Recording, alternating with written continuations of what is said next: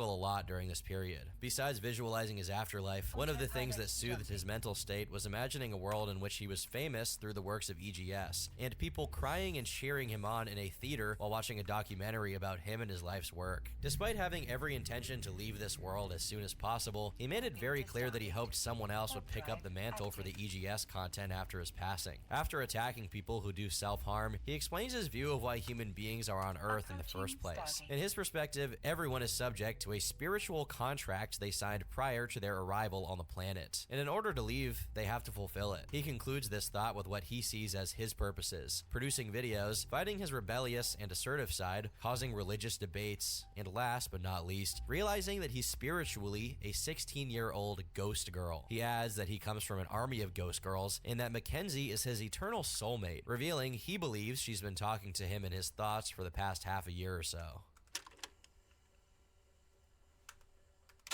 Though he claims that he'd been almost completely detached from the material world at this point, he repeatedly stresses out about what his parents may or may not do with his belongings after his passing, upset at the idea of them trashing something that he considers valuable, especially his EGS-related memorabilia. I imagine my mom will just throw them out, because that's what you do. It's like, oh, well, we don't need these anymore, and we'll just go through all my possessions and throw shit out or sell it. I'm gonna have to leave a note saying, you know, sell my EGS stuff to people who would want it. You know, oh, these were the posters I had. Or sell my mouse pad. You know, this is what I animated with. You know, this is what I made all these videos with. Like, stuff like that. Memorabilia, people would like that.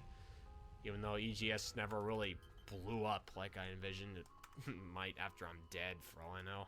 He directs some passages of this portion to his parents, though it's nothing of note this time around. At the end of March, Randy mentions how he enjoys listening to himself speak and his intention to document himself not only through the diary, but also through video. He'd recently recorded another audio entry to the tapes, but was wary that people would also like to see his face recorded. As the date of his demise approached, he felt more in tune with his ghost self, though what that means is quite odd. In his diary, he wrote, "As the last 12 months have passed, I constantly feel more and more feminine. The way I sit, stand, talk, etc. 95% of the time since like October 2016, I've pissed sitting down, maybe even further back around August 2016. Every 4 to 5 days, I shave my arms and legs with girl products, even with a Venus razor. I love smooth, silky skin. Been using moisturizer, lotion, cream too. It feels amazing. I must have jerked off at work 10 times in the last year, whether it be in the car, bathroom, or the back manager's office floor. No cameras in there. All in all, probably 15 times between 2010 and 2017. My life total is probably over 700. Soon after April began, someone unknowingly made the grave mistake of selling Randy a shotgun, which reignited his fantasies about targeting the supermarket. It's also around this time that he puts his idea of documenting himself on video into practice, and records what eventually became the first entry of the tapes. I know the surrealness of all this is probably creeping in right now with you thinking,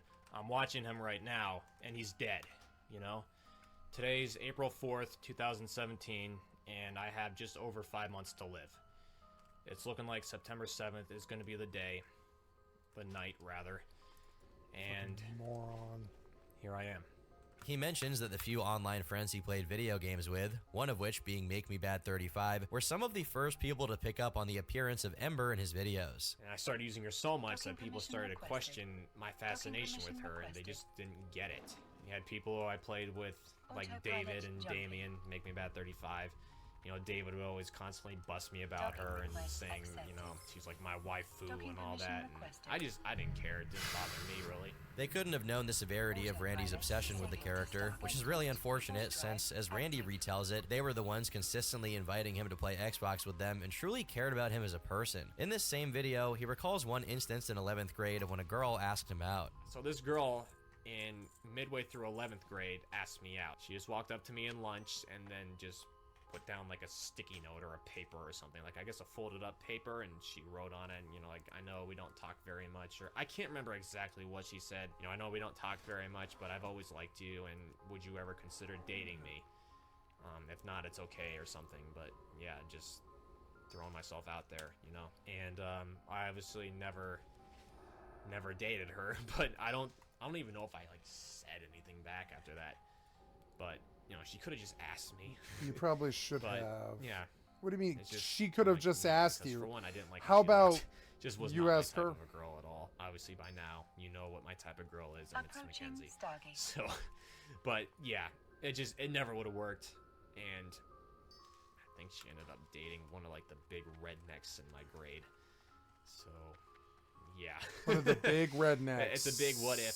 It's a big what if indeed. So It's hard to picture how to Randy could have turned or? out if he had gotten affection from a girl in 11th grade just a couple of years before his sanity took a nosedive. He proceeded to write on his diary and once again broached the topic of his family, saying, "I seriously want to know what my parents' and brother's life will be like without me in it anymore. I mean, I'm always in my room on the computer most of the time, plus they're always at work 85% of the time when I get home, so I wonder if that will make things easier to digest."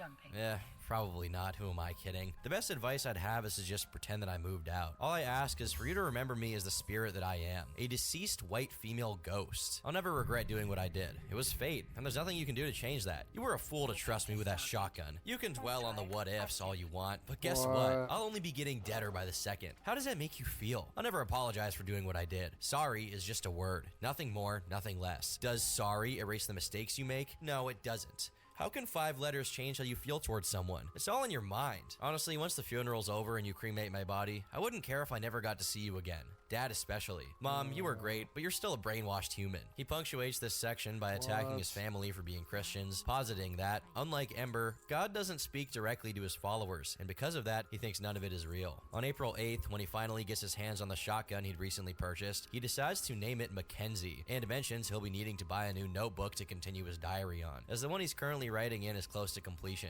Next, he begins talking about the things he won't get to experience in person due to his planned departure from this world, such as the My Little Pony movie that was slated to come out October that year. It's very disturbing how Randy nonchalantly flips the switch from talking about things like how much it would suck if the Cowboys won the Super Bowl and how he plans to execute his final act.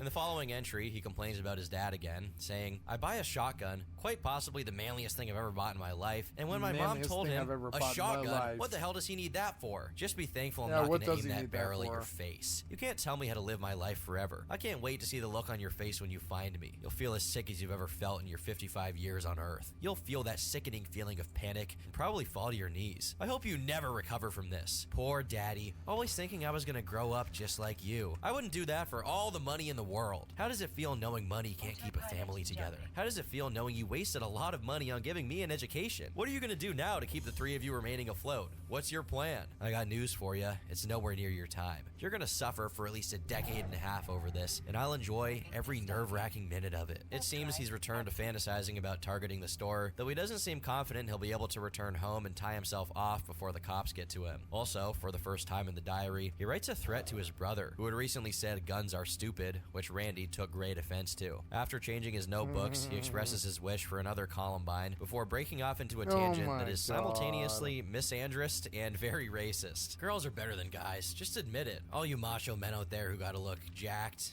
hairy, tough, and in charge, kiss my white.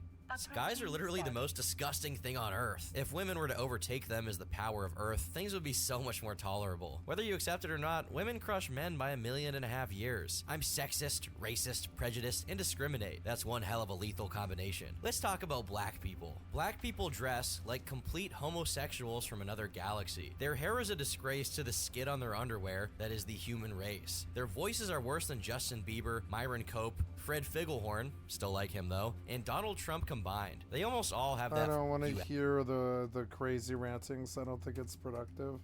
Boldened about his plans now that he had something of this caliber. In his diary, he describes himself as becoming more cautious, afraid that his mom might suspect something's up if he begins acting moody or irritable. He also says that the date of his final act is now dependent solely on when the last EGS video gets fully animated, which could be anywhere from June to September. A couple of days later, he goes on a Unabomber tier rant about technology, deriding anything from cell phones to TV to drones. However, the firearm is one piece of technology he doesn't hate. On April 15th, he records himself shooting his Mossberg for the very first time, and though it is his first time, it's astonishing how bad he is at aiming it. I'm not one to talk, but people have made edits ratioing how many times he misses versus the amount of times he hits his target, and he's not a very good shot. In the recording, he's seen wearing his natural selection shirt while at the range, a fact that he celebrated to this day, taking joy in how nobody was able to pick up on it and ask him about it. To make matters even more disturbing, he immediately follows this passage with a declaration that he's about to go watch the new season of My Little Pony. As the days passed, Randy got more and more was more a anxious about his brony. plans, and he often had dreams or nightmares where the police were either seizing his shotgun or finding him after he was done. It's at this moment that Randy decides to leave, whether he'll be targeting the supermarket or not, up to a coin flip. Again, he's very attached to the idea of inevitability and chains of causality, so while it is absurd that someone would do this, it fits perfectly with what we've learned about Randy so far. He never mentions it in his diary, so I doubt that he's seen it, but the antagonist of No Country for Old Men does the very same thing for the same reason. On the 20th of April, he celebrates the anniversary of Columbine just a few days before he practices shooting again. Having a weapon with him is becoming too tempting for him to resist, especially in his current mental state, and Randy finally settles on June as his last month on Earth. As for the video he'd been working on, he decided to only animate the first half and leave it at that, as animating the whole thing would take a lot longer. On the 24th, he gets over 200 shells and tapes it while doing his best attempt at sounding like a lunatic. So I just got my f***ing shells in the mail. And look at that shit. But wait, there's more. A lot of Randy's mannerisms are noticeably awkward. It's as if he learned how to express himself from watching cartoons and early YouTube videos, as opposed to interacting with other people in real life. A day later, he finally does the dreaded coin flip, on video nonetheless. So here's the deal. Got a 1983 quarter right here. You believe in fate? Here's the fate test. I'm gonna flip this 3 times, or the best out of 3 rather. If it's heads, I'll do it here. If it's tails, supermarket. Jackass. There we go. It was at this very moment that the course of 3 people's lives were radically altered. It was a close call, as Randy had gotten 2 heads and 2 tails after 4 coin tosses. As the final coin was tossed, it unfortunately landed on tails, having this decision taken for him by fate itself, at least how he saw it. On the same day, he records a grisly video titled Original Planned Route, consisting primarily of Randy's point of view as he silently paces the intended course he intended to go on the day of the attack. His next order of business was to buy yet another shotgun, just in the off chance the first one was to fail on him somehow. He decided to name the new shotgun Rachel after another EGS recruiter. And keep in mind, he also previously referred to himself as possibly being called Rachel in the afterlife. He also documented this on video. During the month of May, he records a total of 4 shooting range videos, but his aim never even slightly improves, probably due to how feeble and jittery Randy had become from chronically malnourishing himself and being sleep deprived. On May 8th and 9th, he records a couple of audio entries doing his usual spiel, the latter of which is dedicated to Mackenzie, and is, to put it bluntly, an hour and a half of teary-eyed Randy swooning about a fictional ghost girl and explaining how she changed his life. It's not until May 11th that we get another entry to Randy's tapes, which is called Plan A. What's up? Autopilot jumping. It's empty. She's empty. Very little of this particular recording can be shown on YouTube due not only to the appearance of a real firearm, but also due to Randy explicitly discussing every detail of his plan to target the Wise supermarket. A couple of days after this taping, he writes this in his diary. I hope that super... I don't want to hear it.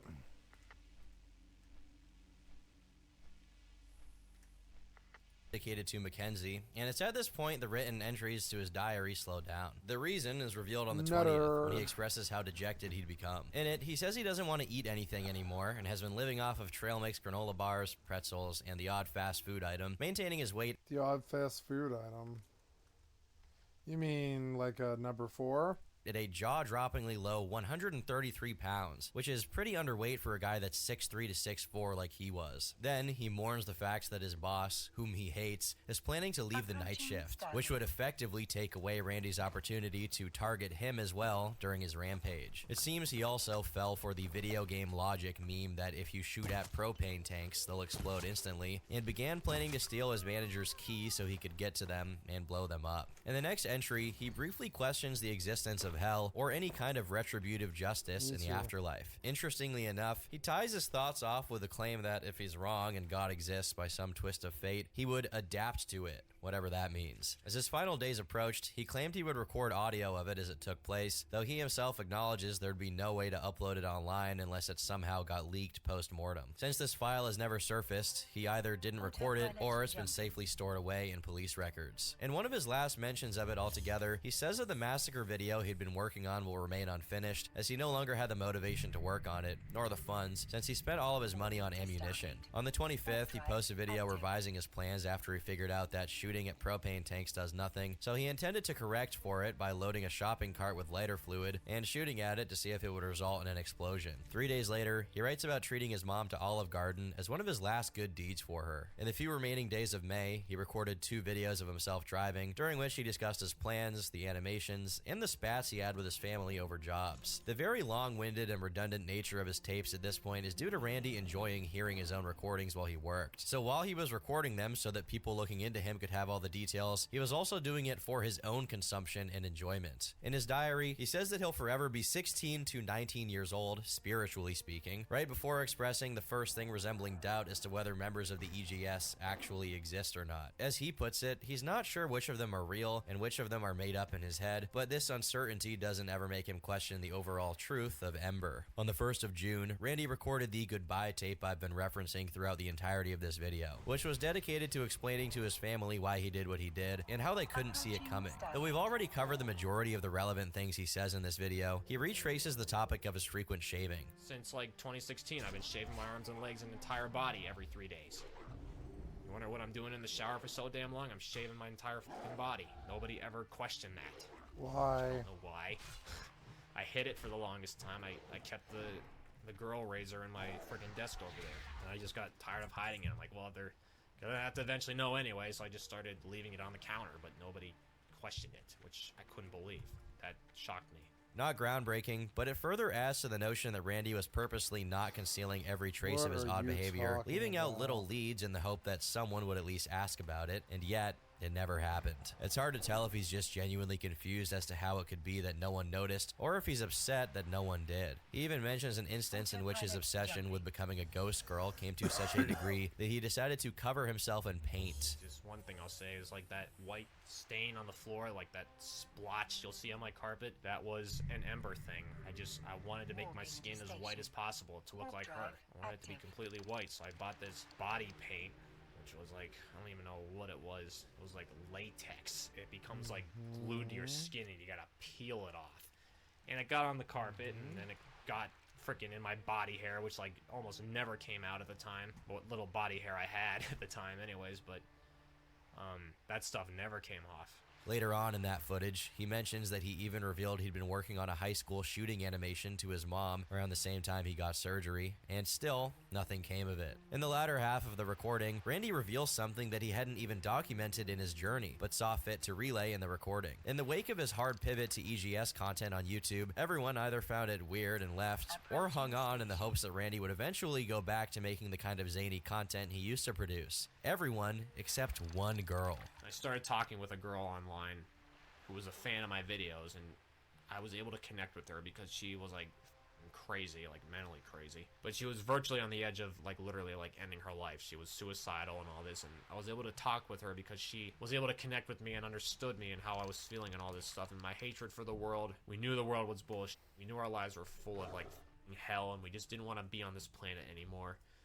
And then the EGS stuff that I made connected with her more than like anything that had in her life up to that point. That was like one of the only things that was keeping her alive. I just grew a connection with her, and I started talking to her about the shotgun I got. She was one of only 2 people I told about the shotgun. I could just talk to her about anything, which was nice because there was no one I could talk to about this stuff besides my own journal. So I started talking to her about all this stuff, and you know, I said like, oh, I've had the gun in my mouth a few times, but never pulled the trigger.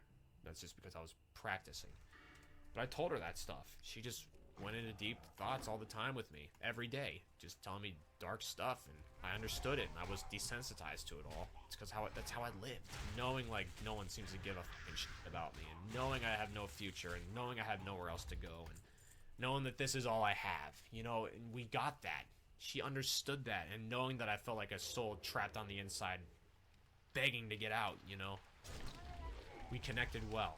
Unfortunately, it was too little, too late, and the one seemingly genuine connection he made with another human happened to be with someone who engaged with him in his EGS delusion. But we'll come back to her later. It was the beginning of June, Randy's last month on Earth, and at this point, there was nothing that could stop him from carrying out his plan. His next recording for the tapes was another driving video, which he began by ranting and raving about the voice actors he hired not delivering their vocal lines on time. For some odd reason, he dedicates pretty much the entirety of its runtime to explaining why the music industry is fake and why using things like backing tracks and auto-tune during live performances means you're not a real artist. After this somewhat random entry, he made another video titled Goodbye Earth, which was a spiritual sequel to the Parents video meant to give it a conclusion of sorts. The conclusion was about as grim as you can possibly imagine. Want to end your life? Do what you feel's best. Doesn't matter who you hurt from it all, as long as it's what you want to do and it's what's going to make you happy. If it's going to make you free, do it. This is Andrew Blaze, signing off. For the What? last time.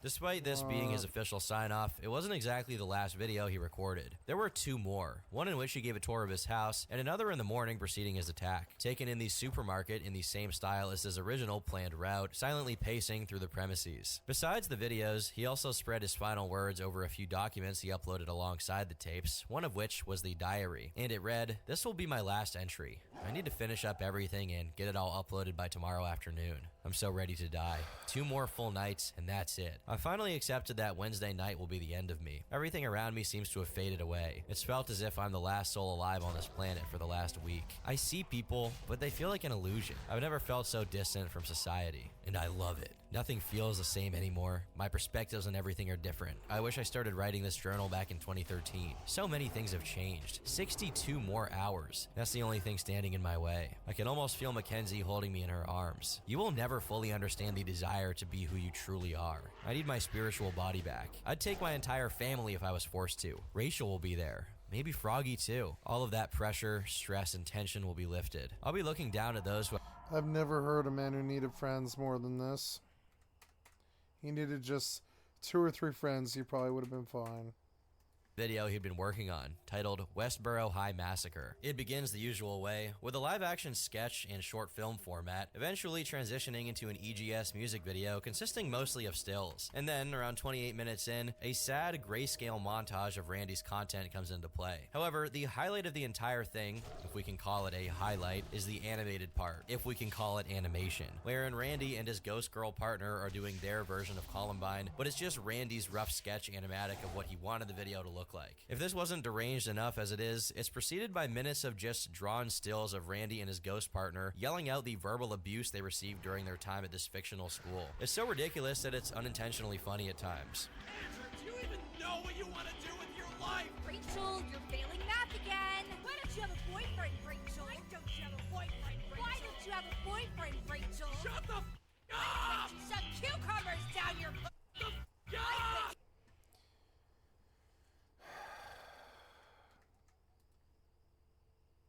Either. He made sure to simultaneously post about what he was going to do on other EGS alts he'd made for the characters, though many of them are now suspended. Part of me wonders if this also wasn't a paradoxical attempt at having someone interfere with his plans, but regardless, it would have been too late. At this point, he was in the supermarket and had already blocked an emergency exit in the back of the store. He proceeded to block the other exits and lock the electronic doors in the front, while the other employees were clueless to the plan Randy was in the process of carrying out. He proceeded to arm himself with his shotguns and walk around the store, ultimately taking the lives of 3 people: Terry Sterling, 63, Brian Hayes, 47, and Victoria Brong, 25, the same age as Randy.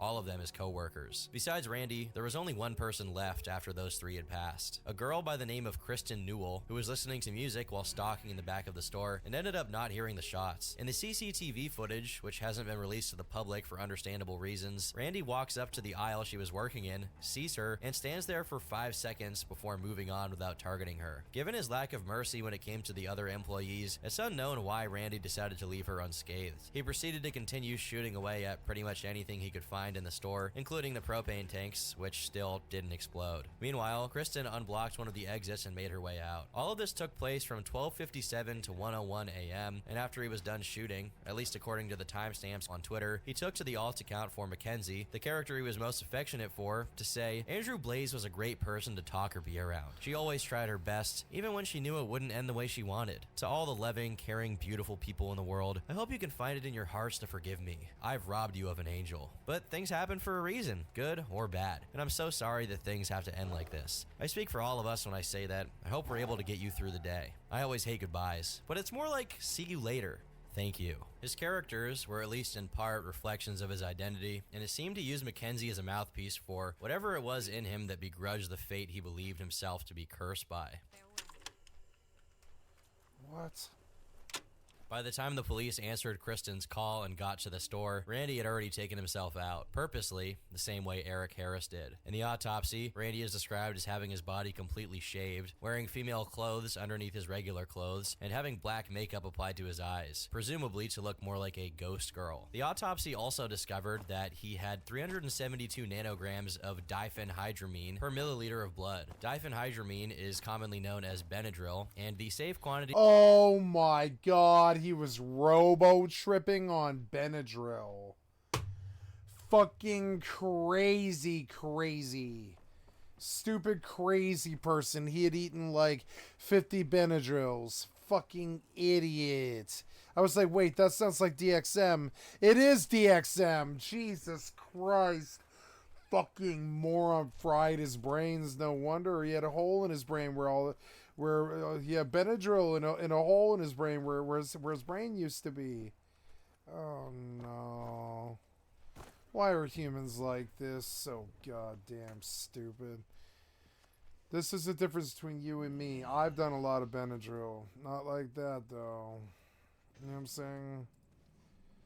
When I was like 15, we used to drink a lot of Benadryl. Everybody I knew did.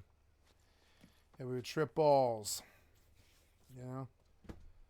And I don't suggest it on a massive scale like that. No. What a fucking moron. System only goes up to about 102 nanograms per milliliter, meaning Randy had 3 times the safe quantity. It's not totally certain why Randy did this. Some say it's so that, where he did not have the guts to pull the trigger when his time came, he would get taken He would just get DXM'd enough where... away by the overdose. However, toxic and lethal doses of Benadryl are only in the 5,000 to 8,000 range, so I'm not sure how true that is. It may be he just wanted to be in an altered state during his attack so he wouldn't hesitate. Benadryl is known to cause grim hallucinations, so I wonder if his intention was to derealize as much as possible so that he could carry My god, he looks like Orin from, his ordeal out. Ultimately, no one knows. He never even wrote about it. Much to Randy's chagrin, his attack didn't achieve the infamy he was aiming for, being mostly covered by local Pennsylvania news outlets and no national coverage. The Stair family offered their condolences to the families of those who fell victim to Randy. According to someone claiming to have been in contact with their relatives, his father blamed himself for getting him the job at the supermarket, his mom blamed herself for buying him the shotgun, and his younger brother was so affected he couldn't even speak about it whatsoever. One of the victims, Brian, was a Desert Storm veteran and the father of a 17-year-old girl, and his sister-in-law had to immediately open a GoFundMe page for the immediate expenses of the family. Another, Victoria, also had an infant son, but none of this had mattered to Randy. Years later, the survivor of the attack spoke about what had happened, and she was still just as clueless as to why she was spared. Eventually, news outlets caught wind that one of the last things Randy did before his attack was emailing the voice actress he was primarily working with, Laura, about what he was about to do. Unfortunately, she was asleep when she got it and only saw it in her inbox hours later, only to enter a state of shock and disbelief, as she always saw Randy as someone who was very polite and incapable of violence. Make Me Bad 35, the YouTuber with whom Randy had collaborated with a few times, made a thread talking about him, explaining that the two had become friends through Xbox Live sessions after their collabs, and that he got a long note from Randy immediately prior to the attack. Despite all of the catastrophe left in his wake,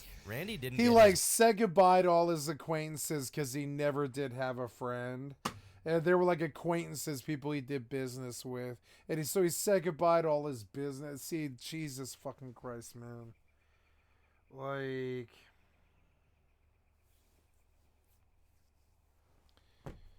Well, I can understand being that alone or whatever. I just don't understand that. wish, and nobody was inspired by what he'd done and became a copycat. However, there are still a few loose ends, might the first of ostracize which it or is a person whatever. who voice acted for the Rachel EGS person character obviously in one of the needed help. videos. On Twitter, she frequently interacted with Randy's EGS posts right up until the very end. On the 7th of June, when Randy posted, "It's our time to rise," she replied with, "2 hours to go," suggesting she wasn't just a fan of the EGS content who was unaware of how seriously Randy took it, but was actually in very deep and fully aware of his true intentions. From other Twitter posts, we can glean that she made fan art of the EGS and even went as far as designing one of the recruiters for Randy. However, when questioned by internet bystanders, Oh no, he had like a nutty girlfriend who he never slept with, who was in love with him, who just was like following everything that he did and fucking followed him along in his craziness or whatever. And it's weird because at no point was a connection or a friendship ever made. It's so weird. About her relation to Randy, she denied any knowledge of his plans. A Steam account under the same name suggested that this person shared Randy's interest in cross-dressing, but before any online investigation could be conducted, their online presence was wiped out, and to this day, their role in the attack is up for debate. The second one is someone by the name of Naze, who seems to have taken up the mantle of running the EGS since 2017, and is still actively updating his accounts with EGS-related art to this day. In the videos this person is uploaded to a Daily Motion account, they claim to disavow Randy's attack, but regardless, I hope this person is on a list of some sort and is being surveilled. Well, we do know that someone is keeping tabs on Naze's activity, but I don't think it'll do much good. Unfortunately, Naze is just one of many people who started idolizing Randy after what he did, so much so that a Discord server was created to serve as a hub for their activities. One of the very few pieces of evidence we have that this server existed, or still exists, is a message attacking Mr. Medicare for his coverage of Randy's case in one of his internet insanity videos. Outside of the Discord server, the brunt of their activities seemed to take place either on Twitter or on DeviantArt, where I had the misfortune of discovering that someone had drawn fart fetish fan art of one of the EGS recruiters. This is Randy's legacy, and if we're lucky, none of these people will ever do anything like what Randy did. What's the takeaway from all of this? After hours of examining this, after diary entries, videos, animations, what does it all come to? Randy's story reminded me of many different things. He was obsessed with becoming his original character, based on a cartoon character he was obsessed with, and he had a convoluted narrative about how the He was obsessed with this and obsessed with that, and he was obsessed with more shit about obsession and obsession. And obsession pretty much is the only word you really need to say. This much obsession when they're totally nutters and they're not fucking aware of it. And they're just totally self-deluded how fucking crazy they've got with it. Oh god.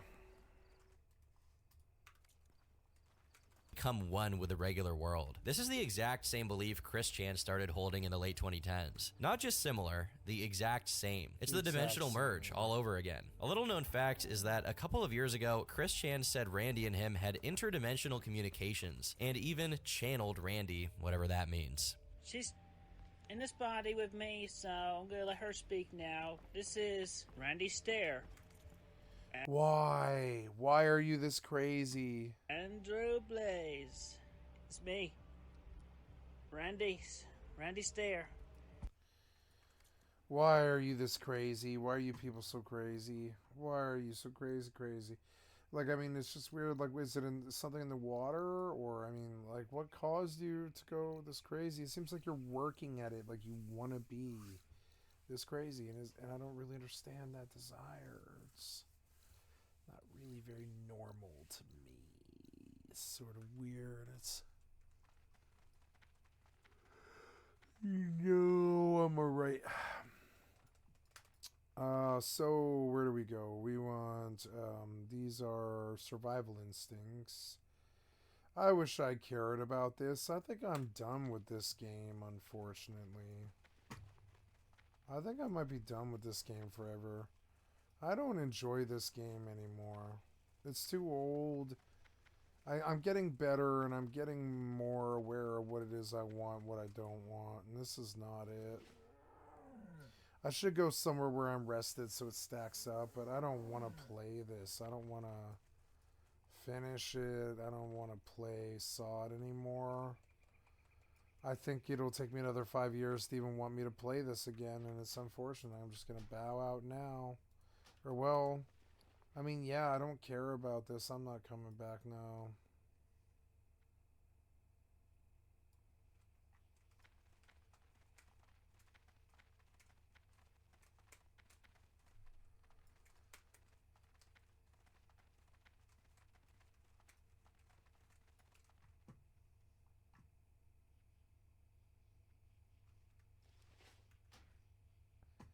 Alright. Yeah, I'm going to give in to my acceptance here that I don't really want to do this anymore. I don't really want to play that game anymore, not for a while. I'll have to let it set. I mean, you can tell from the way I'm talking here. I think I made it halfway through Season of Discovery before I was like, I don't want to do this anymore. So rad. I'm in the body of Christian here. But yeah, everybody who's been dying within the past few months or so has definitely been ending up in their respective counterparts' bodies in the opposite dimension. The merge is happening, just as Christian and Sancho and Magic and everyone else have been saying.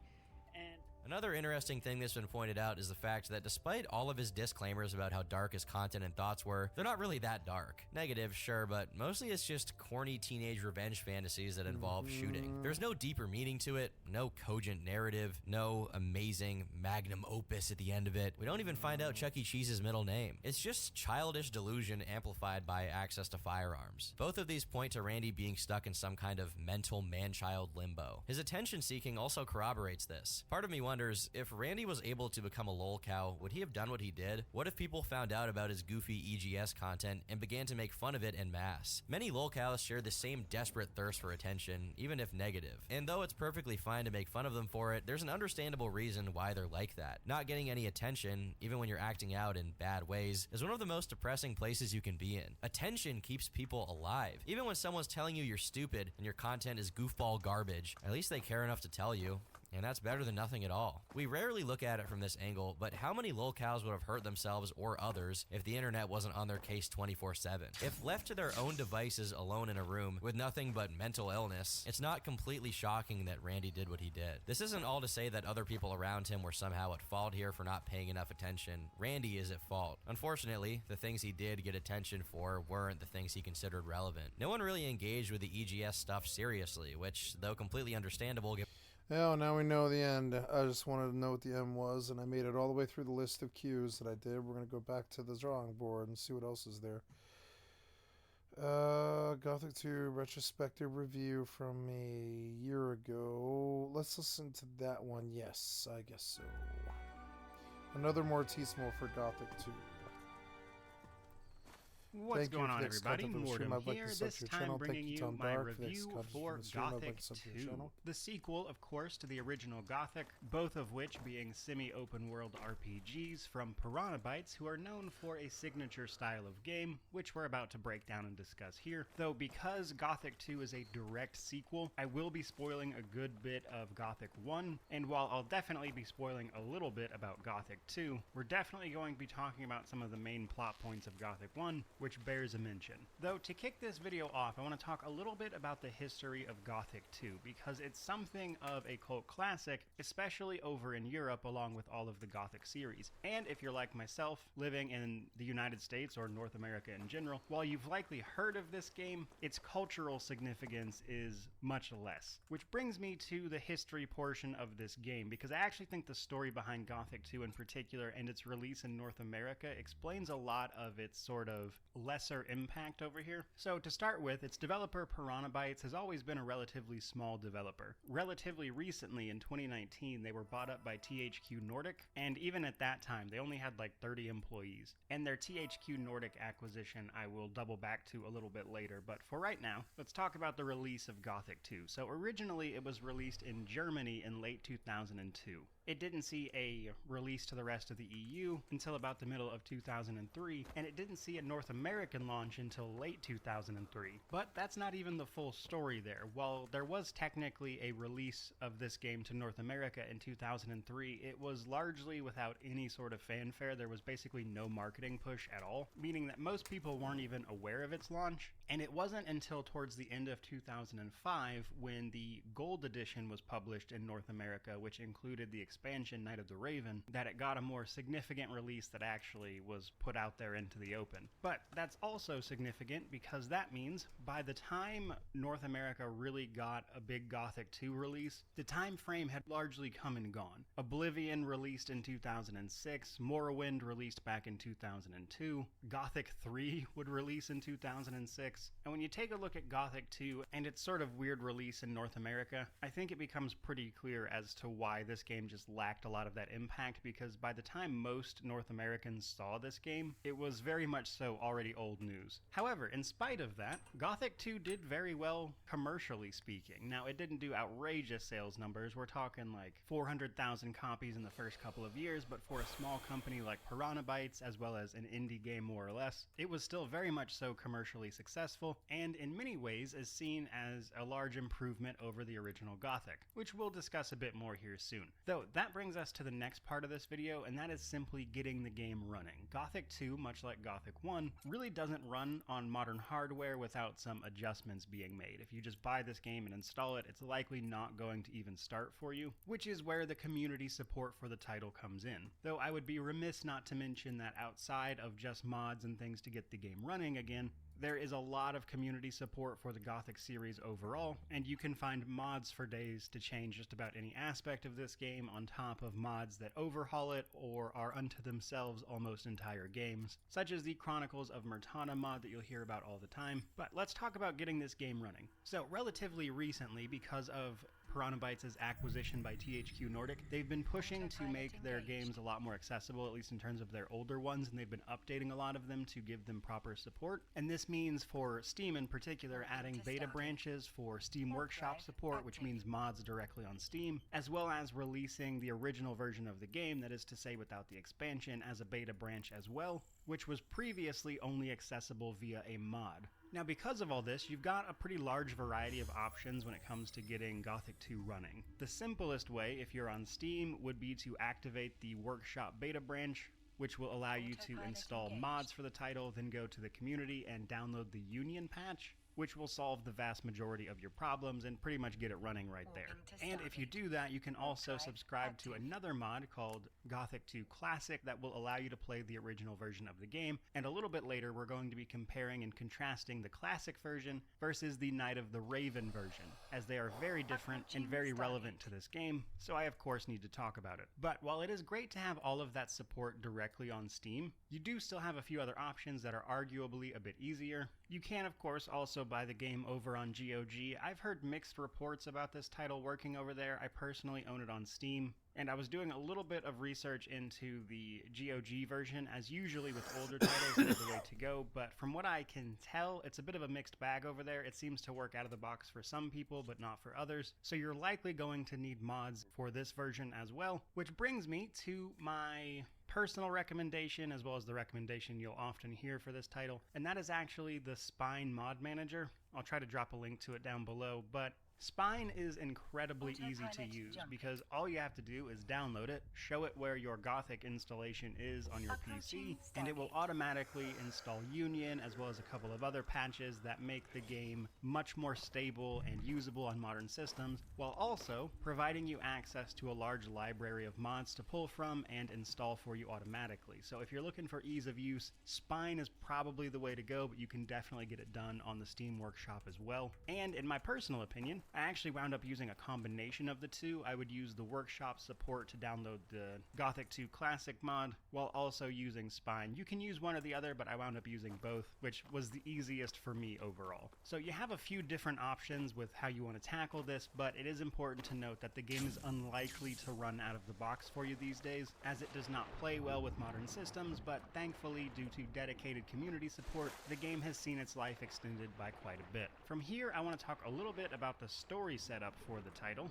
Though we're not going to be getting into the major details of the plot, there are some important things I want to speak about. Now, as I mentioned, this is a direct sequel, and I mean direct. It picks up immediately after Gothic 1 ends, and our character, the nameless hero, has defeated the Sleeper. After doing this, the structure we were in collapses and you get trapped under rubble, only to be saved by Zardos, the necromancer from the first title that was helping you towards the end of it, teleports you out, saves you, and explains the story of the second game. In defeating the Sleeper, or banishing it more aptly, it had a moment to call out to more evil forces and call them to the island of Corinus, which is where the penal colony from the first game was on. Thus, the island is being attacked by orcs and dragons. Orcs have been a threat from the first game as well, and they play a bigger role in the second title here. The dragons are relatively new, but they are evil forces that were called directly by the Sleeper. Zardos gives us the task of going to the city of Corinus to speak with the paladins there to inform them that this evil is coming and that we need a special artifact that will allow you to defeat the dragons, thus allowing you to combat the threat. Now that's the overall plot setup and mostly what you get told within the first few minutes of the game, but I do want to share some thoughts about the story overall here. For starters, the plot is a bit more generic than the original title. So in Gothic 1, you're thrown into this penal colony that's surrounded by a magic barrier and being forced to mine for ore that is magical in nature, so the king can use it to fight off a horde of orcs that is attacking the human kingdom on the mainland. Now this setup adds a lot of very unique elements to Gothic 1. It feels very strange. You're in this penal colony, you're trading ore instead of gold. The weird situation under the barrier has caused interesting social structures around camps to pop up, whereas Gothic 2 tends to go for a bit more of a generic story where it is good guy fighting against evil, there's dragons involved. It just feels much more generic fantasy than the first title ever did. And while the story overall is still pretty decent, it just comes across feeling a little more stereotypical than the first game.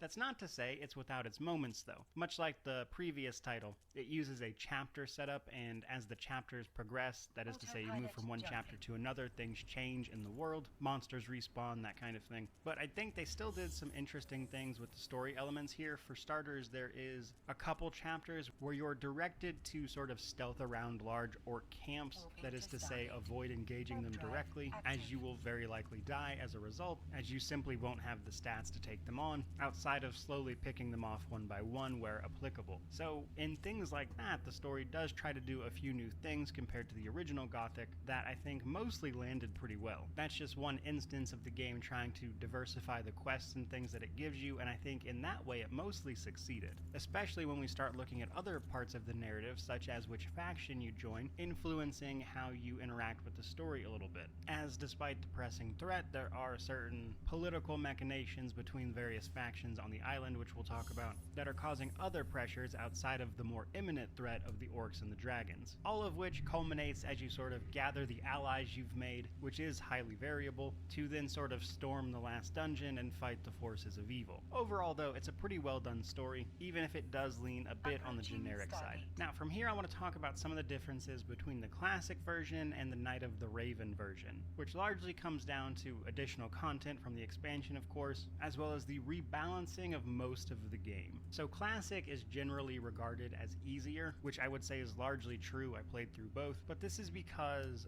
the amount of experience and things like that available to you throughout the course of the game are much more abundant than they will be in Night of the Raven. Because in the base game, you can actually max out a significant amount of stats, especially if you're trying to min-max, but even if you're not, you'll likely wind up in a very strong position along the power curve typical to Piranha Bytes games, where you start out very weak but get very overpowered at the end. And while that power curve is still there for both of these versions of the game, in Classic you'll get there much faster than you will in Night of the Raven, which largely comes down to the expansion's redistribution, or changes if you will, to the way stats are spread and acquired. Now because of this, Night of the Raven is a little bit more difficult because it really awards player knowledge and knowing how to min-max a character. You can certainly get through it if it's your first time, but it's gonna be probably a worse experience for newcomers, as opposed to likely a better experience overall for veterans who already know how the game works, because they'll know what to do in terms of how to min-max, at least to the extent that is required. Because while I wouldn't say you need to min-max a character on Night of the Raven, you do definitely need to be making a coherent build that is focusing on a specific thing, which is largely down to the increasing costs of training, which we'll talk about in just a second. Now the other part of Night of the Raven is that the content from the expansion is not optional. You will get to a point where in order to progress the story, you have to complete the content from Night of the Raven, which I imagine is in part to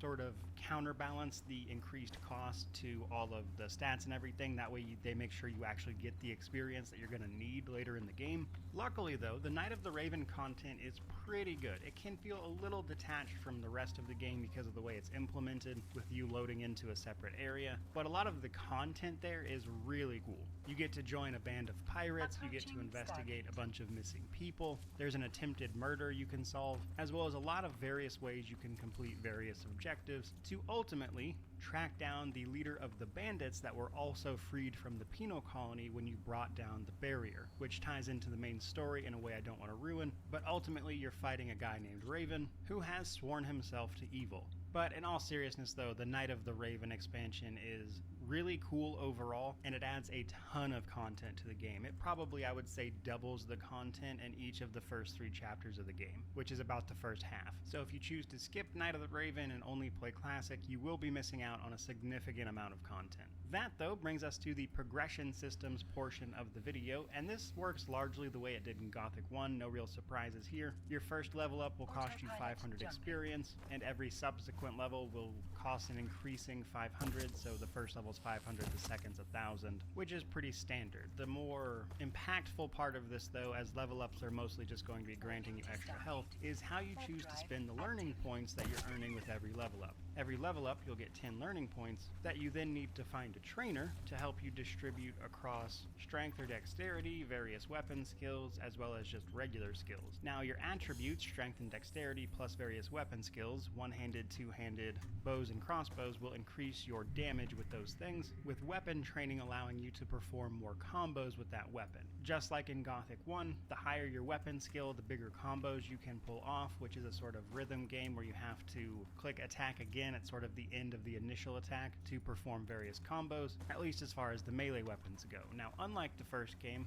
the trainers don't really tell you about this, so it feels a little less impactful as far as your character learning to do the thing, but I think that's mostly fine for a sequel. You can also train to increase your mana, which will allow you to cast more spells, which is especially important if you go the magic route via the Fire Magicians faction. However, even using things like scrolls costs mana, so while it's not essential for a lot of characters, you might want a little bit of mana. But then we have various other skills. Now we see the return of sneak and pickpocketing, which will sort of give you some alternative quest solutions. Pickpocketing in particular can be a little difficult to track down because you have to find the Thieves Guild, which has the only trainer for pickpocketing in the game. But having pickpocket and a high dexterity can, again, just open up some easier quest solutions by allowing you to just pickpocket things off of people. So if you're going for a dex-based character, that can be a pretty fun way to go. But then we have more sort of crafting-oriented skills, which is to say forging weapons, alchemy, and creating runes. Alchemy is pretty much useful no matter what you're doing. However,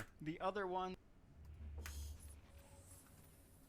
such as forging weapons and creating runes, are kind of useful in various situational instances. So forging weapons allows you to, of course, forge weapons, which is mostly just okay. You're never really going to be hurting for weapons or anything, and the weapons you make aren't the most amazing weapons even once you train up the ability to do it. So it's an option, I suppose, but I never really found a lot of use for it. Creating runes is more down to the Fire Magicians. So in order to learn magic in this game, unlike previous games, you can't just buy the runes, you have to make them yourself, which means if you want to go the magic route and you don't want to use just scrolls, you have to learn how to create runes that will then allow you to craft the permanent versions of those spells that you can then use, provided you also have the necessary circle of magic learned, that is to say levels of spells, which makes magic a bit more of a dedicated build as opposed to something you can just augment other builds with, like you did in Gothic 1. Then we have alchemy. Alchemy is pretty universally useful. Gothic 2 has a lot of items that will just give you permanent increases to your stats, a lot of which can be enhanced through alchemy. So if you find plants and things that increase stats, you can, if you find the appropriate recipe, make a potion that increases them even farther, which is useful for min-maxing. And then last but not least, we have the animal trophies. This will allow you to get extra reagents from animals, which can be helpful for alchemy, but also just as a method of gaining money as you can sell these trophies. Though I would say gold was never a problem in Gothic 2 for me. If anything, I had an overabundance pretty much all the time. So when it comes to progression in Gothic 2, a lot of it just comes down to prioritizing what you want to do very specifically and finding trainers to help you do exactly that. But this is where it gets a little tricky, especially with Night of the Raven. In the classic version, this is mostly just a one-for-one system, outside of a couple instances with the weapon types. In Gothic 2, however, there's a sort sort of cost increase as you start to level up your stats. So like 1 through 30 will be a 1-for-1 learning point to skill point. However, after that it starts increasing in cost, up to a maximum of like 5 points for 1 point once you hit about level 120 for that individual skill, attribute, etc. Now the base game, the classic version, really only went up to level 100 anyway, before trainers would stop being able to train you, though you could still take items and things and progress that even farther. Night of the Raven sort of rescaled that, as well as the requirements for a lot of weapons, etc., to allow a lot of your skills and everything to go up to 200, which the game has been rebalanced around, which is one of the reasons that the min-maxing becomes more necessary on Night of the Raven. So certainly something to keep in mind.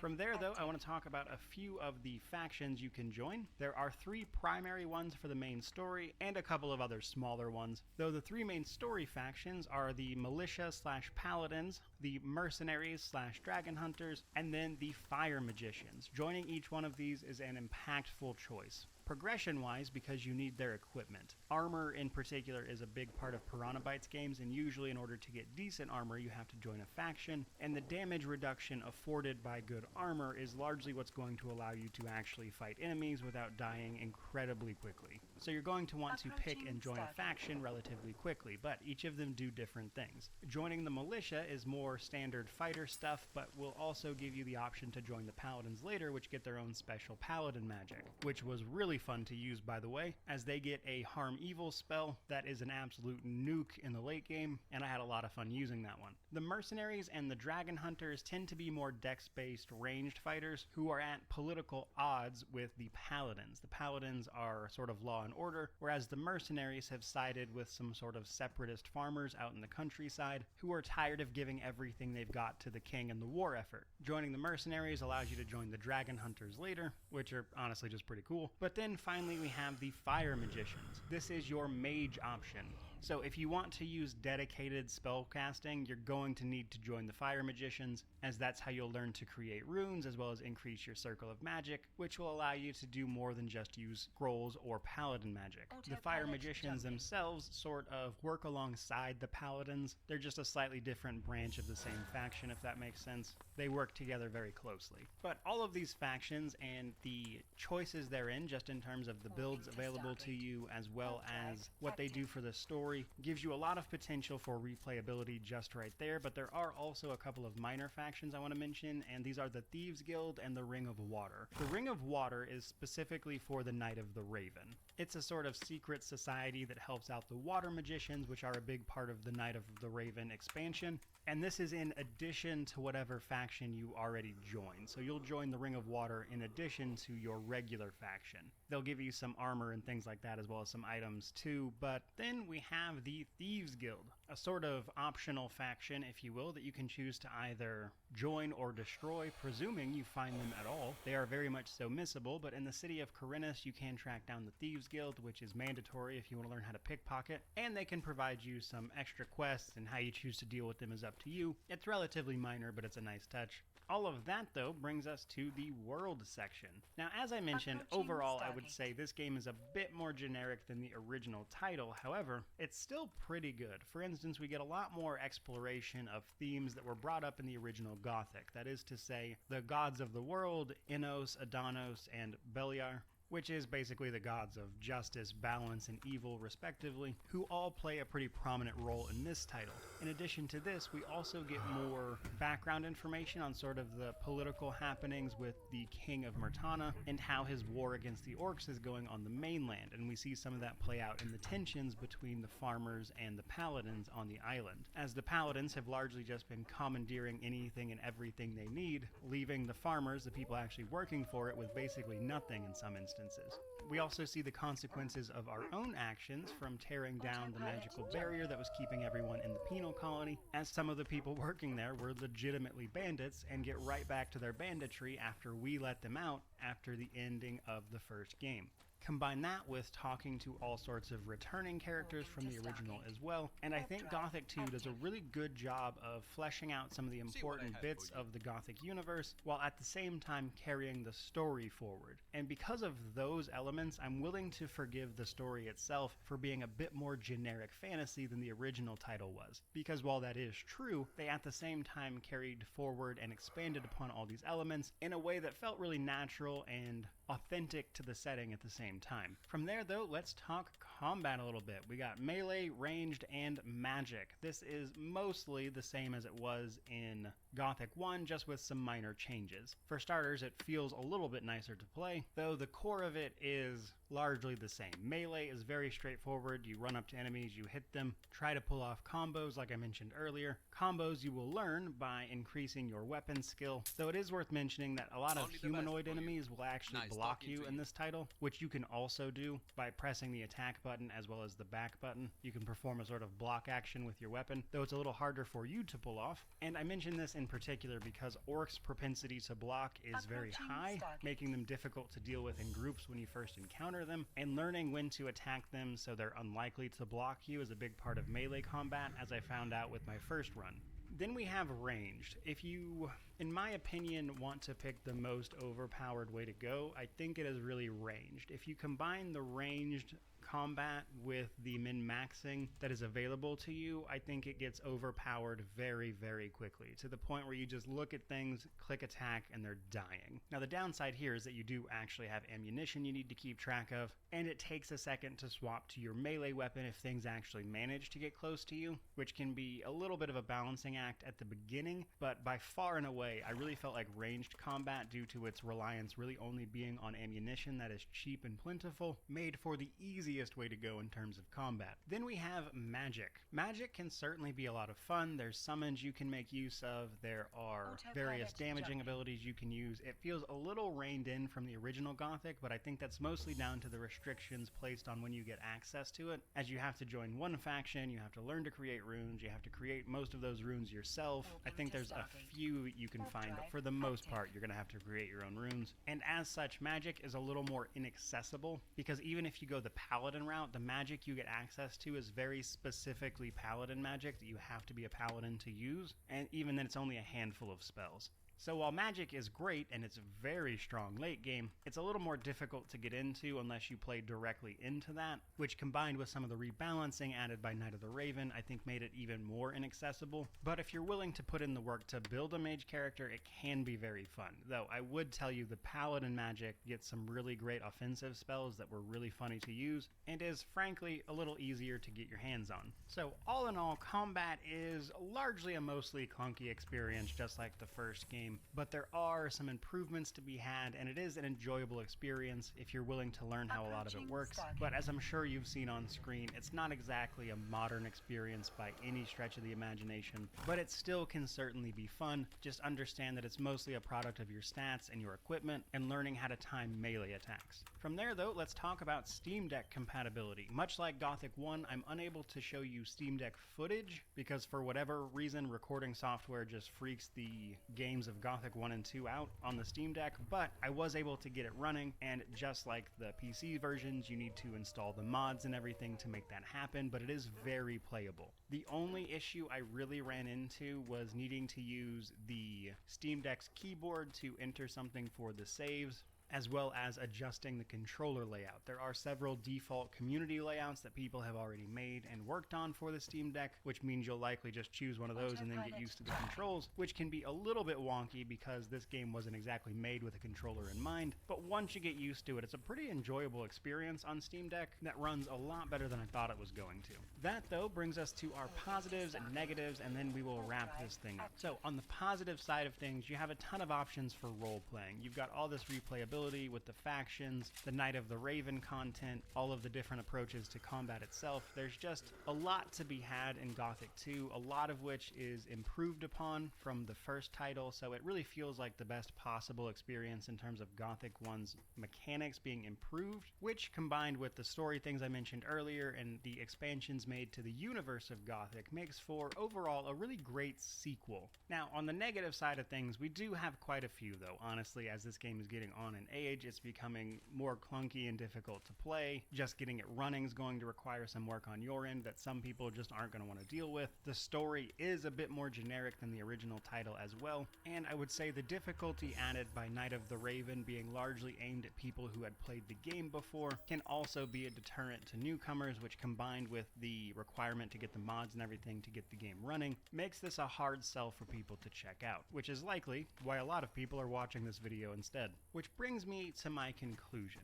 Gothic 2 is a great game, it's a great sequel, provided you can be persuaded to get past the barrier to entry, which is relatively high, especially by today's standards. Now luckily though, on the flip side of that, the game is almost comically cheap. While I believe technically its full price is around $10, you can regularly find it on sale for next to nothing. I bought the entire Gothic and Risen series for less than $10.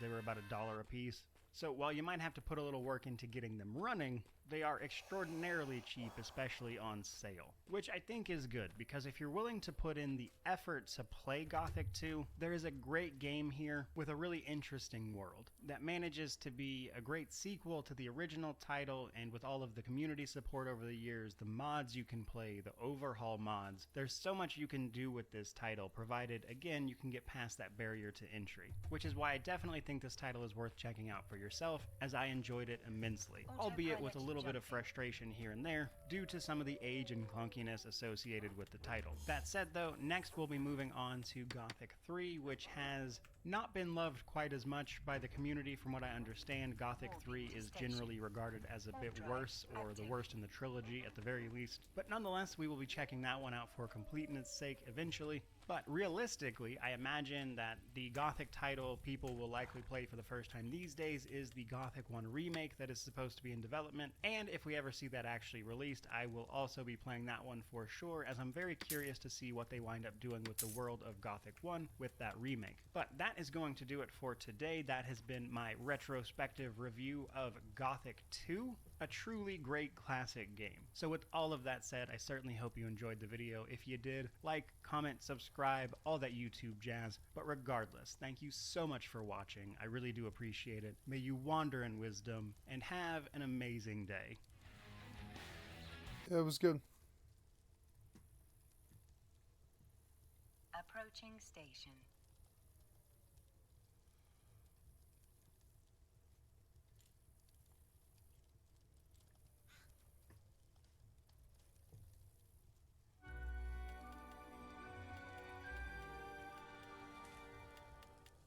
What's going on, everybody? Mortem here, this time bringing you my review after 100% for Risen 1, the first of the second trilogy from Piranha Bytes Games that in a lot of ways really built off of their first title, Gothic 1, and the successes they had therein. But to get my usual stuff out of the way first, I review games after 100% all the time to set me apart from other reviewers on the platform, and while that does include the achievements, it is not the only thing that I cover. Linked in the description below, you'll find a video explaining everything that I go over in these reviews, and if you're not subscribed to go to my channel page, the first thing you'll see is that video as well. Plus, my Steam profile is public and linked in the description below as well. But to kick the rest of this video off, I want to start by talking a little bit about the game's history, as it is rather old, originally releasing back in 2009.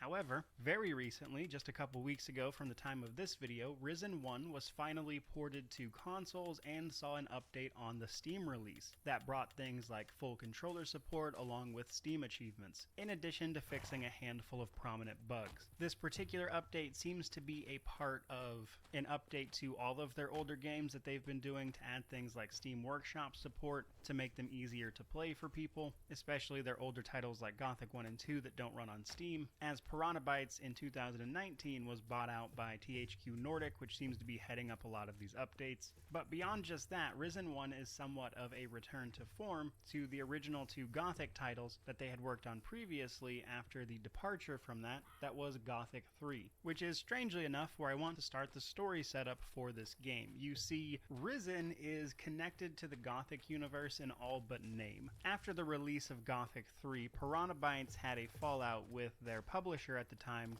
a company called Joe Wood that has since went out of business. The results of this disagreement about how to proceed with their games, etc., resulted in Piranha Bytes losing the rights to the Gothic series for some time. This was simply a timed agreement, and rights would revert back to Piranha Bytes after a set period of time, which is important to note simply because while Risen is technically a different series, it is also a follow-up to one of the potential endings to Gothic 3 that sees the gods driven from the world and humans being masters of their own fate, so to speak, which is really the story setup for Risen 1. In the aftermath of gods being driven from the world, other creatures have risen and have started fighting humans by scouring them from the earth, really, with storms that have rocked the land. However, members of the Inquisition are trying to put a stop to this, which is what we see in the game's opening scene that sees us, a stowaway on a ship, while an Inquisitor fights one of these beings, that ultimately results in a shipwreck that sees us washed ashore of the Isle of Faranga, where naturally we are brought into the epicenter of events, while also just trying to survive. Now, while I'm not going to go full spoilers here, I am going to spoil some things absolutely, as there are parts of this story that I want to talk about, and the game is quite old, so maybe skip ahead if you don't want to hear it, but the story consists of 4 chapters. The first couple are pretty good, and then it kind of starts to fall off towards the back half, and then the end of the game, the boss fight in particular, is almost comically bad. So chapters 1 and 2 are really, really good. So you actually have multiple routes through it. You basically decide which faction you want to join, and how you go about doing that will change the experience for you. There's several paths through chapter 1. Many of the quests can be completed in a variety of different ways, and then chapter 2, based on which faction you join, will also vary just a little bit, which can be fun to see. The story pretty much comes to a single path in chapter 3 and 4 though, where you're investigating the volcano at the center of the island, which seems to be resulting in the island itself being protected from the storms that are racking the rest of the world. Now this ultimately culminates in a fight against a titan, which are the beings that have risen up in the absence of the gods. But the last chapter of the game sees you gathering the ancient armor and weapons of a Titan Lord, which is someone who fought the Titans. Now, the armor part of this quest is okay, but it requires you to get a shield and weapon that up to this point you probably haven't been playing the game using, as the game provides you multiple routes to combat, and some people have been using magic and archery, but the last fight of the game forces you into something that is just not what you've been doing up to this point, as the last boss is more of a puzzle platformer almost, where you have to stay on parts of a platform that are constantly dropping and disappearing so you don't fall into lava, while also shooting projectiles back at the boss to stun it, which allows you to run up and hit it with your Titan weapon. And you repeat this several times until the boss finally dies. It's a very much so platformer style boss, which is a bizarre addition to a game like this, and it was unexpected and didn't feel good at all. But beyond just that though, gathering a lot of the armor sends you to 5 little mini dungeons throughout the island where you have to gather the pieces, and I hated those dungeons so much. They are littered with instant kill traps, meaning that if you don't see them, you just immediately die. So there's a lot of reloading just from that kind of thing. And then they are littered with enemies that if they get a lucky critical hit on you, even with in-game gear, there's a serious chance they might just kill you, which between that and the instant kill traps got very annoying very quickly, which made the entire last part of the game feel very underwhelming. Which is funny because in my first impressions video, I was talking about how much I was enjoying the first part of the game, and that I'd be surprised if they dropped the ball towards the last half, but they honestly managed it. Through chapter 3 I was okay, but the entirety of chapter 4 was just not fun. But moving on from there a little bit, I want to talk about the factions themselves. There are really only 2 factions, but one of those factions has multiple ways it can be approached. The factions themselves are simply the Bandits and the Inquisition. The Inquisition has arrived on the island in response to what the Inquisitor is doing here, and has since taken over the one town of Harbor Town, kicking the Bandits and their leader Don Esteban out of town, imposing a bunch of new laws, and conscripting regular civilians into their order, forcing them to fight, and usually die. Which is interesting interesting because both of these factions are certainly not people that you could really consider good, in my opinion. While the Inquisition is very much so law and order, they're definitely grinding people under their heel at the same time, which I did appreciate because it adds a sort of damned if you do, damned if you don't feeling to both factions, as, you know, the bandits are in fact bandits, so they have their own set of problems, but it's an interesting take. Now, the first chapter of the game sees you deciding which of these factions to join, and as a result of this, there are multiple quests you may or may not see at all, multiple quests that can be resolved a variety of different ways. Many of them have direct opposition to each other, where you side with the bandits or the Inquisition on the matter. And when you get into Harbor Town, there's a ton of sort of non-combat quest solutions that see you doing all sorts of stuff. And this continues a tiny bit into Chapter 2 and then kind of falls off a bit into a more combat-focused experience against monsters and enemies, which puts you in a sort of weird position where in the early game, things like pickpocket and sneak are incredibly useful because you probably don't want to be fighting anything to begin with, as you are very weak at the beginning of the game, like in all Piranha Bytes games, and those avenues provide you a very easy way to complete quests. However, their usefulness, in particular pickpocket and sneak, becomes much less towards the later part of the game, which is something we'll talk a bit more about in progression. But the bandits, being thieves and bandits, can usually help you out with that kind of thing, which is why it can be a very effective way to go to side with them towards the beginning, but it feels like they fall off later. Especially because if you join the bandits, you don't get access to magic at all, at least not through traditional means of finding a trainer and utilizing them to teach you magic. What bandits get is access to the last couple of upgrades to swords and archery, meaning that if you want to go pure sword and board or become an archer, bandits are usually your best way to go. However, if you want to use magic of any kind, you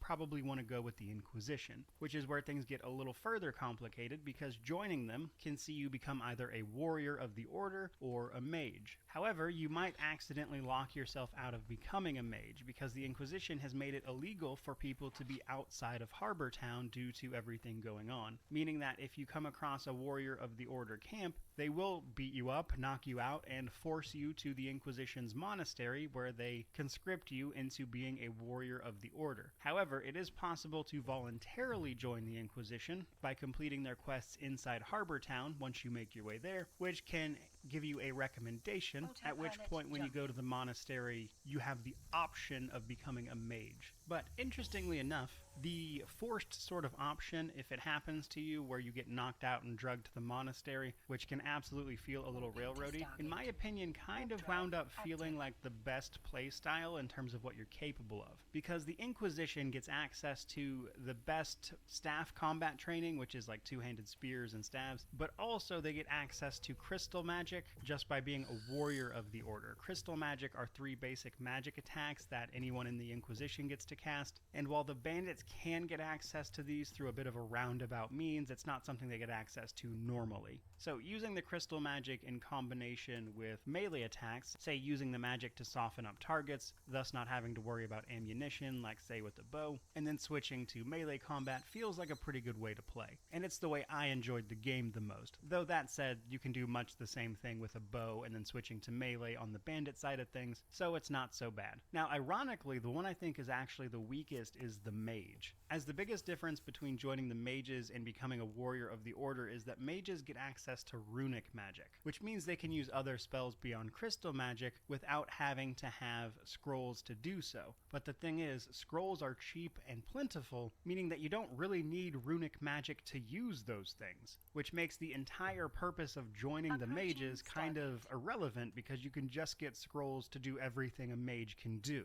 So while being a mage sounded really cool, I found it was the weakest option overall because the main thing it offers you can be rendered pretty useless simply by using scrolls. But from there, I want to talk a little bit about progression systems and everything that goes into what you can do once you join some of these factions, etc. Now, in many ways, the progression systems are just another iteration of Piranha Bytes games that they use in many of their games. As you level level up, you're going to be gaining health and everything, but also earning training points. You then spend these training points at various trainers who can teach you up to a certain level about various things. This is broken down into attributes, various combat skills like sword and board, archery, magic, etc., crafting skills, and then more thievery-focused skills like, say, pickpocketing, sneak, etc. Now, like all of Piranha Bytes games, this is heavily prone to min-maxing, especially if you've played a little bit and you start to know where things are. To give an example of that, you can get a ring that gives you a point in sneak, which is the only point in sneak that you can get anyway. Thus, simply by having that ring and putting it on when you need to sneak, you've completely mitigated the entire purpose of ever learning how to sneak using your training points, which means that learning sneak the normal way through using those training points is a complete waste of time. But to break it down a little farther, in this particular game we have 3 attributes: strength, dexterity, and wisdom.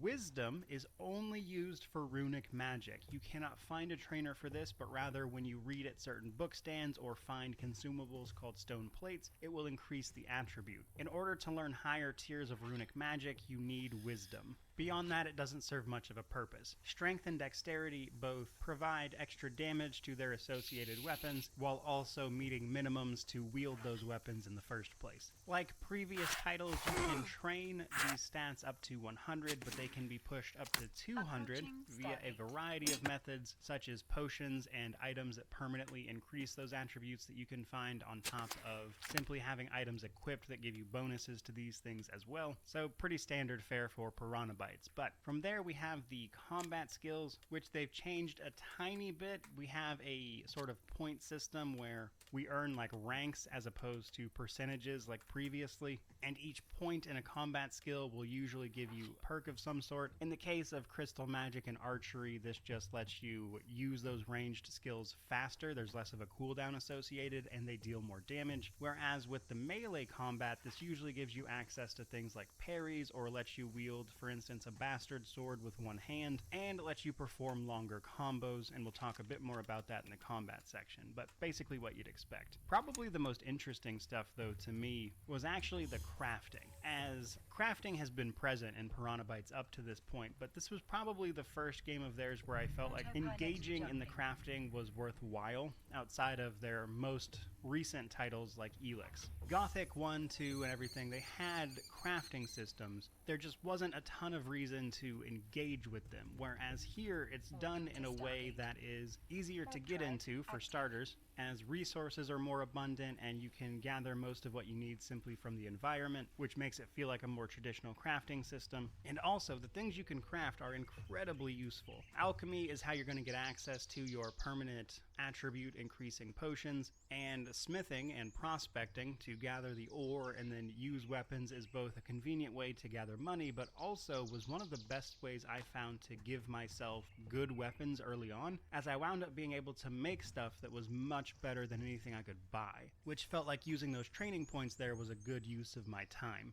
And smithing actually also gives you access to goldsmithing, which allows you to make jewelry and everything, which can also be very strong. And crafting a particular amulet that gives you bonuses to crystal magic is actually pretty much the only way to get crystal magic as a bandit, but even then it's still really weak, so you probably won't bother. But you can also craft some really strong jewelry to help you out this way as well. And that leaves us with thieving, which is like lockpicking, pickpocketing, and sneak. Now, as I've already mentioned, there's no reason to put points in sneak. You can get a ring that will give you a point in sneak, thus allowing you to do it, which will handle every instance in which you need it, which is few and far between.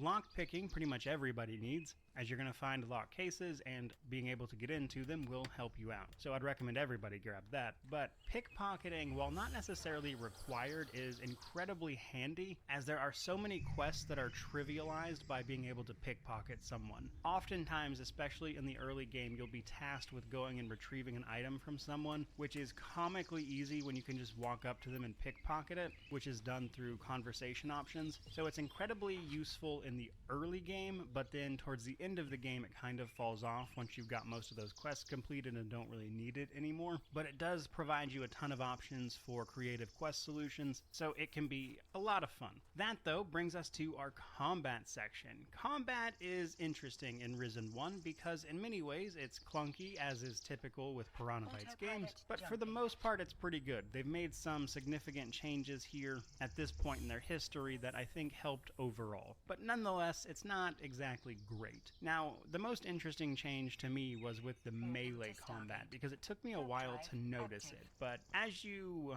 level up your various combat skills with melee combat, you'll be able to perform longer combos and everything. But what took me a long time to notice was that while the game will allow you to perform a full combo, if you want to perform it quickly, you need to time your button presses correctly, because if you don't, you'll actually be swinging much slower than you would if you time out the mouse clicks or button presses with the end of your swing to transition to the next one. And if you do it properly, you'll actually be moving pretty quickly, which took me way too long to notice, because if you're bad at this, late game enemies will be incredibly effective at blocking you, which can make melee combat a bit of a nightmare. Beyond this, though, we have two-handed weapons, one-handed weapons. You get access to shields. Shields are a little overpowered as they pretty much block all damage, provided something doesn't hit you in the back, etc. And you can use them to defensively wait for an opening if you're patient. Then we have our ranged attacks. Rather than simply pointing and highlighting an enemy and clicking to hit them, Risen 1 has you actually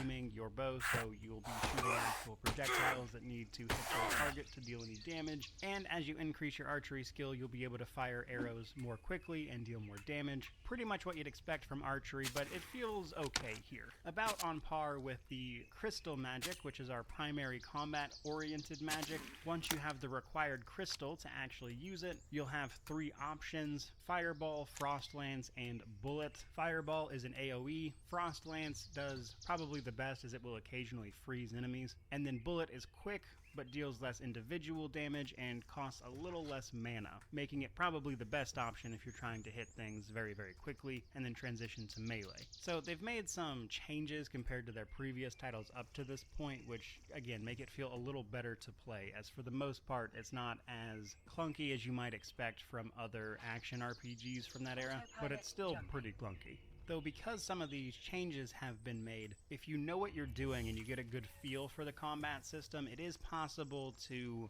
get to a point where you can overcome some of your stat deficiencies. Walking to Stargate.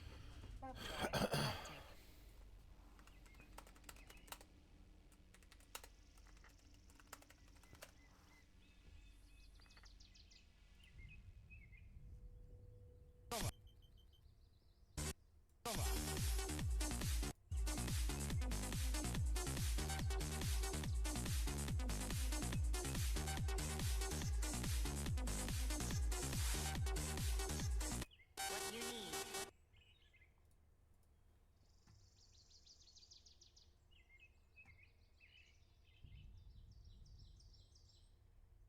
Approaching Stargate. I killed everyone. I was so brave that day. Call you whatever he wants. Yeah. Okay. I can't get on the horse. Get on the horse. Frickin' day, this is hard. Jumps at horse with malicious intent. Get on the horse. Who's this guy? Taking out the best element. Everybody was named in Two Worlds. Every single civilian had a name. Look, I can't even talk to this random civilian. Unbelievable. I just want to get to the main island, you know? Hello. What can I do for you? Can you teach me how to play an instrument? It's quite easy to start playing an instrument. You will need one. When you start, musical chords will appear. Handsome Strike tips? each chord at the right time. Oh, we're gonna play in the streets of this town. We're gonna make so much filthy money. Wait. Autopilot jumping. Oh my goodness. What? QWER. Goodness, what? How do I'm gonna get this. Walking to Stargate. Warp drive active. What is this? Okay, this is incredibly difficult to play on. Round number 2. Fight.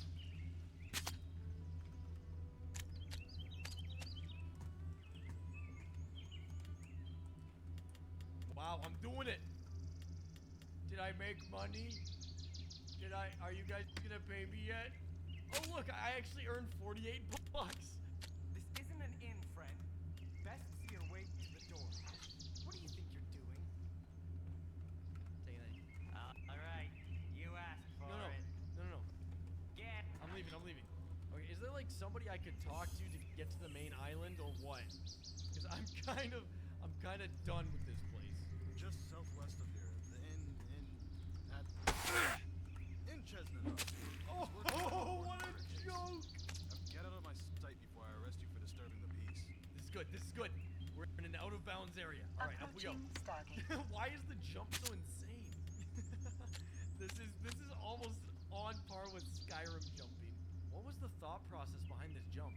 Just jump and then fly up the wall like that.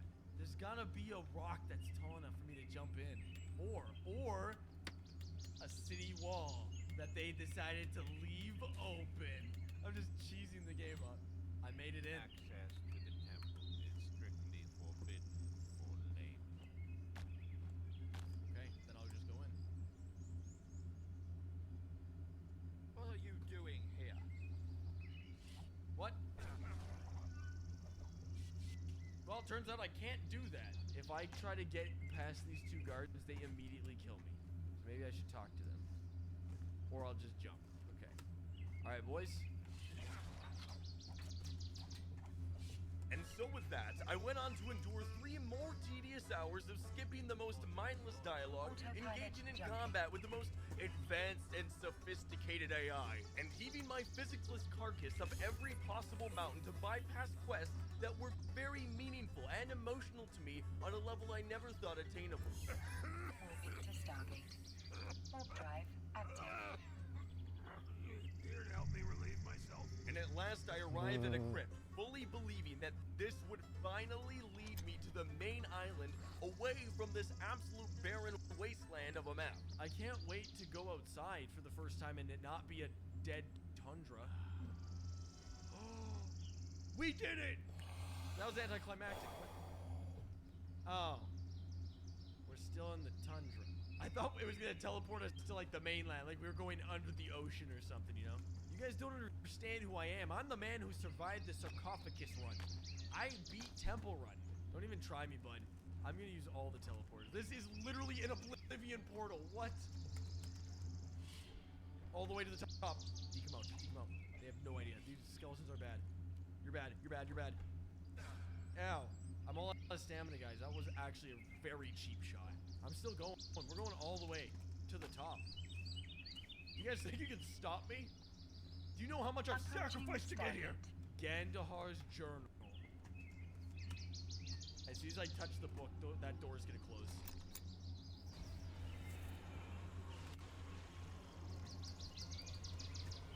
Oh no, can I not fight this thing?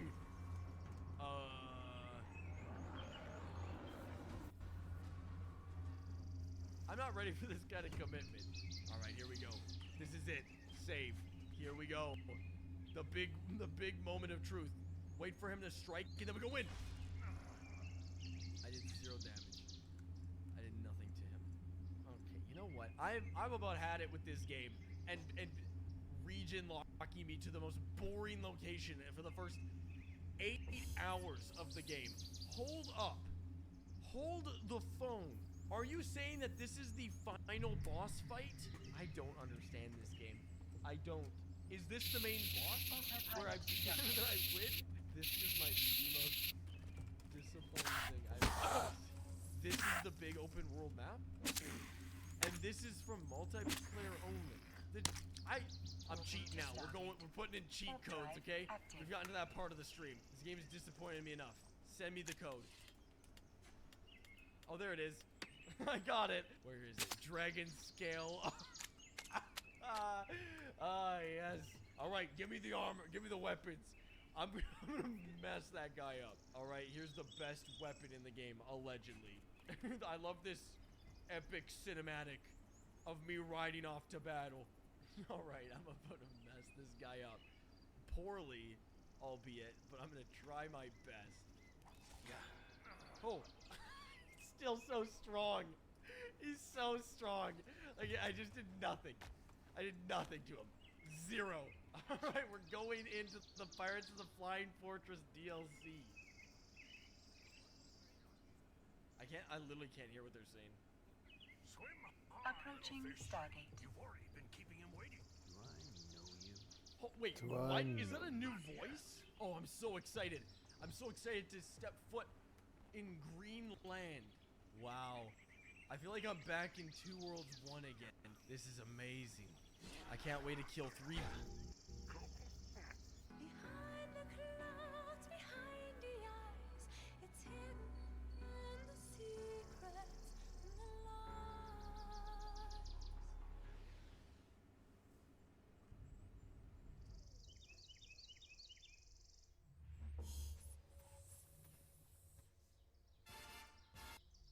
Oblivion, an RPG that not only is a classic. The mid-2000s, as we have already explored on the channel, was filled with RPG gems, and some bonkers outings within the genre. Not just that, but also including some titles that are still highly praised and enjoyed this very day. With a standout title of course being The Elder Scrolls Oblivion, an RPG that not only is a classic, but also showcased some of the most unintentional humor the genre has to offer. Farewell. But not a year later, a game was released to take on Oblivion as one of the best RPGs of the time, but end up actually trading blows for its skill in random acts of hilarity. A title that when booting up I was convinced would never even come close to rivaling Oblivion for its crown. Oh, it looks hard. Have a go. Oh, shit. He's coming. He's... Oh. Stranger in Talmont? You are a Brotherhood man, eh?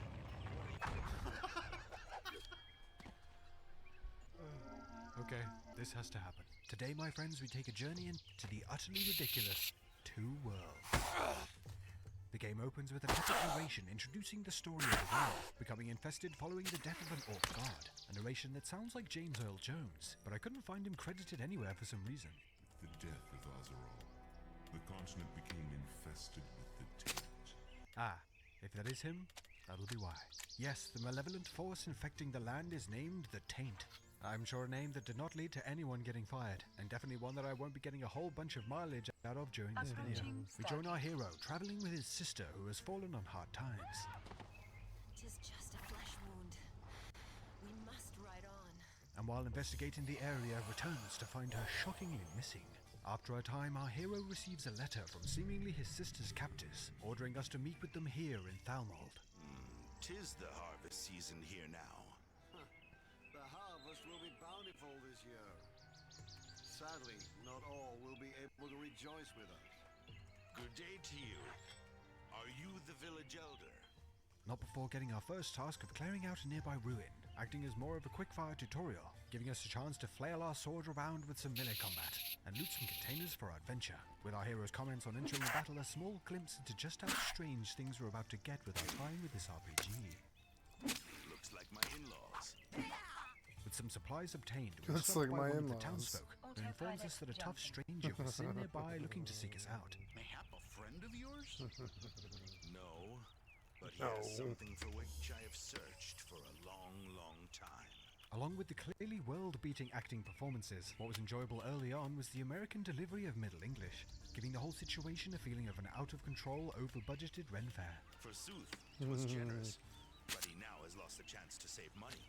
Making our way into the game's first settlement, we get a chance to catch up with some of the locals, as well as pick up a couple of quests. Two Worlds, just like its frequently compared competitor Oblivion, offers both main and a variety of side quest opportunities while playing through the game. As well as we saw earlier, that during conversations the action does not pause, giving way to a whole host of mid-conversation shenanigans.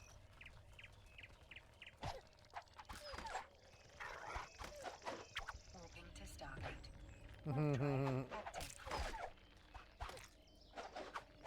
By that enemy still looking for a piece of our hero, along with other things. I will think about it. I will think about it. What the Seeking out the mysterious hooded sender of the letter, we are told to collect all the pieces of a lost relic for the main plotline, and if done our sister will be released, and to do so beginning by obtaining some faster transportation by completing a nearby side quest, kindly provided to us by a large hairy chest with a man attached, and getting another chance to experience the game's combat, which even for the time feels awkward and unintuitive on the melee side at least, mostly consisting of getting a hit or two and then leaping back and circling around for another chance. And the fun does not stop there, as upon being granted our first horse we are greeted with an experience that feels more like a chimpanzee on a wheelbarrow than a noble hero on a steed. Next we are introduced to the game's fast travel system, unlocked after a short introductory mission given by an old friend, once again getting a dose of the game's odd NPC dialogue. Farid, I should have known you would end up in a place like this. So the society... My future in the society looks bleak. It's time to venture out into the wider reaches of the game's world, which for the time does pretty well at instilling a feeling of adventure, with an active day-night cycle, an alternating weather system, and frequently featuring smaller settlements of townsfolk and bandits, doing well to add to immersion and flesh out the game's world, just enough to let your guard down before throwing something bonkers back into the mix, such as a bandit leader hurling threats at our hero facing a completely different direction. You think you can scare me? Or some of the local wildlife returning to their household after a long day at work for some much-earned rest. Welcome to our shop. We offer good Die, prices fool.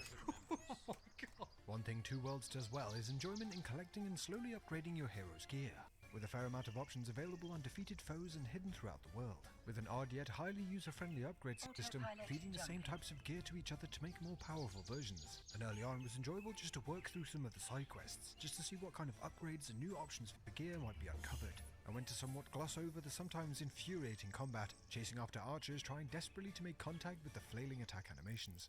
Such as its competitor, Two Worlds also features multiple ways to go about its quests, in addition to a reputation system for the game's factions, while the whole system feeling a lot more binary than its Elder Scrolls counterpart, but a good addition nonetheless, with also immersion and replayability. What's a shame with the game, however, a tad is the lack of creativity around the quests themselves, for the most part consisting of collecting or killing a number of things rather than anything to get the player thinking. Not too much to handle, but of course that's if you can somehow ignore the game's frequently confusing facial expressions. Do you have the healing potions? His face. Why are you looking like that? It's okay if you don't. Did you put them in the toilet again? The world's inhabitants themselves are quite inconsistent with their performances, with lines sounding like they're being read by an android that had the cord pulled halfway through downloading the human program. Do you seek me? Did Hargrant send you? He was right. I could not do it. Talking from within an invisible phone booth. God told me of you. Is it true? And some flat out just getting details wrong. I prithee, help me to find my sister.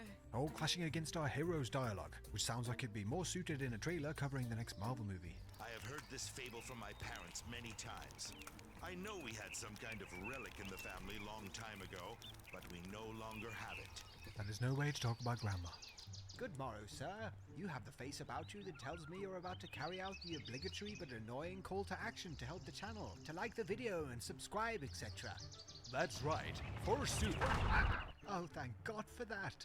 With a number of levels under our belt, completing a whole host of quests, some beautifully named, such as Bring Me Some Taint, our adventure began taking us to the wider reaches of the game's world. Two Worlds features a large map with a variety of alternative feeling locations, all with of course their own quirky elements. The large city of Kudinar with its markets and statues, also featuring a fruit bowl portal to another dimension. Oh, you scoundrels. All the way to the eastern-themed settlement of Ashos, whose NPCs are by far the most interesting, not only in their quests, but behaviour. What's going on there? With the location even when being invaded by enemy forces, influeing its attackers to swap out their weapons for a broom in the heart of battle. Overlooking the oddities for a moment, Two Worlds for the time does well with its zone design, with some epic-looking tombs and locations. Wandering off to explore and delve into the game's various dungeons feels rewarding, not only for potential gear that may be uncovered, but getting a chance to see environments on offer, and did at least for a time give me further reasons to mount up and ride off in search of additional spells and to take in the sights. Further progression in Two Worlds is done via leveling and adding stat points into 3 disciplines, the tried and true strength, dexterity and willpower, for melee, ranged and magic builds with a number of abilities, both passive and active, also available for each, some of which feel more likely to get you killed, with a hilariously crap AoE melee attack. stacked up with abilities that feel insanely powerful, with the critical strikes absolutely destroying enemies, which made for a nice turn of the tables after spending quite some time with the game on the receiving end. Where Two Worlds really excels is with its magic, with a huge amount of spells to seek out for 5 different schools, summoning temporary companions to turn the tide of a battle, or burning and zapping your enemies with even additional augmentation spells to supercharge preferred modes of destruction, the magic for me being a driving force in exploration and completing quests, with the potential chance of gifting another magical ability to try out.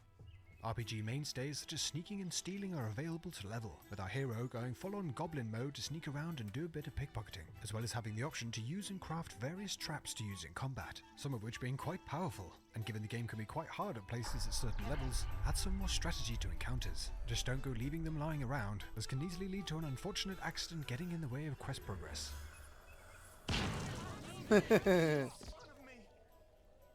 Crafting does not stop at traps, as the player is also able to use the game's alchemy system to combine a whole host of ingredients to cook up some potions to boost stats and recover resources. Something that I didn't really use a whole bunch in my time playing through the game, but it was nice to have nonetheless, and I'm sure hugely helpful on higher difficulties and can also be leveled. As with a lot of RPGs for me at least, the most fun is had when facing situations on the back foot, as leads to requiring a bit of planning and strategy over just steamrolling over camps and enemies. And with various combat styles, traps and spells, Two Worlds gives the player a lot of tools to do so. I even on a number of occasions kited a nearby group of wildlife or other types of enemies back to my targets of choice to mix things up and give me more chances of coming out on top. Overall, as I quickly started to suspect, I did enjoy my time finally playing through this game, but not all for the reasons the developers intended. As a contender amongst the early 2000s RPGs, Two Worlds for me, like many others at the time, feels very middle of the road. There are some standout elements such as the game's magic system, as well as its replayability and exploration, but for every exceptional element there was almost always something there to either make me facepalm, such as the game's script. They could catch a cold. Here is your cold. Gold. I thank you. Or a technical issue that sapped me out of all the immersion. Still, I would like to know who killed him. What? Well, you're quite right, buddy. At this point, I have no words either. The game does not even come close to having as much charm as something like Oblivion, or a notable soundtrack to give the experience further character, but the ridiculous choice for the voice of the hero and other characters, the utter insanity of some of the NPCs, and just the frequency of moments that took me completely by surprise and had me doubled over laughing, along with some of its stronger RPG elements, did make it an enjoyable playthrough, even today. Whereas with some older RPG titles I would be propelled forward by wanting to progress the story in an interesting storyline, Two Worlds kept me engaged by wondering and trying to foresee just what might happen next, either within the parameters of reality or not. A considerably more amount of RPG features than titles such as Fable, but with a fraction of the charm. Without a shadow of a doubt, truly one of the most unintentionally funny experiences I've encountered, and for me at least on par with Oblivion's reputation for it, if not for a range of additional reasons. More than likely made all the better when in the game's multiplayer mode. I can't help but feel the Two Worlds being the perfect name for this RPG, epically riding off into the sunset on the back of an utterly hilarious experience.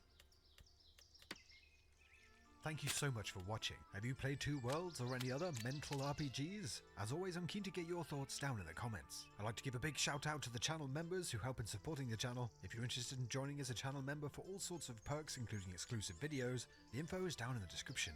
Thanks again, and I'll see you guys in the next one.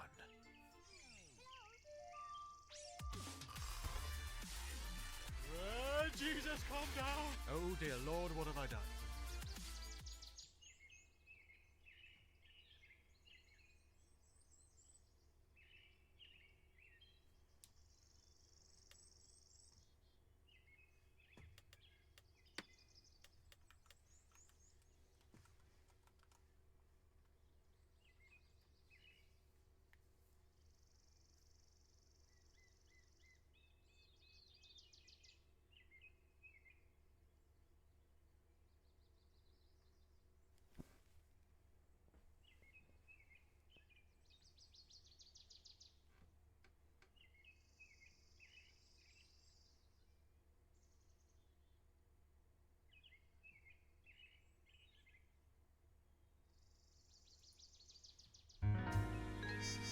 Thank you, Nerd Slayer Studios, for the excellent content for the stream. I'd like to sub to your channel.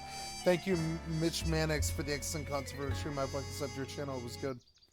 Forgot to go back and give him a like. Yeah, thank you, Mitch Mannix. An RPG that not only is a classic, but also showcased some of the most unintentional humor the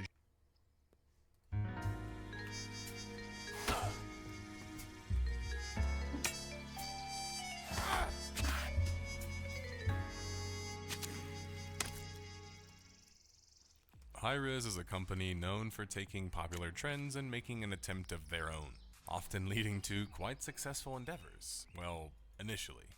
And then the dreaded high-res abandonment sets in as things slow down and suddenly things come to a quiet end. This is the story of many high-res titles, but none more high-profile in the world of shooters than the third-person shooter Rogue Company, which was designed by famed Halo pro Scott Gandhi and featured a soundtrack from the famed rap group Run the Jewels. Rogue Company was to many players a third-person Counter-Strike, which was novel enough to gather an initial audience including some famed content creators like Dr. Disrespect. But then suddenly the updates started to evaporate in classic high-res fashion, and a company restructure seemed to put Rogue Company on the shelf. While the game is still technically alive, it hasn't received much of any attention, as it exists in a maintenance mode sort of state, finding its way onto this series, Death of a Game, where we diagnose the largest contributing factors for the death of a game or company, using a timeline to uncover various clues and bits of evidence, culminating together finally for a final deduction. I love and hate high-res, like many of its OG fans, so I feel like just the person to cover any of their titles, especially when I am so used to their approach, or pattern I should say at this point. Without further ado, let's get to the case. Why did high-res abandon yet another seemingly successful game?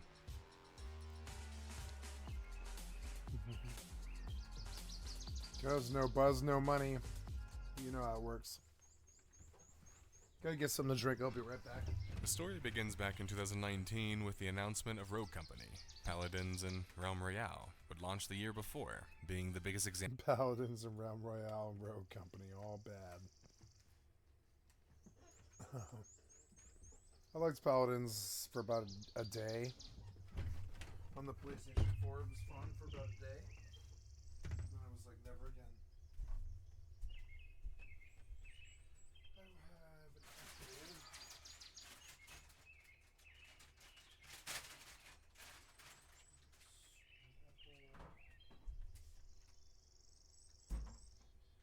I will move the grapes out.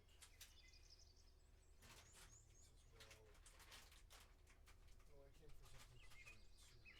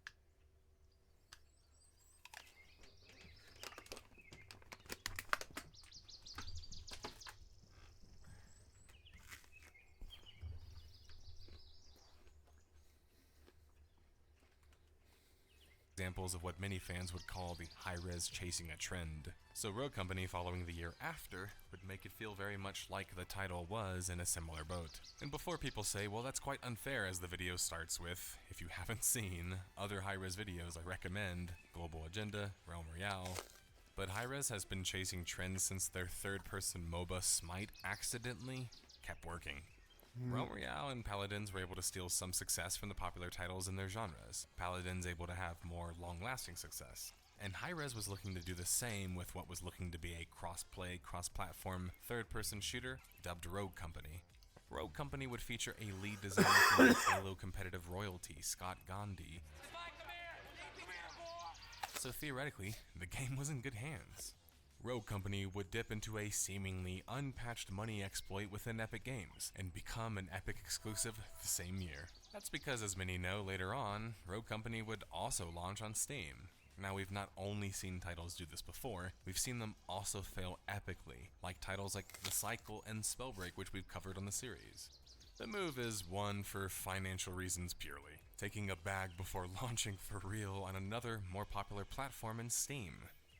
Rogue Company would charge for closed beta access on Epic Games Store July 2020, a classic high-res move done in nearly all of their games. It reduces the amount of refunds that you can get, since players are likely to play at least a few hours at launch to see how things are going to go eventually, and the problem is that it makes your game feel very dated before it ever fully launches.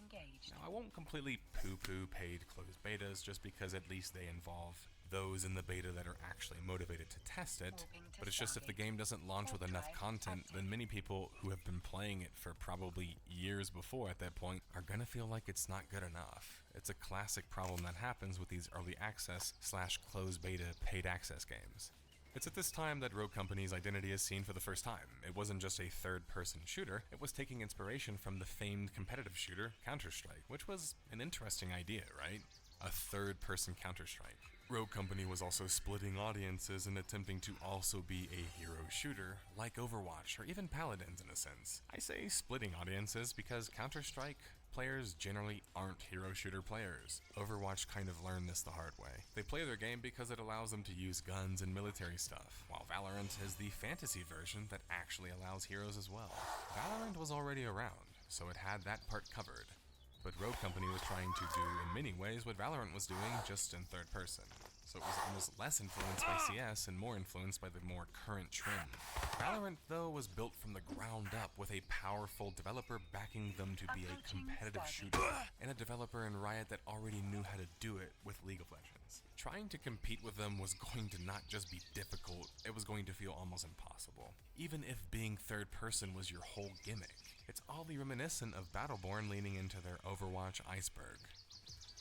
Open beta would take place October 1st, 2020, and Screen Rant, who had played the game the previous months before it went free in open beta, had the following to say about the game in their preview write-up. It's a strange mixture. The heroes have a cartoonish look that clashes with the realistic arsenal they have at their disposal. The original key art for the game fits more with this gameplay, but the hero designs are one of the few things that the developers at First Watch Games have nailed from the get-go. While there could have been more work in-game to really get these personalities over, the designs are varied enough to effortlessly form a cohesive world, right up until one of them picks up a standard assault rifle. Screen Rant's issues seem to be about the world's continuity issues, and how unlike the game's competitors, it was just lacking there. The Structoid, who played the game before open beta, was calling the game devoid of personality or just generic, despite not particularly having a bad gameplay experience. IGN, who would rate the game a 7 out of 10 based on the open beta on Epic Games Store, would have the following conclusion to make about their time in the game. Rogue Company isn't entertaining if derivatives shake up to the established hero shooter genre, mixing elements from various other games to prop up the handful of unique ideas it can call its own. Beneath the seemingly basic third-person shooter mechanics are intricate strategies, interesting characters with nuanced abilities, and plenty of maps to keep things varied. It could use some work on the technical side, but as free-to-play team shooters with crossplay on every platform, there's a fun foundation here that already feels worth my time. So while the biggest complaints were concerning the game's genericness and technical issues, the game was still able to garner an impressive 2 million players. It even attracted streamer Dr. Disrespect, who would even get his own skin. To add some of my personal thoughts about the game, I actually think that the game is pretty fun, all things considered, especially considering it's very, as IGN put, derivative. My issues are, and nobody else mentioned this in their review that I could see, is that the third-person animations are honestly really bad. They're really clunky and clearly have delays to them. As somebody who's been playing third-person shooters for a long time, this is pretty noticeable for me. Now that aside, the game was being relatively positively received. The concern, and the concern always is with high-res, is could they keep that momentum going post-launch? No. The answer is no. Rogue Company would fulfill their console crossplay dreams in November 2020 with the Xbox launch. Now, I personally think that a third-person shooter does well on console, or at least it can, so it wasn't a bad idea. Season 2 would hit May 12th, 2021, and it was Rogue Company's biggest update yet. It would introduce a new rogue, new maps, new events, and even a new battle pass. In my opinion, this was their best foot forward. It just took them 7 months to create it because they clearly launched an unfinished game. A 7-month content schedule is a snail pace in this modern age, and that likely slowed a lot of their momentum, despite how good the update was. Rogue Company would come to Steam just about 8 months after the game was playable on Epic Games Store, which makes the whole exclusive thing just kind of seem silly, and seem like Mr. Tim Sweeney just got finessed by dozens of companies doing the same thing. The problem with this is that it doesn't create platform loyalty, and while that might sound funny to many of you, Steam dorks can be touchy about it, and people notice the whole Epic exclusive trick and then also get turned off, as you can tell from this very popular thread on Reddit. The population would hit an almost 12k peak, and then 6,500 average, which was pretty impressive, especially since it doesn't count the cross-platform populations. Rogue Company would then score 74% on Steam, which wasn't so bad and certainly salvageable. It seemed like players were willing to give the game a shot, on account of it being free and all too. In a Bizarro world move, Hi-Rez would do what they do, but this time with one of their pre-existing games and add a Battle Royale mode that they were arguing that people wanted. I don't remember that personally, but that's kind of the MO. It's one thing to move slowly on updates for a live service competitive shooter style game, which is already a sin. It's another to start adding modes that basically change the identity of what the gameplay is. At this point, the population had dropped from their impressive initial peak to just 1,500 players, so I find it really hard to argue that any of those players were asking for this, right? Many of the testimonies that I were getting from players who were jilted about the game were concerning moves like this, and the speed of the content being released. What was more worrying was apparently that Scott Gandhi was getting moved to lead developer on the mobile version of the game, with Pretty Hair being moved to lead designer. According to my sources, Pretty Hair would change the game from a competitive style approach to a more casual arena that allowed for some level of RNG now. These changes wouldn't be wanted nor particularly liked, according to the community though. A few new seasons would be introduced throughout 2022, introducing some new maps, a King of the Hill ranked mode, further splitting the player base by the way, which was already in trouble. However, notice this bit of trivia at the bottom of Season 8, where it states that it's the second season without a new map, and you can see that the content was starting to slow down even further. Now it becomes even more difficult to resurrect a dying competitive multiplayer game when you have such a small player base, and you were already behind content-wise, especially with Hi-Rez's track record of abandoning all of their less successful games, which felt almost inevitable at this point. Season 10 was the desperation season. They were promising adding a wingman mode, which would bring back players knowing that they could actually find matches now even if they are just 2v2 matches, which I enjoy, I should add. You can see the population pop up a bit because of this, over 2k again peak. However, the average amount was 2K. only 1,400 players on Steam. 2,000 This is quite people. the fall from their initial gracious numbers, and being featured on the front page of Twitch. Success was drying up, and it was noticeable on the Nintendo Switch especially, with Hi-Rez killing support altogether of Rogue Company. Now, I didn't even know that they had a launch there, to be honest, and I don't know if it's even the best target audience, to be blunt, so I can't use this as a big example of the game failing as a whole, or not doing super well, but it is kind of just another thing to add to the rap sheet. In a shocking turn of events, Hi-Rez would restructure their company into like 4 different companies in June of 2023.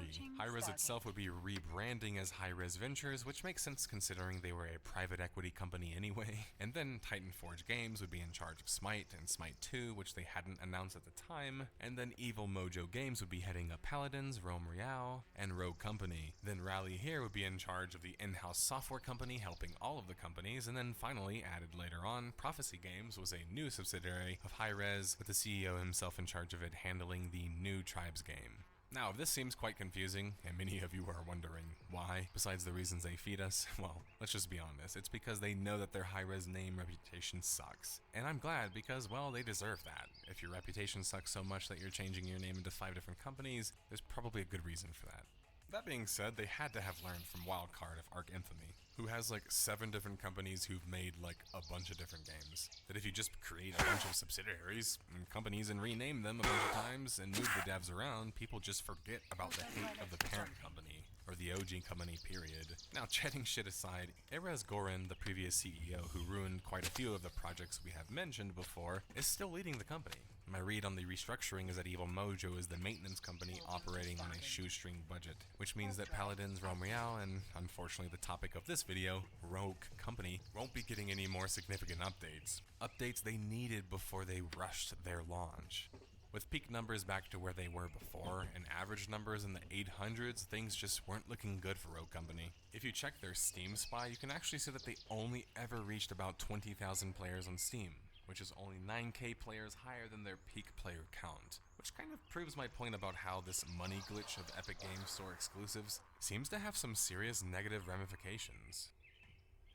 Rogue Company would be doing so poorly, the much-teased mobile game, the one that they moved their lead designer for, Rogue Company Elite, would be cancelled the same month that the restructuring was announced. Now, this was a significant blow, because although some might wonder why does a mobile game spin-off dying matter, it's because COD Mobile rakes in the cash, and Rogue Company is quite aware of that, or they were at least. Them cancelling the title meant that they didn't see the market there anymore, and there was just too fierce of competition. Now, what should also be mentioned is that Scott Gandhi was no longer working at Hi-Rez, and now is working as a design director on Hunt Showdown. Pretty Hare would leave the company and go work on Fortnite. So, either of these developers clearly had some level of skill to go get hired pretty much immediately by other companies right after. But things just didn't work out for them at Hi-Rez, which, for me, kind of shows you that there must be some issues at Hi-Rez, right? With the music playing, that means that we've reached the end of this mystery. While Rogue Company is still hobbling around, it hasn't gotten a serious update in almost a year. And with the current population numbers in the absolute gutter, I don't see it making a comeback anytime soon. So what went wrong with Rogue Company? Well, if you weren't paying attention, the Hi-Rez effect was in full effect. It was released unfinished and it just never caught up. They never cultivated a community. They were platform switchers. Lore and gaming go together hand in hand. There's Thank something you, about Lufa, having for a the good story or extras. history tied Excellent content for my stream. I'd like to sub to your channel. to what you're playing that can make it infinitely more interesting. Good lore can elevate a game to a legendary status, whether it's given through detailed evidence that gets the player more immersed in the game's world, or through cryptic clues that add fuel to their imagination. If you already enjoy a game and find out it has good lore behind it, chances are you'll enjoy it even more. But bad lore can make you not want to play a game at all, with Hello Neighbor being the best example. A game that's lore and story was terribly written and conveyed, forever staining the reputation of a once fairly anticipated game. The gameplay was bad too though. Lore is not necessary for a game to be good. There have been dozens of titles with no lore that have been amazing, and no one's going to hate a game for not including it. However, if a game does choose to include lore in its experience, it must be done right. Otherwise, you're better off not including it at all. Like a supplement, lore can serve to elevate its game. But if it's not thought out well, it can quickly pull the title down and affect people's perception of it. With shooters, lore is often conveyed through campaigns and PvE game modes. Just because your game is mostly online doesn't mean it has to have a bad story. Some of the best examples of online shooters that have good lore include Halo, Call of Duty, TF2, and I think Destiny. Before they deleted the campaign, I don't know. I don't think I'm qualified to speak on that game. But what I am qualified to speak on is Rainbow Six Siege, and the complete nosedive its story took many years ago. Some games have lore that's so good they are renowned for it. Rainbow Six Siege is not one of those games. If you were to ask the average Siege player what was happening in the game's story right now, they'd probably say that zombies are besieging Ba Sing Se or something. Most players are too distracted with the amazing gameplay to care about the game's current story.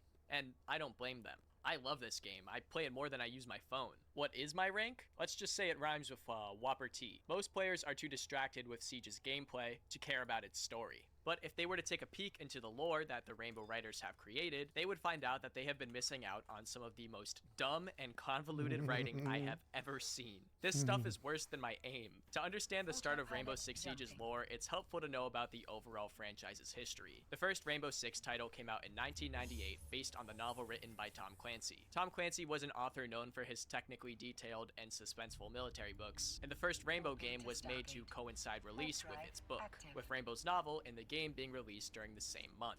So from the start, serious and tactical themes were written into this franchise's DNA, and for a while the game stayed that way, with each sequel that came out maintaining the gritty atmosphere the original had established. Themes of secrecy, high stakes, and advanced tactics were stapled to the games. And when Rainbow Six Siege was announced, it seemed bent on maintaining that identity, with its trailer impressing fans with what looked like to be another modern and realistic take on the FPS genre. and for a while that was what we got. However, it didn't stay that way. When I first loaded up Rainbow onto my Xbox, I was already hyped. I had heard about the game's serious reputation. I knew that the characters all wore subtle and practical uniforms. The energy of the game both online and off was said to be nerve-wracking, and the opening cinematic confirmed my assumptions with a grave message. Aurelia Arnott, a United States official, was addressing the game's threat. A group by the name of the White Masks had started to release dangerous gas in public places. According to Aurelia, this group could show up anywhere in the world and were indiscriminate about who they targeted, and Rainbow, an international counter-scarerist group, would now be reactivated to stop them. This was the story that Rainbow debuted with on launch. The White Masks were Siege's first antagonist. They were a very realistic and terrifying threat, and the mysterious lore surrounding them fit the franchise's brand perfectly. A faceless group that was using modern tactics to cause as much fear and destruction as possible, with Aurelia stating that the group was both physically and psychologically dangerous. They didn't have any flair or standout characteristics. See, look, besides being serious it's one of about the effects effectively is carrying out their draining the missions. FPS. And this was an amazing choice because it worked The perfectly hell? with the gameplay. You see, when Siege first launched, it debuted with several PvE missions called situations. While these were removed presumably to cut server costs, they were once a big deal for a lot of players, mostly due to how much of a thrill it was to play against the lore-accurate White Masks. On the player side, Siege's gameplay was already much more measured than other shooters. You had to plan where you would deploy and were encouraged to move at a calculated pace. Combine this with any sort of enemy and you would have a game feel that is already intense. But the amazing part was that the mysterious and intimidating lore there's my surrounding frames Rainbow's back. enemies was reflected in their behavior. The White Masks acted just as ruthless as they had been hyped up to be, using all sorts of heartless tactics to stop you. They would throw stun grenades, gather up in groups to more effectively hunt you down, charge you with human creepers, or just stay stationary waiting for you to turn around the corner. You could hear them communicating and breathing heavily the moment before they snuck up on you, and of course their most evil tactic would be to use human bait as well as their other signature threats. This was a great experience because the lore and gameplay were intertwined perfectly, just as they always should be. It was extremely scary to face the White Masks, and oftentimes the only way to outsmart them was through communicating with your teammates and using clever tactics. On the multiplayer side, you could assume that every game you went into was practice against them. That was the basic lore, keeping everything tied together and immersive. And you could argue that being immersed in such a high-stakes scenario caused players to be more enthusiastic about engaging with the game the way it was intended. What I mean by that is more strategic and communicative gameplay, and less running into the sight like they're the main character. We see a lot of that today in Copper, where I may or may not live. Because the game respected itself, the community was at least encouraged to respect it too.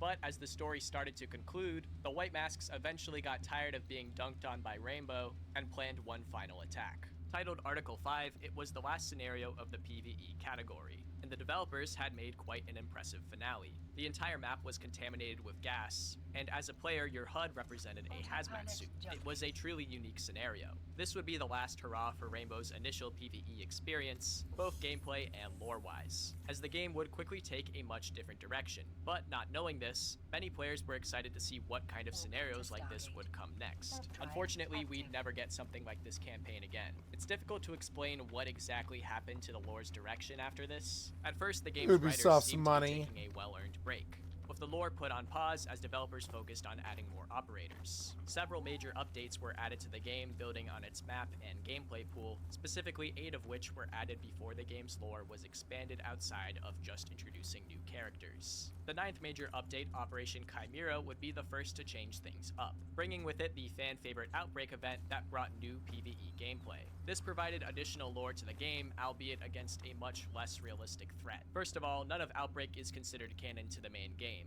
It actually takes place in an alternate timeline, and none of it builds on the real world's lore. Second, going from a serious, the Batman Riddler type threat to mutated alien zombies is quite the jump.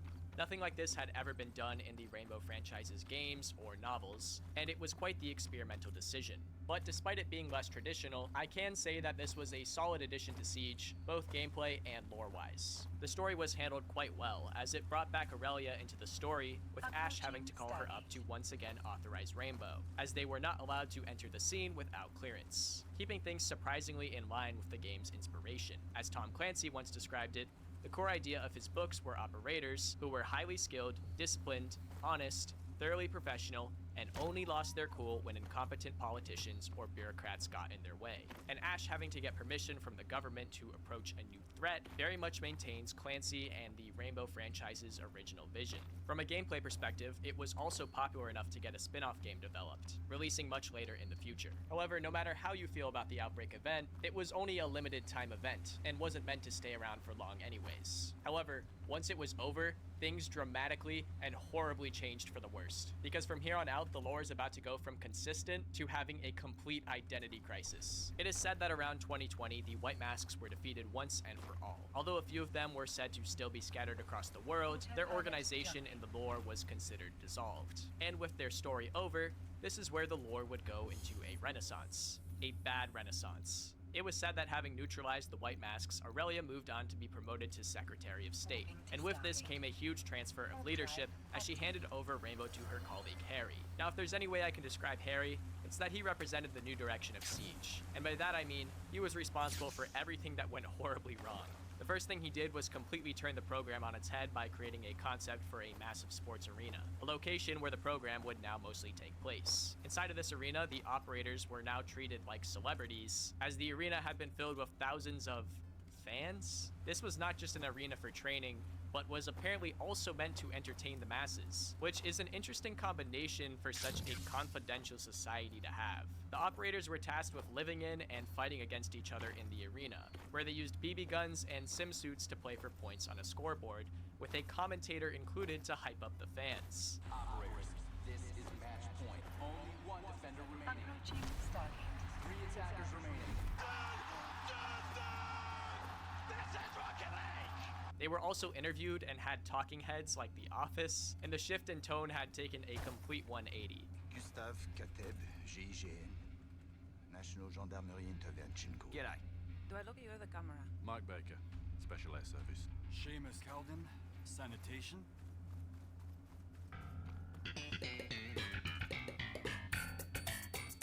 So why would Rainbow, a covert organization that uses cutting-edge technology and secret national techniques, do this? Why would they go from focusing on...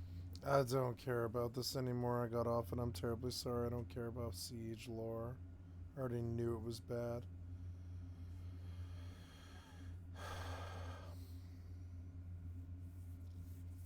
Autopilot jumping. I wasn't even going to bother covering Halo Season 2 because it doesn't seem like most people care about it anymore after how abominable Season 1 was. Fuck it was no. an affront to God. Why would that Halo insulted be the very good? technology that gave us the ability to watch moving pictures in the first place. Halo Season 1 was atrocious. So there were very low expectations going into Season 2, but as I said on stream multiple times, the first 2 episodes I actually thought were going in a pretty good direction. Like, I was impressed. It seemed like they did bring on new people that were familiar with the property, and as I understand it, they did.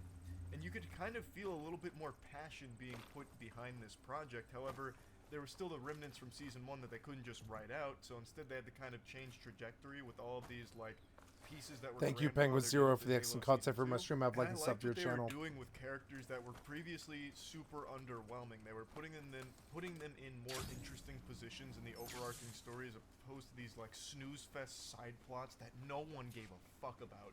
But then this show fell back into its old ways. It stumbles and it just starts going in the worst directions again.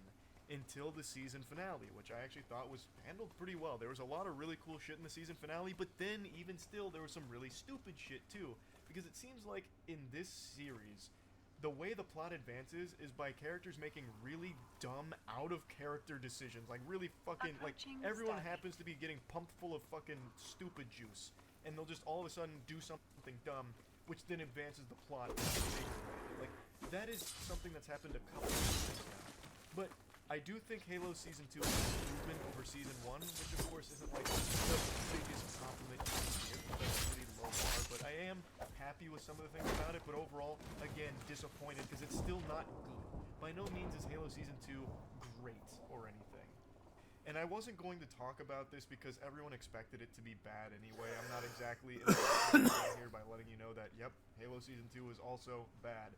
But then I saw this Kotaku headline. Halo Season 2 sticks the landing, I told you so. Halo series naysayers, show yourselves, because the Paramount Plus show is hitting all the right notes. If those notes are fart sounds, I guess, the sound of like a fucking wet bee flat in your trousers. They go on to say that it does everything a video game adaptation should do and then some, and then goes on to say that they've been saying for over a year that the show is good. That is mind-boggling to me. Like, I understand there's differences of opinions, but this opinion is so bad it should be borderline criminal. Like, this is something that should have you undergo, like, a psychiatric evaluation.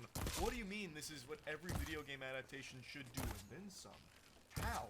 It doesn't use anything from what it's adapting. It doesn't take anything from the actual source material. It's telling its own fanfic, and it's doing an extremely poor job of it. Halo Season 1, they've been saying they've been talking about this show being good for over a year, meaning they must have enjoyed Season 1.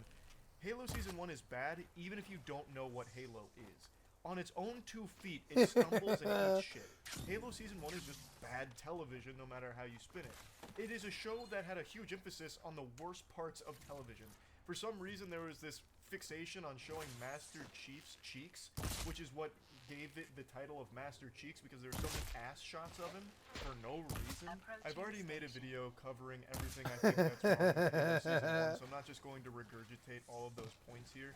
But the point I'm making is that this is not what video game adaptations should be by any means at all. The Halo television series is unrecognizable from the Halo franchise that it's taking from.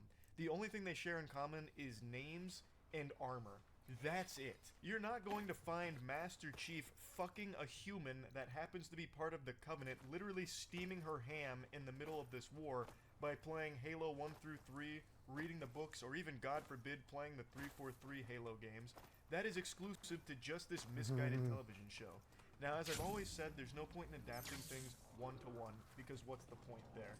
You need to take it in different creative directions, but this is so outlandish in the Halo universe that it doesn't have a connection. There's no point in calling it Halo. At least, this is still me talking about Season 1. I ended up focusing on that too hard because of how ridiculous that statement was in this article from Kotaku. And I know Kotaku is on life support right now, just pumping out as much rage bait as they can to try and get as many pity clicks and desperation as muster. I get it. They're in their death spiral. But this still, like, even knowing it's rage bait was enough to make me just want to come in here and talk about Season 2 since it wrapped up. Now, going back to this, there is one thing that I do agree with them on. It's this last sentence. Action sequences felt tighter and better choreographed. Emotional beats hit when they were supposed to, and the interwoven story threads made for incredibly watchable television. What I agree with from that statement is that last part. Watchable television. That's not the high compliment that the writer thinks it is. Calling something watchable is like the bare minimum. That's like the lowest possible thing you can say. That's like if you're getting bullied and the teacher makes the bully say something nice to you. Like, that is like the tiniest compliment you can give it. And that's what I can say about Season 2, is that it is watchable. And I even agree that the action sequences are pretty tight and well choreographed. I do think that the action, when it's present in Season 2, is pretty good and interesting. Granted, you still have to suspend disbelief and just accept that everyone on screen is a fucking moron at all times, because even right away, even in the 2 episodes I was praising, there's a scene where the Marines are in a dark tunnel, and there's a Covenant on the other side, and they know there's some danger out there, but instead of turning on their lights, they just keep going like groups of two or three into the darkness to die. Like they're being led by Noah to get on the Ark 2 by 2. They just go out there and just get fucking slaughtered by the Covenant in the dark without ever turning on their flashlight, which they have. They have the technology to turn on a fucking flashlight, and they just don't. Because, fuck you, that's why. It's silly. But, again, the action sequences, I do agree, are tight and well choreographed for the most part. Anyway, I'll go ahead and start by saying a few things I think Halo Season 2 does well. And the biggest thing, the big standout here, is Ackerson. Ackerson is a villain that was present in Halo lore before Season 2. He's played by an actor named Joseph Morgan, who is actually a fan of Halo. And you can feel it through his performance. He does a great job at being the villain. And I think he was a really helpful component of this season to bring in what he knew from Halo to his role. and that really helped elevate it. Ackerson was by far the best part of Season 2, hands down. Another thing I think they did really well is actually Master Chief this season. And not so much the way Master Chief is written, but Pablo Schreiber, I'm not sure how you say his last name, as Master Chief. There are a couple of really great moments with Pablo as Master Chief where I was like, damn, if he just had some better material, a better story to work with, he'd be a great Master Chief. Like, I really bought into him as Master Chief this season. I was like, damn, this could be the guy. Like, if we had a new Halo show, we were in, like, the multiverse where there was a new Halo show, Pablo was spearheading it, that shit would be a banger. I think he really does get it as Master Chief on what that role would require. I do think that in a Halo television show, you can't have him in the armor 100% of the time. In the first season, I was like, man, he should always be in the armor at least 99% of the time. But in Season 2, seeing Pablo as Master Chief out of the armor, I still got that from him. Every scene he was in, even without his armor, which is pretty much the entire show, he's only in his armor twice, pretty much. No, 3 times, actually, I think. And the rest of the time, he spent just human being. He's just spent as John. And I still felt like, damn, that's the Master Chief. So he did a great job, really, of embodying that character, even outside of the armor. It's just such a shame that it feels like it comes in a losing effort here, because everything else around these two characters is just not good.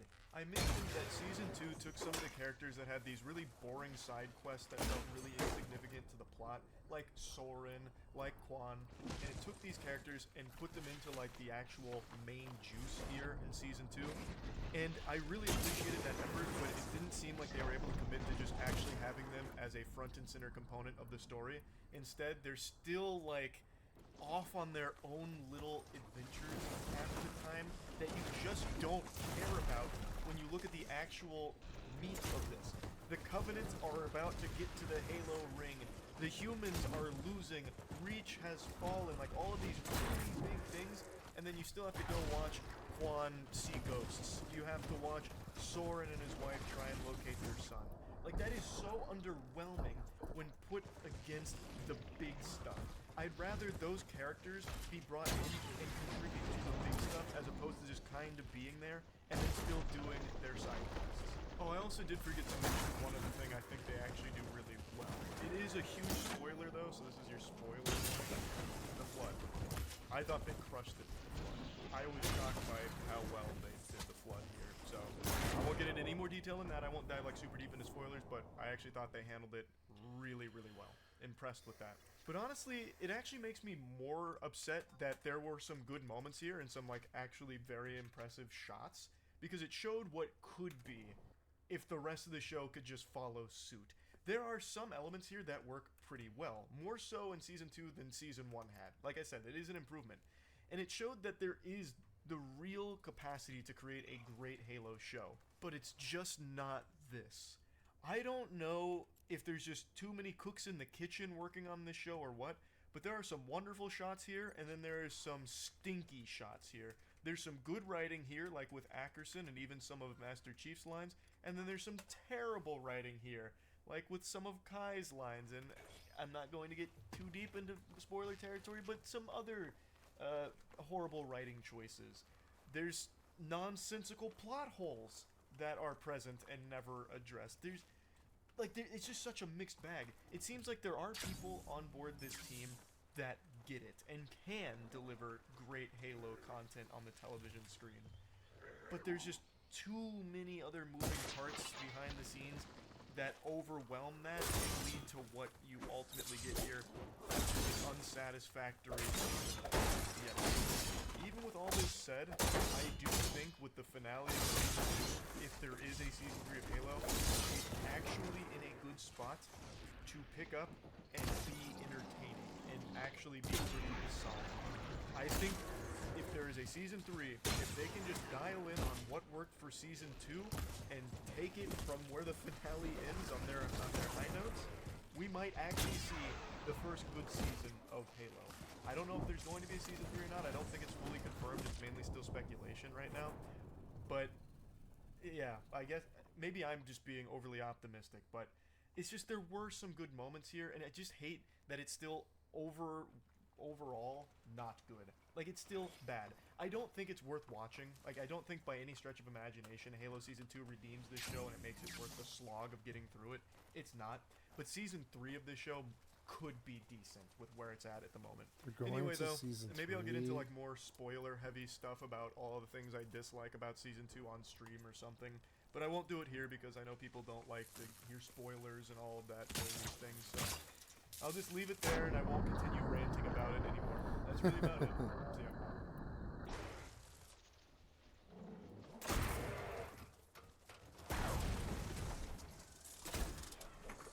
Hello friendos, welcome back to the channel. It's your boy.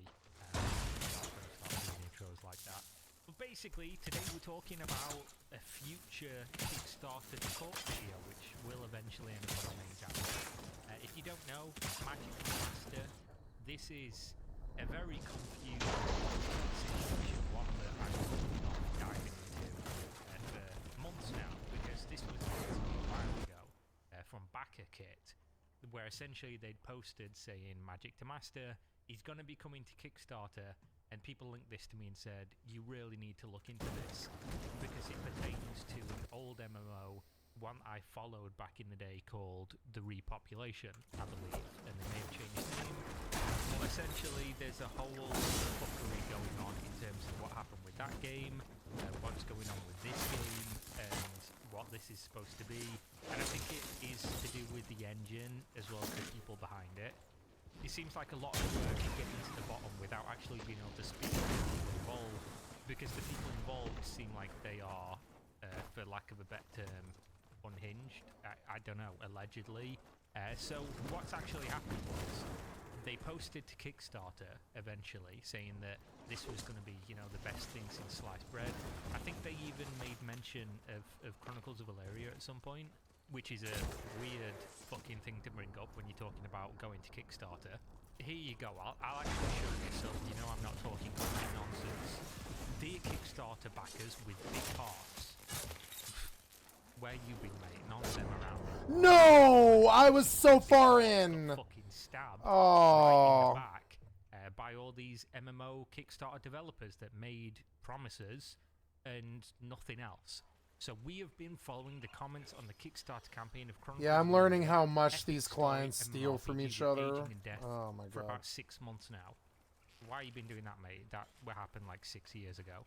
We can't help but feel sorry for all the big-hearted backers who've been eagerly awaiting for this game, only to find out that the owners will never deliver. Nevertheless, here we are to probably do the same. But this is a whole situation. So these people that are making this Kickstarter, which I believe has now been removed because legal threat versus legal threat, this is the only situation in the world that could make me be on the side of Gameforge. If you have got me rooting for Gameforge at any point, who the fuck are you? You've goofed big time. We've reported you to the internet police, and you know, we've backtraced this level of cringe. Essentially, the game is just, it's just bad. It's never going to go anywhere. It's a whole weird situation around it. One I'm not even going to begin to start unraveling in a video like this, because it's some kind of like Da Vinci Code level shit. Callum Upton made a video about this, essentially just looking at the Kickstarter, like I'm doing now. A man on camera sits in a room and looks at static page of a Kickstarter, saying essentially this is dumb, laughing about the Kickstarter and their goals and things like that, and what they're asking people for in terms of, you know, give us this money, we'll give you this thing. And they DMCA'd his video. Now, for some reason YouTube upheld this DMCA and removed the video and applied a strike to Callum's channel, which is insane as a concept. But I just want to explain to you guys, for perhaps some people who don't know what a DMCA is. A DMCA, as it pertains to this, it can be synonymous with copyright takedown, which essentially means somebody's using our copyright in a manner which, you know, isn't allowed based on the laws of the territory they're in, presumably the US. And therefore we're going to take down this content and apply a strike to the channel, get 3 strikes within 90 days, your channel gets deleted, you're permanently banned from YouTube. Good job, your career's just been ruined. Now, somebody talking over looking at a Kickstarter page is, I I don't know what the copyright is in that instance. I don't know how the fuck YouTube looked at that and was like, yeah, valid copyright takedown. Let's apply a strike. Sometimes I can use hyperbole, but I'm not joking when I say this is not hyperbole. There is no realm of possibility, there is no possible legal argument you can make that would be copyright infringement. That is the literal definition of insanity. But for whatever reason, they issued that takedown, and then it was upheld, Calvin's video was taken down, and then of course people started going to war on this one. But there's even worse things that happened with this. Basically, they had a bunch of quotes on the Kickstarter page, which you've got to imagine what is Kickstarter. Essentially, it's a pitch. You're making a pitch to the public. You're saying, here's the things, here's the facts, hopefully, and we want you to give us money based on what we're pitching to you. So if you lie while doing that, I'm not going to accuse them of like actual inner court fraud, but I am going to say, for my personal definition, not in a court, there's something really fucky about lying to people while trying to take their money, even if your intentions at the end are entirely pure and good. But what they were doing was they were posting quotes from MMO websites like Massively OP about the Magic to Master, is it called Magic to Master game, which you can see as sort of like a cosign, right? If somebody says, oh, you know, this is the best thing since sliced bread, this game made me come like no other, you know, those ads that you see on some random websites that you definitely shouldn't be visiting, that is a tacit endorsement from those people. And Massively OP, if they were to endorse a Kickstarter and say, you know, rubber stamp, this is what we think of this, that would be not a massive deal, but it would be some deal to some people and may help them raise money. So if they don't have that rubber stamp, if that quote isn't real, they shouldn't be posting it. Like, they just shouldn't. And you can see here, Massively writes this. It almost immediately went off the rails because the Kickstarter used fake testimonial reviews from multiple websites, including ours, to sing its praises. So here they go. They've got Massively, they've got Game Rant, they've got MMORPG.com, they've got MMORPG, whatever this is, IndieDB, Hero Engine, which is literally them, as far as I can tell, IGN Southeast Asia, and Digital Trends. So they said that Massively apparently said Magic the Master's character class system and battle mechanics are well designed, but what sets it apart is its innovative battleground PvP system. And then all this other nonsense that just didn't happen. These aren't real. Nobody said this. So when this was pointed out, they removed the reviews, and then they said it was Laniartus. I don't know if I'm pronouncing that right, but that's the company behind this, which is going to come up a lot when I'm talking about this. They blamed, quote, a Nigerian Fiverr freelancer for the Kickstarter issues and complained we had harmed its brand image when we amended but didn't delete our article. Now let me get this straight.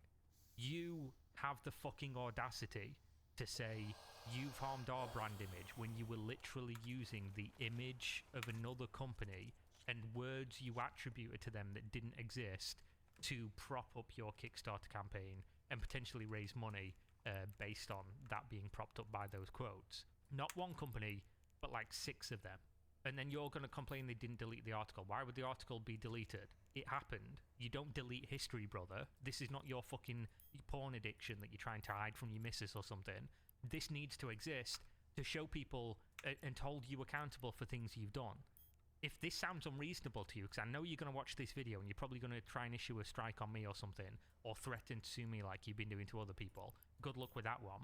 But this is just a straight fact that you need to hear, and if you can't understand this, I don't know where you're going in life, but it's nowhere fast. You can't just tell other people to delete something that you did wrong. You can just turn around and say, yeah, that was our bad. But the problem is when you keep saying, yeah, that was our bad, and keep making these mistakes, they do need to constantly be compiled and talked about, and they're going to be. I assure you they will be.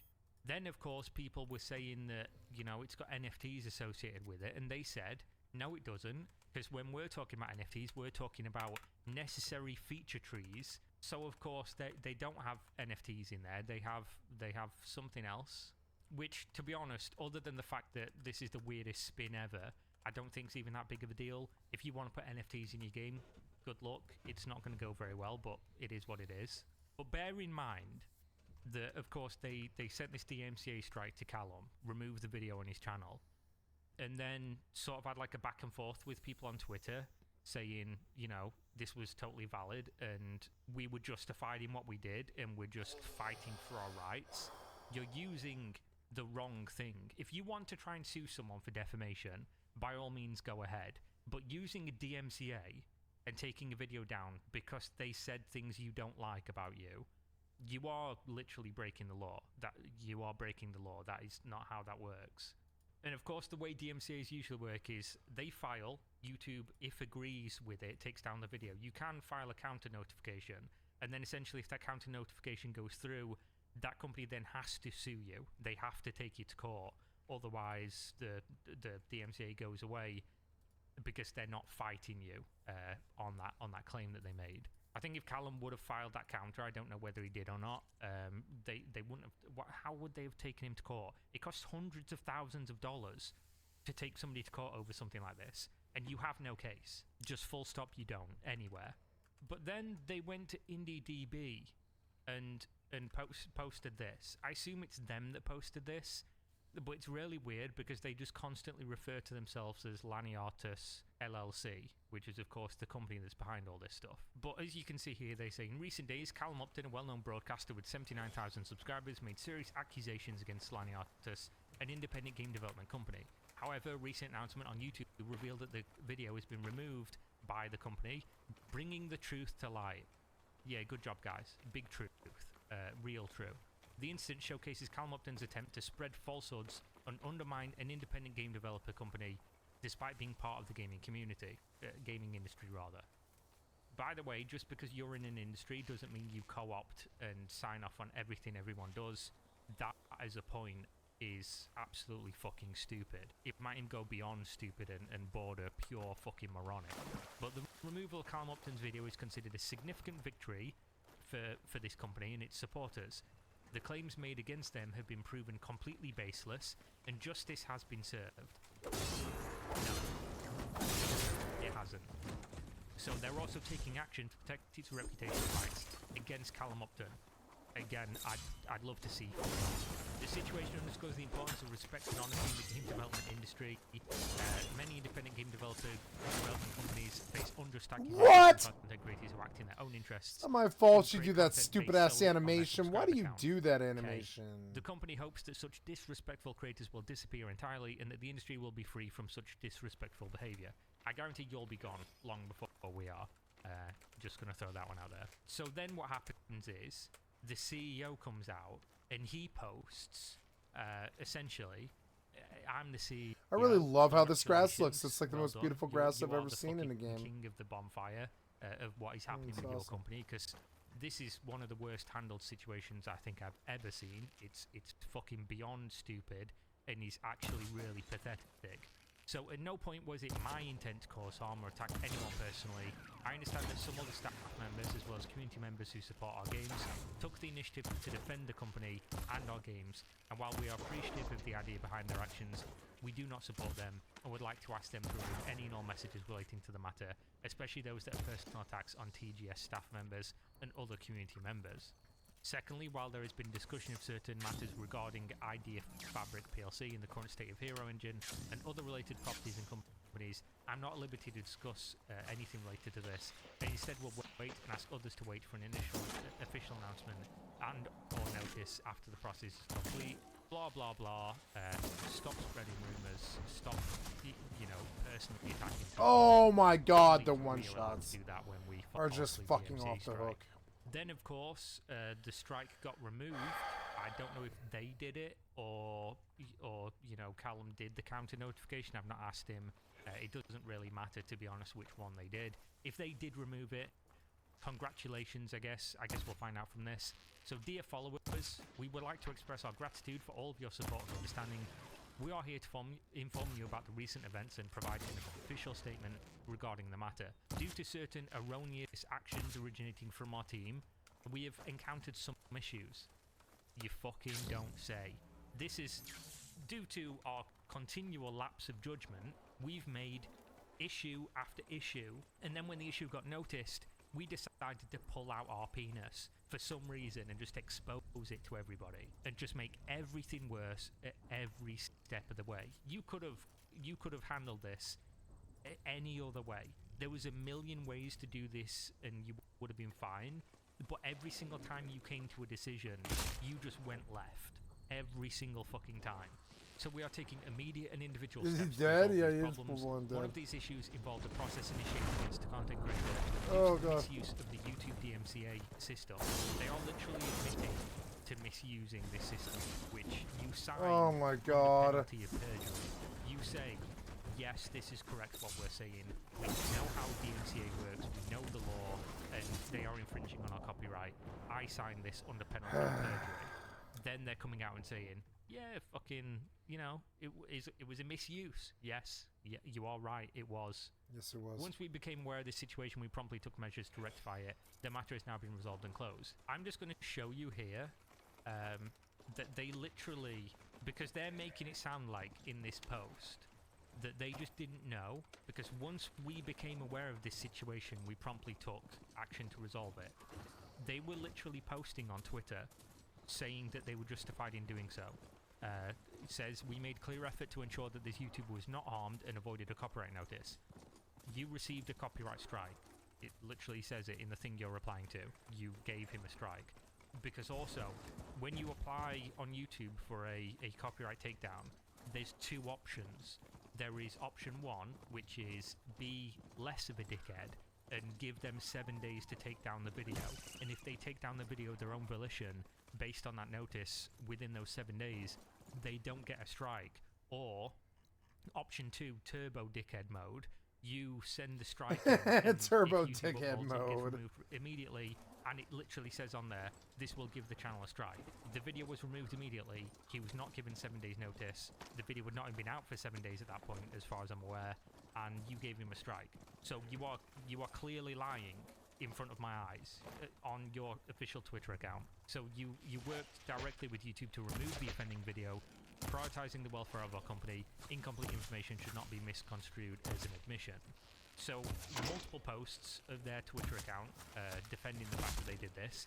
Bear in mind they're saying, once we became aware of the situation, who's running your socials then? Because you did this on Discord, you did it on Twitter, and now suddenly, we just didn't know about it. Mental. So What? another issue we faced, and this is the corker here, guys. This is the cherry on top. I've sent a message out to one of my old Gameforge contacts. I don't even know if they work at the company anymore, to try and get a little bit of an insider scoop on this one to see what's going on. If anyone watching this, because I know some Gameforge people still do, even though you probably don't like me because I constantly shit on Gameforge. But you know, it is what it is. If anyone wants to reach out and have a conversation about this one completely off the record, What? of course, let me know, of course. DMs are always open on all social media. So, Gameforge has attempted to claim rights over our game. While we anticipated such a situation in the future, we are pleased that it came to light sooner. Now, I'd love to understand how you expected another company to claim rights over your game.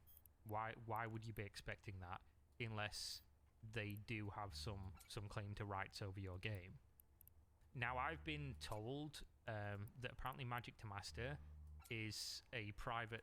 It was, at some point, a private server to a game called Metin 2, which apparently has some, like, very diehard fan base. People have tried to remake Metin 2 repeatedly, limited to no success. And what is Metin 2? I've never heard of that. Metin 2? Metin 2. Oh, Metin 2. It's an online game. Metin 2. What is Metin 2? Oh, it's a Korean MMO from 2004 that I've never heard of before. I've heard of it before, but I don't think I've ever seen it before.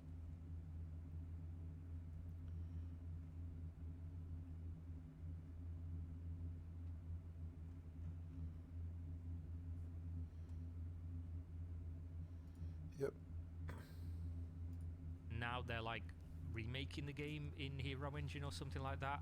Take this with a grain of salt, because I've not looked into it. I'm just saying what people are speculating online. I've no fucking claim to knowledge over this whatsoever. So they then say, by making this mistake, Gameforge has initiated a direct conflict against us. The content showcased in our videos is completely independent of the Metin 2 game, and all rights pertaining to its content, program code, and artistic aspect are protected. Unfortunately, videos sent by YouTube are processed without undergoing a direct review. So, by the way, their videos on YouTube got DMCA'd. Now, tickle me fucking pink that this company that misused the DMCA to remove a creator's video because he said bad words about me. Now I don't like bad YouTube, man. Because he did that, they DMCA'd him. YouTube removed the video, apparently without even looking, because I don't know how otherwise it would have been removed for this. Then they're saying, unfortunately, videos sent by YouTube are processed without undergoing a direct review. In my experience, that's untrue. I've had multiple people try to DMCA my videos, over 25 at this point in the last year. None of them went through because I'm not, infringing on anyone's copyright. But it is fucking hilarious that they got done by the same thing they've just done to somebody else, and then they're like, unfortunately, this is unfortunate. Motherfucker, you benefited from it a couple days ago and then bragged about it. Amazing. Some people might even say that aged poorly, right? Or as the kids would say, that aged like milk. We are not a Metin 2 private server. We immediately filed a counter notification presenting evidence to substantiate all of our rights related to the game. Now, what's hilarious about this is, again, going back to how the copyright system works. As soon as you initiate that counter notice, you're basically telling the other company, not up or shut up, take us to court, and that's your only option, or release the DMCA. So you say Gameforge has initiated a direct conflict against us. It is now. It fucking is now. Because if they do believe that they're right, which I assume that they do, otherwise why would they be misusing the DMCA system? But this part is just, it's too fucking good. We believe the Gameforge will soon experience the consequences of misusing the DMCA system. Please, it can't be more perfect. The timing of this cannot be more perfect. We sincerely apologise for any inconvenience caused thus far. We want to emphasise that the closure of our YouTube channel, literally got banned because they got so many DMCAs. Fucking amazing. It will not harm us in any way. I guarantee it will. We will bring the game to life using our own financial means. Good luck. Furthermore, we invite you to be prepared for an intriguing legal battle the Gameforge initiated or may initiate regarding the Metin 2 game. What do you mean? Regarding the Metin 2 game? Where they will ultimately face defeat.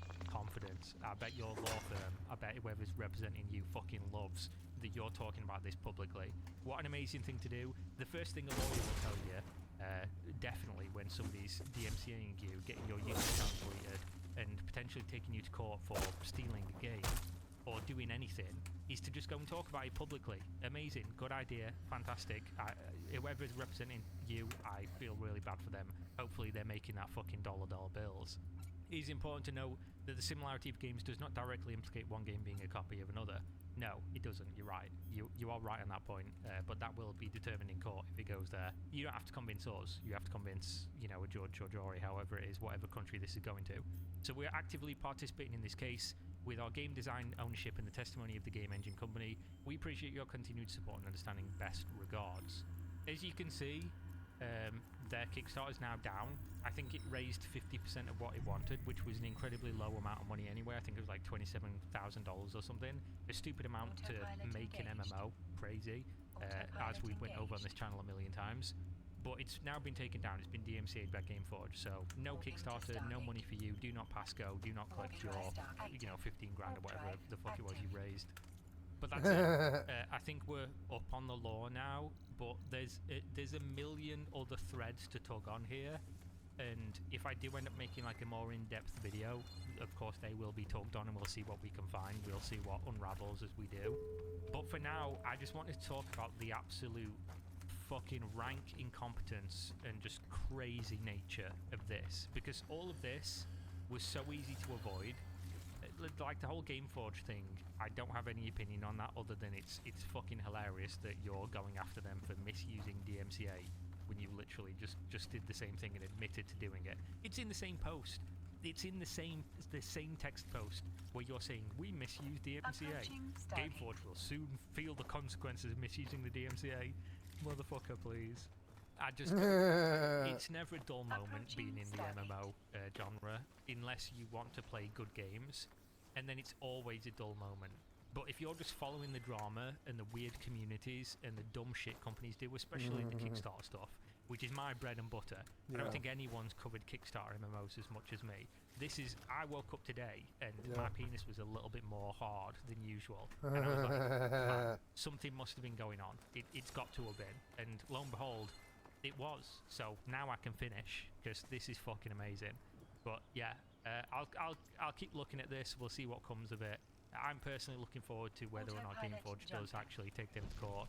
Because honestly, at this point, no offense, I'm sure the people running this game, aside from seeming completely unhinged by posting about themselves like they're, you know, white shining knight because they falsely DMCA creators on IndieDB, like, I'm standing up for all indie developers because I'm DMCA striking creators for no fucking reason, falsely using a system, perjuring myself, and I'm just an amazing stand-up guy and our company's amazing. All this shit is just so bad. But if you're doing that, you deserve what comes to you in this sense. You know, I don't want anyone to get hurt or anything, of course. But in terms of another company going after you, if you are doing something fucking thoroughly deserved. So good luck, Laniatus. I don't know, whatever the fuck your name is. I'll be watching. I'll be waiting from the shadows. Whatever the lyrics to that song are. Have a good one. Peace out, guys.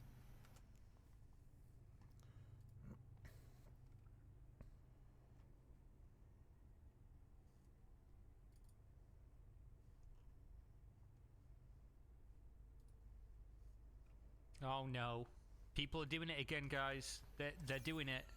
They're making MMOs on Kickstarter. Please, please, why is this still a thing?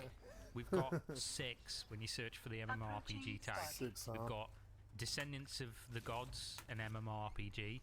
Soul Piece, a One Piece X Bleach X MMORPG Roblox game. I just almost vomited in my mouth. Edenfall, the first Dark Gothic fantasy MMO, Virtual Gamer Marketplace. Dark Gothic fantasy MMO. What do you mean the world's first Dark Gothic fantasy Building the MMO? foundations for Metalis, Back to the Roots, and Medieval Life, a new sandbox MMORPG. Medieval None Life. of these are going to get funded, ever. Like, if you look at normal game genres and stuff like that and see how much money they're raising, they actually get money. Nobody in 2023 is crowdfunding an MMO. It's just not happening. I'm here to tell you that right off the rip. But let's take a look. Let's go through them, I guess. Let's do that to ourselves. Descendants of the Gods. Let's do that to MMORPG. Mute the music. Oh, they're only asking for the low price of $300,000. So a reasonable amount. Elf race by the water. For an MMO. Let's find some combat. Let's see what we're doing. So I say this every single time, and there's always indie developers that show up and get quite upset that I'm saying this. But I'm still going to say it anyway. Nothing about your feelings is going to change the facts of reality. You're not making an MMO as an indie developer, without funding, without previous games shipped, and without a team. Like, you're just not. What you're making is a game that you will say is an MMO, but there will never be a full release of the game that has a population that would make it an MMO. The ones that have happened like 10 years ago. Of the ones that have been tried, I think in the last sort of like 8 or 9 years, Albion Online is pretty much the only one, and they had some money, and they also got in roughly when crowdfunding was still available and people were still willing to buy things to try and get an MMO made. I think nowadays, if your goal is to crowdfund, you're too late. You're shit out of luck. Unless something massive changes, like perception. The thing is that there's only like a finite amount of people who even use Kickstarter and know it exists, and the people who know it exists and have used it before, flat out will not fund MMOs. They just won't. It doesn't happen. I've looked at all of these projects. They never get funded, and they never will. Even ones that don't ask for a whole bunch of money, people are just done on it. Unless you show up and you're like, we have a game right now, you can log on and play, here's the demo, and it's it's fucking mind-blowing, which means you're already multiple years worth of multiple people's work into the project. Nobody's giving you money to finish it. Like, that's just how it is.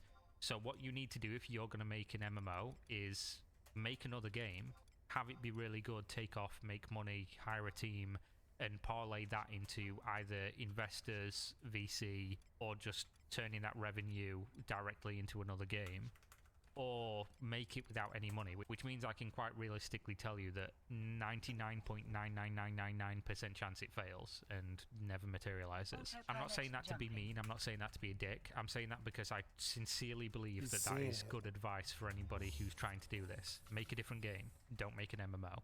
Especially because, as you say here, being straight up and honest with you, I'm a single developer who loves MMOs. My true background is in IT, mostly hardware related. And I've been working on this game for almost 3 years by myself. I've not been happy with the MMOs coming out, and I want to make one that people can enjoy. This is the same story, everyone. Because I don't doubt the passion of people who want to make an MMO. Because I've even thought about it, obviously, before I started doing YouTube and started looking into all these projects and knew I could never do it. Because one, I don't have the technical acumen to do so. Two, people just don't understand how much is involved in making a game, let alone an MMO. And three, I don't have the money to do it. So I understand there's passionate people out there that want to do this. But unless something massive changes, like AI making you be able to turn one person's time and effort into an exponential factor that could build a game out real quick. I know obviously with better engines, with better assets, availability of assets, that's becoming more and more realistic.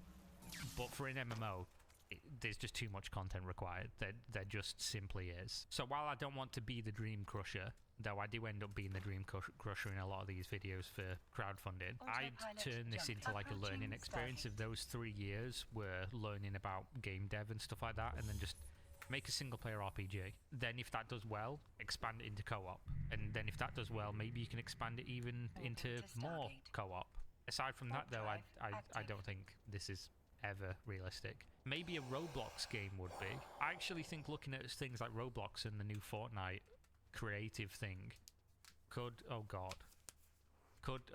Jesus Christ, could open the doors to making games like this with the infrastructure that already exists and with the tools that already exist, and empowering people like small teams to make something much bigger than what they would have otherwise been able to. I don't think even I think there's a multiplication on game dev in general.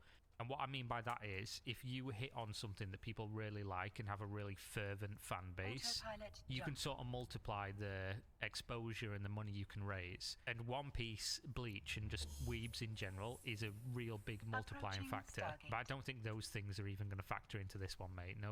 You're asking for $1,000 to make an MMO. What are you going to do with that, mate? Buy one graphics card? I don't think so, mate. Edenfall, the first Dark Gothic fantasy MMO.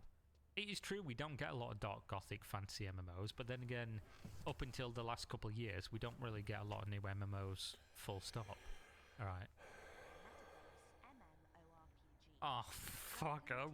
Why did I just unmute it then? I unmuted it at the perfect time. That wasn't scripted at all.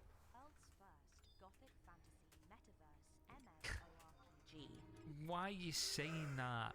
Why metaverse? Just call it an MMO. If at any point I'm gonna be the boomer stood on my lawn shaking my, I ain't got a lawn, but you know what I mean, shaking my fist at the sky. If companies sincerely come out, because you know companies do sort of drive the discourse in terms of changing and adopting tags for games.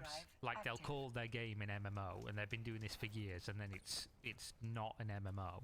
If companies decide that they're going to start making MMOs and they're going to start just calling them metaverses, I'm fucking out, mate. I'm out. I am on quite a high floor. I'll be diving out my window. Is this just somebody talking, or is there gameplay? So it's just images of, you know, if you love Twilight, if you want to be a shiny boy, this is probably for you. I actually don't mind Dark Gothic fantasy, to be honest, but if you're asking for $30,000 to make an MMO, a metaverse in your words, I don't even know how you use the term metaverse and then don't have cryptocurrency attached to it. Control F crypto. Control F NFT. So we have one mention of metaverse. Do we have any blockchain? No. So they don't mention crypto or anything, but I just don't understand why you'd sully yourself with the mention of metaverse. That's basically just like walking into the room after you've just liquid diarrhea shit your pants and then asking if anybody wants to hug you or something. Like, there's no reason to do this. This only harms your credibility, and you already had none anyway because you come into Kickstarter asking people for money to make an MMO. Medieval Life, new sandbox MMO. No trailer, just a bunch of images and a bunch of words. I'm not going to read all of it because you know exactly what I'm going to say throughout. So you can spend 5,000 euros on this. Only 3 of you can though, so you've got to get in quick because it is limited. Only 3 of you can also get an unconquerable private city, a unique avatar, and 125 arcane seals. So apparently they've been working on the game for 2 years already, and they're saying that we can promise everything in this campaign. So we're not promising you anything that we can't guarantee. On the contrary, we intend to listen to the community and make everything possible with the utmost transparency. That's amazing, but nobody knows who you are. You've got, as far as I can see, no links to anything playable, no gameplay footage, just a couple screenshots, no information on who works for the company. There's nothing transparent about this, and for that reason, I'm out. Mortalis, back to the roots. Is this going to be an old school focused MMO? A new MMO with the aim of rebuilding civilization on a strange and hostile planet. Oh, they actually have videos. Cool. This has an interesting looking art style for the concept art, but if all you've got is concept art, oh man, a credit card. The humans look fucking weird. Oh, so the main challenge is to get critical mass of backers who believe in us even before the coding of the game begins. So I've said this a million times. People that are coming to Kickstarter with an idea, they're not wrong. I personally, of course, would never back anything that's at the idea stage. But that is literally what Kickstarter's for, to kickstart things. So coming in saying, you know, this is our idea, here's all our concept art, here's our design briefs, whatever, that is what Kickstarter had in mind when the project began. And obviously it's always a risk, no matter what, backing at any stage. You can buy a game in early access now, and while you still do get a product which is definitely infinitely better for you as a consumer, you are still basically buying into uncertainty. It's just what level of uncertainty are you okay with? Because even, to be honest, buying AAA games now is buying a level of uncertainty, because as we've seen, not a month goes by where a company that's worth billions of dollars, or, you know, tens of millions of dollars, doesn't release a dog shit, terribly optimized, unfinished, buggy, day one DLC, just pile of actual human feces. So there's almost no safety, but of course one's on one end of the spectrum and one's on the complete opposite end. So I don't mind that people post stuff like this. I don't think people are scamming by posting things like this. I just think that ship has long since sailed, and I just don't know who this is for anymore. It does suck, because realistically, if you had 1,000 MMO projects get backed, I'm sure 1 or 2 of them would succeed. But the problem is that that's just a failure rate that nobody's ever going to be okay with. Because so far, what we've seen from games that have been crowdfunded is almost none of them have done anything. Albion, of course, being one of the big examples. But like Dual Universe, Crowfall, Camelot Unchained, Chronicles of Valeria, Titan Reach. Like, we could go on with the list. You could just go through the history of Kickstarter, and it's not really worked out. The best success is Star Citizen, which I'm not going to go into that.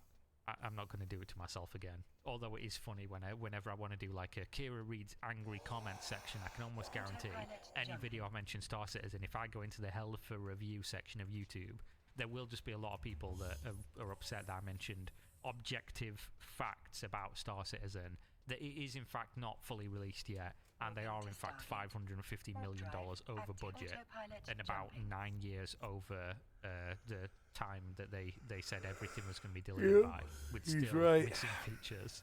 But there we go. I think we can missing features. I think this other one is not an MMO. It's just a place, kind of like, it's just a place where you can rent gamers, which is a little bit cringe, but also games do this in general, like to have like a mentor system, mentee system. And I think the only virtual gamer marketplaces we've had have typically been aimed at lonely people that want to rent e-girls, which, you know, shoot your shot king, do all that good stuff. Personally, no interest in it, but it does make for some funny stories.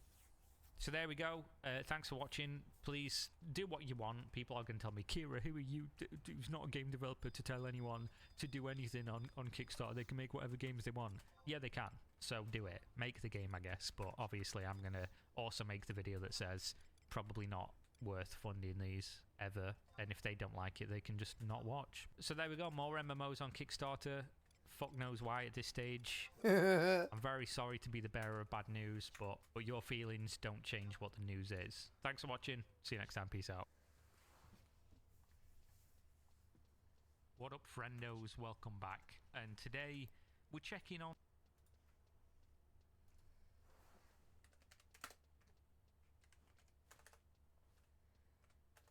I want to watch all of his Star Citizen stuff.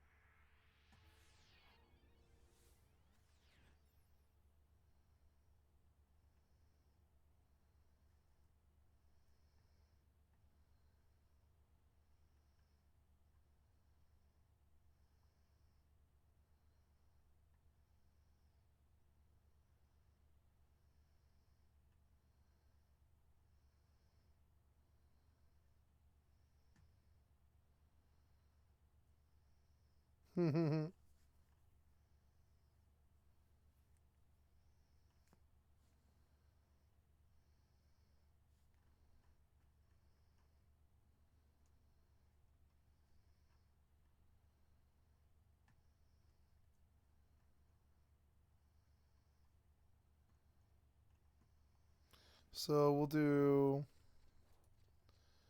add to queue, add to queue, add to queue, and now add to queue, and we'll play this whole fucking thing. And I'm gonna Web3. I'm just gonna go long. I'm gonna go long. I'm not tired. I probably will just keep playing. The overall dynamics and ongoings and shenanigans, one might even say, of the whole Web3 economy and industry. So IEGT token rug pulls for 1.14 million. It's pretty small. No. Okay, today we're talking about Star Citizen, which it might get a little bit controversial up in here, it might get a little bit controversial in the comment section, but I do want to talk about this. It does seem like it's a fairly interesting and large story. There's quite a drama going on with this at the moment, with the community quite split on how to react to this one. And I think it's really interesting. So we're going to go over it, and I will forgive you if you've not been keeping up with Star Citizen as much, because of course at this stage, if you had been keeping up with it, you'd be a decade older, you'd have read thousands of hours of interviews, watched thousands of hours of video, potentially played the game for thousands of hours, and obviously I haven't done that. So if I get something wrong, I am just talking about this from my perspective, from what I know, in my opinion, and I am fully willing to admit that I'm not the most in tune with what's gone on with the project. I know some stuff, I've watched some videos, read some interviews, but if I do get something wrong that was clarified on a forum post 7 years ago somewhere, then you will have to let me know, and that's totally fine, I accept it. But I do just want to talk about this. So CIG posted a roadmap roundup, and it seems to have got people quite upset. Now, what could get the community of Star Citizen quite upset at this point? I think most people at this stage are quite apathetic to what's going on. Most people are just willing to accept the fact that it's done when it's done, and we're just going to wait. And then obviously on some fringe sides, you've got people that are really upset, that want to get their money out, and they want to just call the game a scam, etc, etc. And then on the other side, you've got people that will defend literally anything. So on this topic, we have a lot of Group A and Group B here, and some people in the middle that are looking at it and saying this is an issue. So particularly what got people upset was, quote, "It has become abundantly clear to us that despite our best efforts to communicate the fluidity of development and how features marked as tentative should sincerely not be relied upon, the general focus of many of our most passionate players has continued to lead them to interpret anything on the release view as a promise. We want to acknowledge that not all of you saw it that way. Many took our new focus and our words to heart and understood exactly what we tried to convey. But there still remains a very loud contingent of roadmap watchers who see projections as promises. and their continued noise every time we shift deliverables has become a distraction both internally at CIG and within our community, as well as to prospective Star Citizen fans watching from the sidelines at our open development communications. Now, if I was going to read through that, pick apart every single section, we'd probably be 10 minutes into the video before I finished, because I do think pretty much every part of that paragraph there just drips with passive aggressiveness, entitlement, ungratefulness to an extent as well. And it's pretty bad, honestly. If you cut through the PR of that, they're basically saying that they don't like the fact that people are trying to hold them accountable and being rightly so upset at the lack of accountability of them saying, you know, this is going to happen, and then it doesn't. If you followed Star Citizen for any amount of time, you know that if something is an X, Y, and Z of what you're going to get, you might get X, but it'll probably be late. You might get Y, but it'll be very late. And Z, you're still waiting for that 4 or 5 years later. So it's a problem. It's always been a problem with Star Citizen. And to say, you know, this is something that is wrong with the community and the community's perception of game development, I completely disagree with it. Really, really vehemently disagree with that. And on top of that, to call people, you know, roadmap watchers, what else can people do? They've been waiting for a fucking decade for this game. Like, I think everyone should be a roadmap watcher, because what else are you going to look at? Everyone's waiting for progress to be made, and while progress does get made, not at the rate by which you would expect from a company that's had at this stage $500 million. And of course they've scaled up development, they've got a lot more developers than when they first started, and they are faster with things now. I still think it's reasonable to say it's not as good as it should be, it's not as quick as it should be. And just to say, like, to focus on this part, to say the people that are upset or just having a conversation, critically analysing what you've been doing, and to reduce that down to noise that's distracting you, that feels like you're shifting the blame of how far behind you are and how little progress you make at times to being these people fucking complaining about what we're doing and the things that we've missed repeatedly over and over again.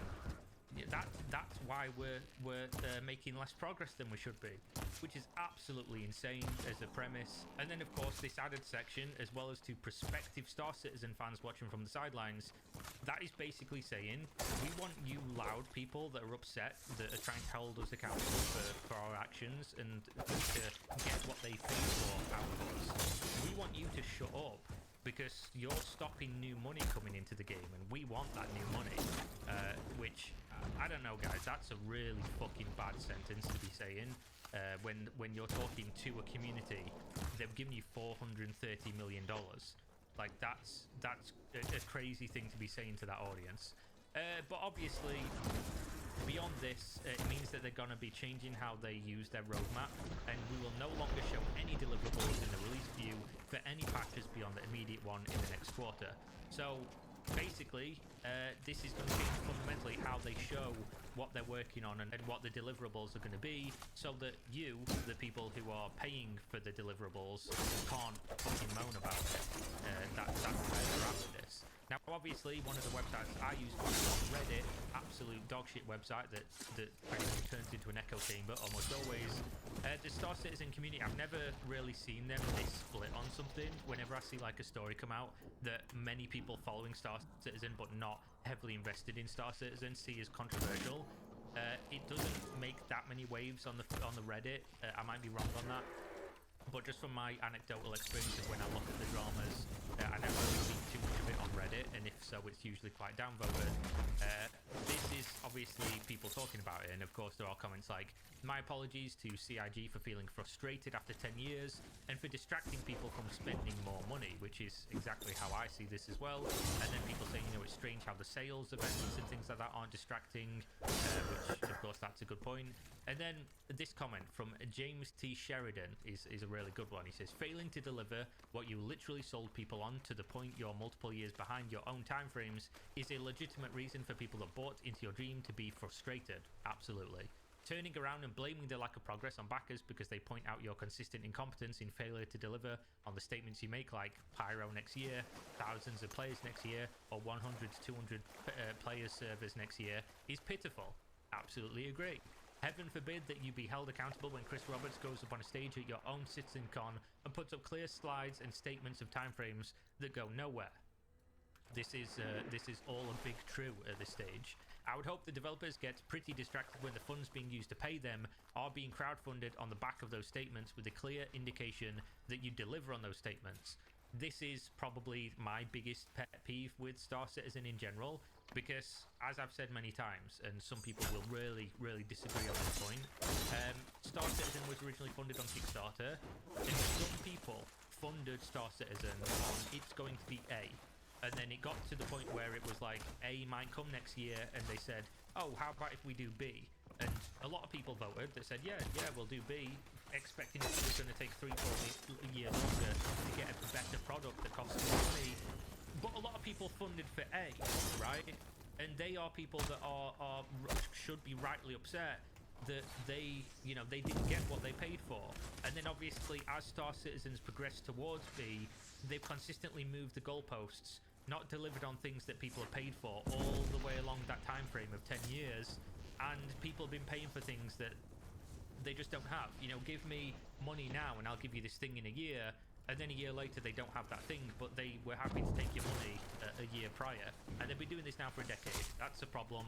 It's been a problem in crowdfunding, specifically in the MMO genre, and this is particularly an issue when you are so bloated as a company that you burn through money so quickly that you've probably got like 6 to 12 months of runway before you run out of money, and that's if people continue to fund you a reasonable amount. If the funding starts dipping to the point where you're losing money Oh every my god, month, tell me you this saved when you ran project up in could here. literally just stop existing. They'd have to release it Oh, as thank is God. and hope that they could earn enough money, and they would literally have to fire hundreds and connection hundreds service of people, lost? close Oh. multiple studios, and then that would slow the Why? progress down to a crawl again. Plus, it's like a snowball rolling downhill. It obviously, as it gains traction and you start seeing the headlines of, Cloud Imperium Games, Star Citizen fires 200 developers and closes 2 studios, obviously that wouldn't be good, and it would obviously, it could literally kill the game. So this is the problem, right?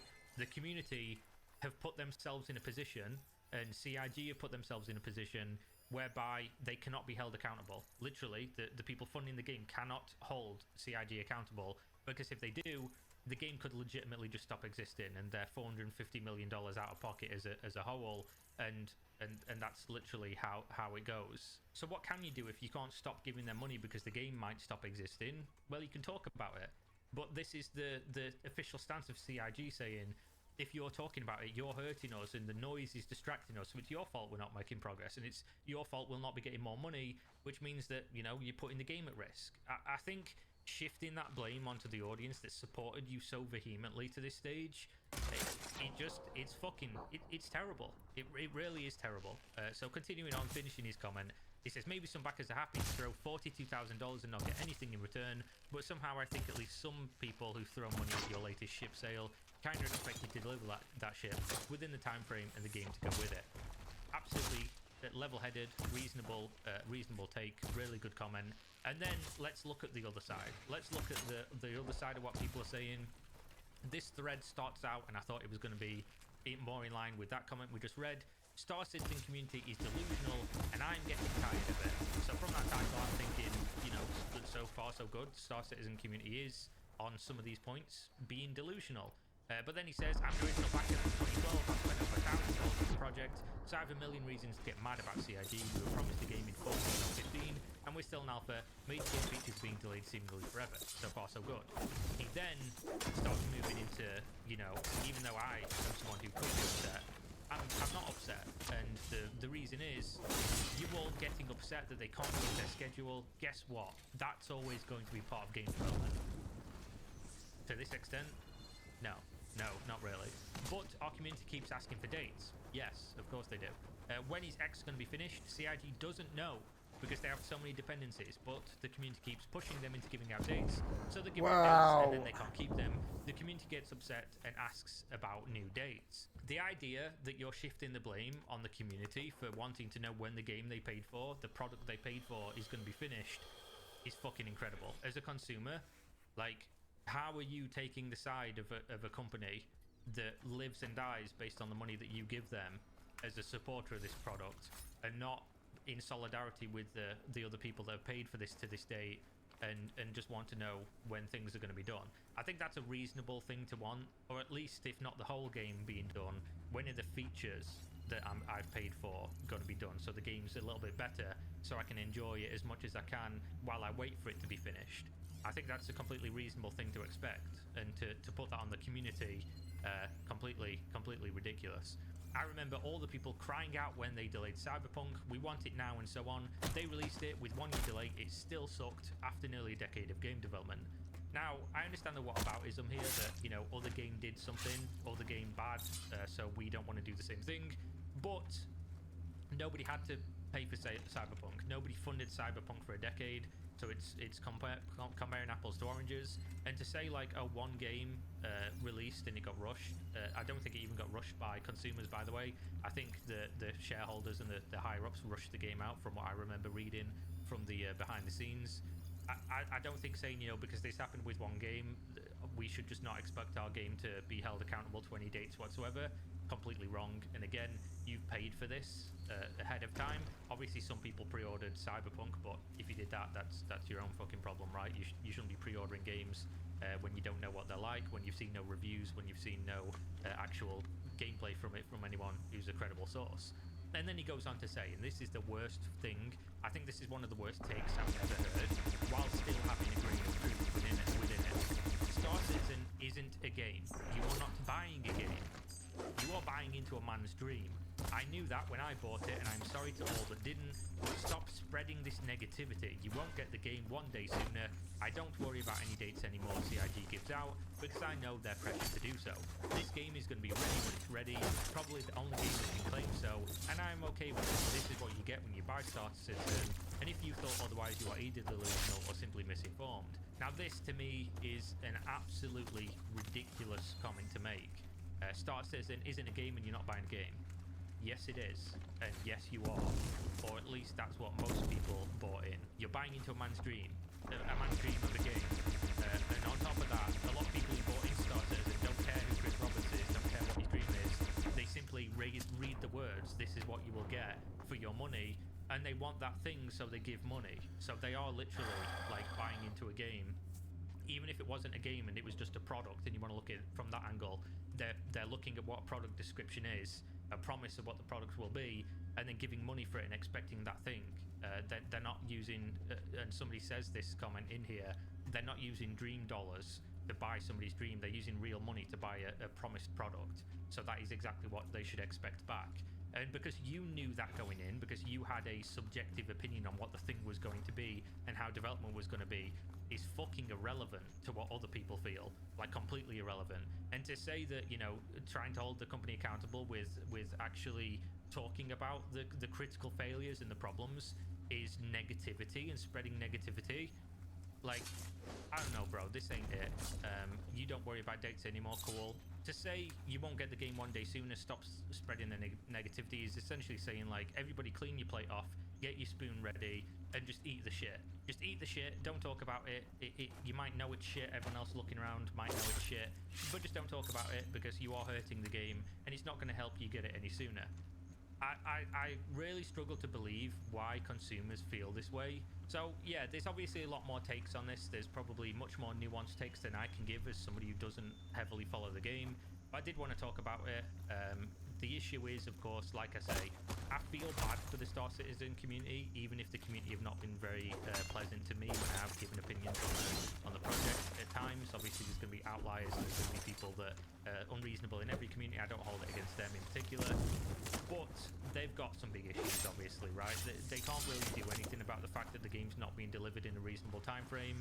And it does suck that if you do have that opinion that this is bad, this is wrong, and you as consumers should be against this, you do run the risk of being ostracized from that community, not just by the community now, the people that are really emotionally, financially, mentally interested and involved in this project, but also the company. The company is now saying, you know, you guys are the problem. You guys making noise and expecting us to be held accountable to things that we promise for money that we take from you happily. That's not good. That's actually harming the experience, and that obviously coming from the development team, coming from the people who run the game, that gives more ammunition to the other part of the community that are like, you guys being negative are hurting us, you're hurting the experience. And I don't know, guys, it's just a really, really shitty situation. There's nothing you can really say about this that's good. So yeah, it just sucks for the community. What? This is not ideal. Why did you put the ground on fire when you forced me to do that fucking 10-second animation? For something that is such a big Why? deal. And yeah, we'll see what happens with Star Citizen. We'll see what happens going forward with this. But yeah, that's my take on it. Hopefully I didn't say anything that was too incredibly wrong. Hopefully there was at least a little bit of common sense in here. And I will see you on the next one. Stay safe out there. We're out. Peace. Good place to stop. Where am I now?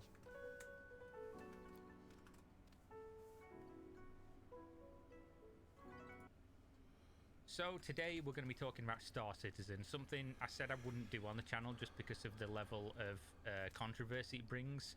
But I figured this article would be one worth reading, and it's one that has got a different reaction depending on where you go on the internet. If you go on the /games Reddit, it got 7,649 net upvotes and 2,326 comments, most of which being people who liked the article or were just there to, you know, talk some smack on Star Citizen and have a laugh over the current situation of the game, etc.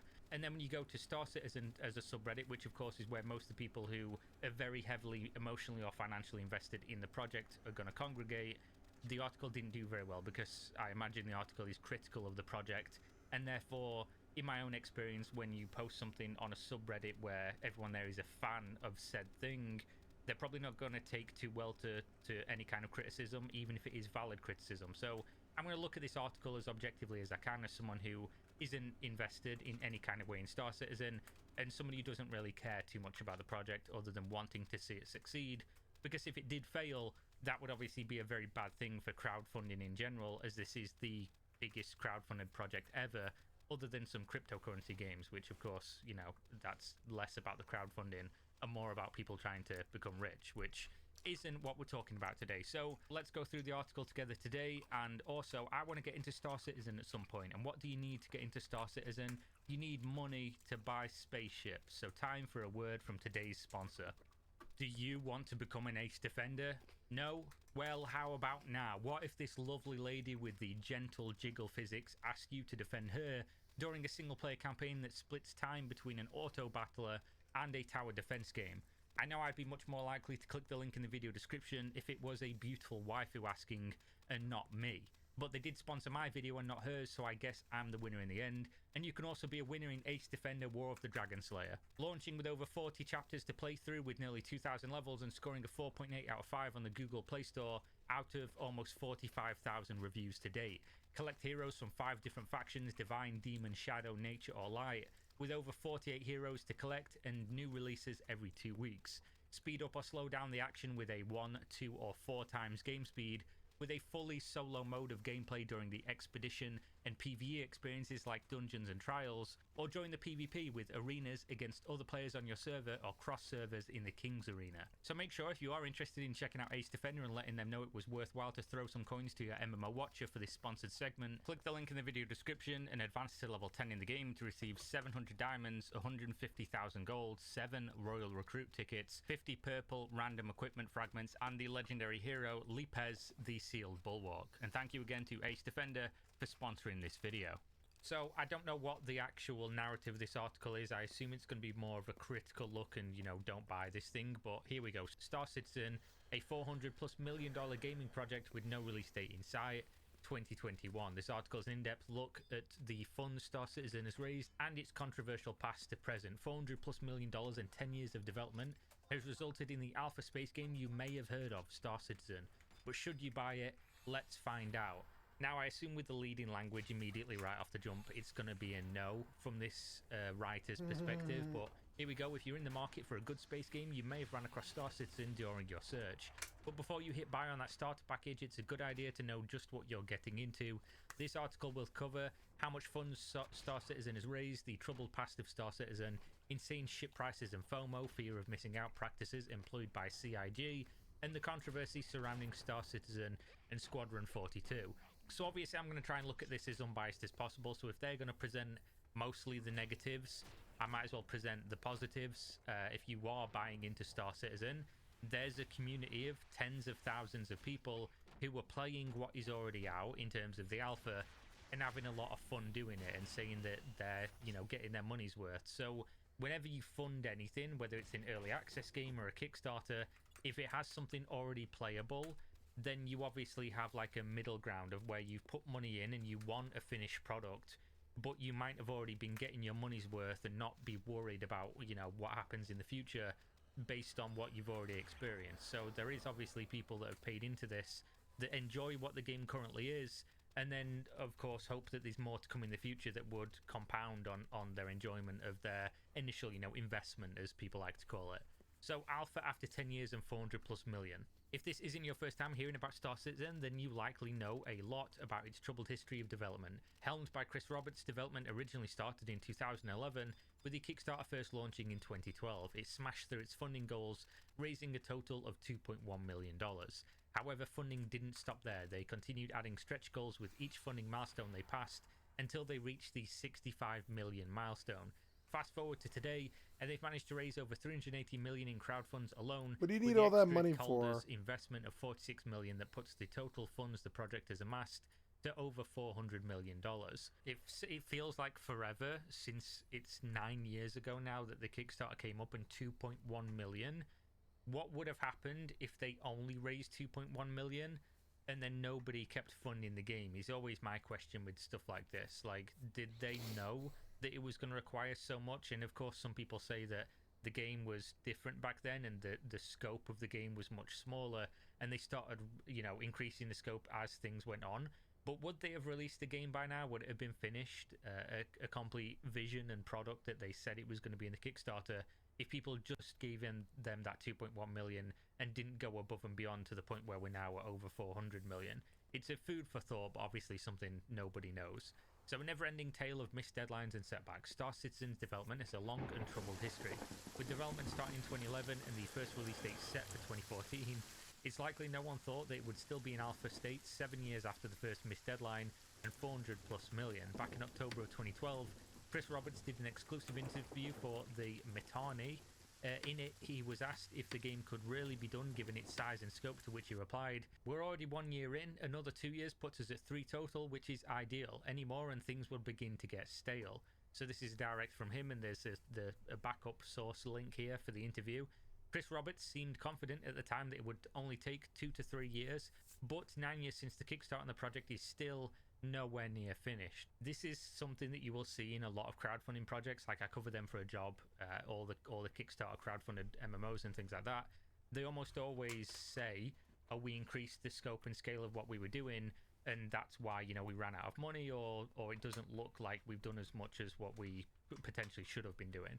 And to me, it's always been a better idea to deliver the core vision of the game and then expand around that once you've got a viable product that people can buy and play, and that delivers on what you promised people originally. Because after that, you do start getting into murky waters of, you made a promise that something was going to happen and then you didn't deliver on it, and then that continues to compound over and over again the more you do that and the more dates you miss, which has been Star Citizen in a nutshell, unfortunately. So Freelancer versus Star Citizen, the past repeated.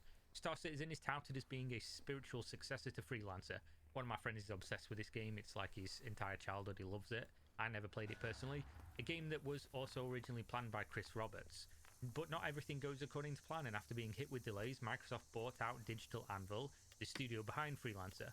Roberts remained as a consultant on Freelancer, but Microsoft proceeded to cut out a lot of the over-ambitious features while trying to adhere to Roberts' vision. It was finally released in 2003, 6 years after work had begun, and well after its intended release date. So this is obviously building on the narrative that you must have seen if you follow Star Citizen, of Chris Roberts essentially gets in charge of something and then can't finish it, he can't release it, because he keeps adding more and more and trying to, you know, be a perfectionist and going above and beyond, trying to add as many features as he possibly can. Even back in early 2000s, people noted how long Freelancer had been taking. In an article on GameSpot, Amir Ajani notes that it's been in development longer than most every other PC game. In that same vein, Star Citizen is on track to breaking the record for the longest non-released game in active development. I figured as much. I figured that would be the case. Many backers are expecting the game to take at least 5 to 10 more years, which would surpass the development timeframe of Duke Nukem Forever. That's mad. I didn't even know Duke Nukem Forever took that long. But since it's called Duke Nukem Forever, that does make sense. In his original pitch video, Chris Roberts mentioned how 10 years ago he got burned out on making video games. Taking a look at his LinkedIn profile reveals that since January of 2001 until the creation of Cloud Imperium Games, he was not involved in the gaming industry at all. He was working as CEO of the film company Ascendant Pictures, followed by working as Chief Creative Officer for Blink Media International. Star Citizen was going to be his comeback to the gaming industry, however, as he was not just going to build a video game, but a universe, something he's always wanted to create. However, he wanted to fund it via crowdfunding. Of course, why risk other people or your own money when you can risk the public's? One of the things I like about crowdfunding is cutting out the politics and the noise of the big publisher, says Chris Roberts in the pitch video. Makes sense. While it's true that crowdfunding is a great way to fund a project, it also comes with a significant amount of risk for those who choose to back certain projects. Kickstarter projects often fail, leaving backers with little to no recourse of getting their money back. In Star Citizen's case, with no publisher oversight, he's amassed a significant amount of money and overambitious stretch goals that will likely not be in the game for years, if at all. So this, of course, immediately comes back to what I was talking about earlier. At the moment, the game is playable, with bugs, of course, with the performance not being amazing, but there are a lot of people that have already got their money's worth and would be fine if it went tits up, compared to some other Kickstarter MMOs like, say, Chronicles of Valeria, that never delivered on anything.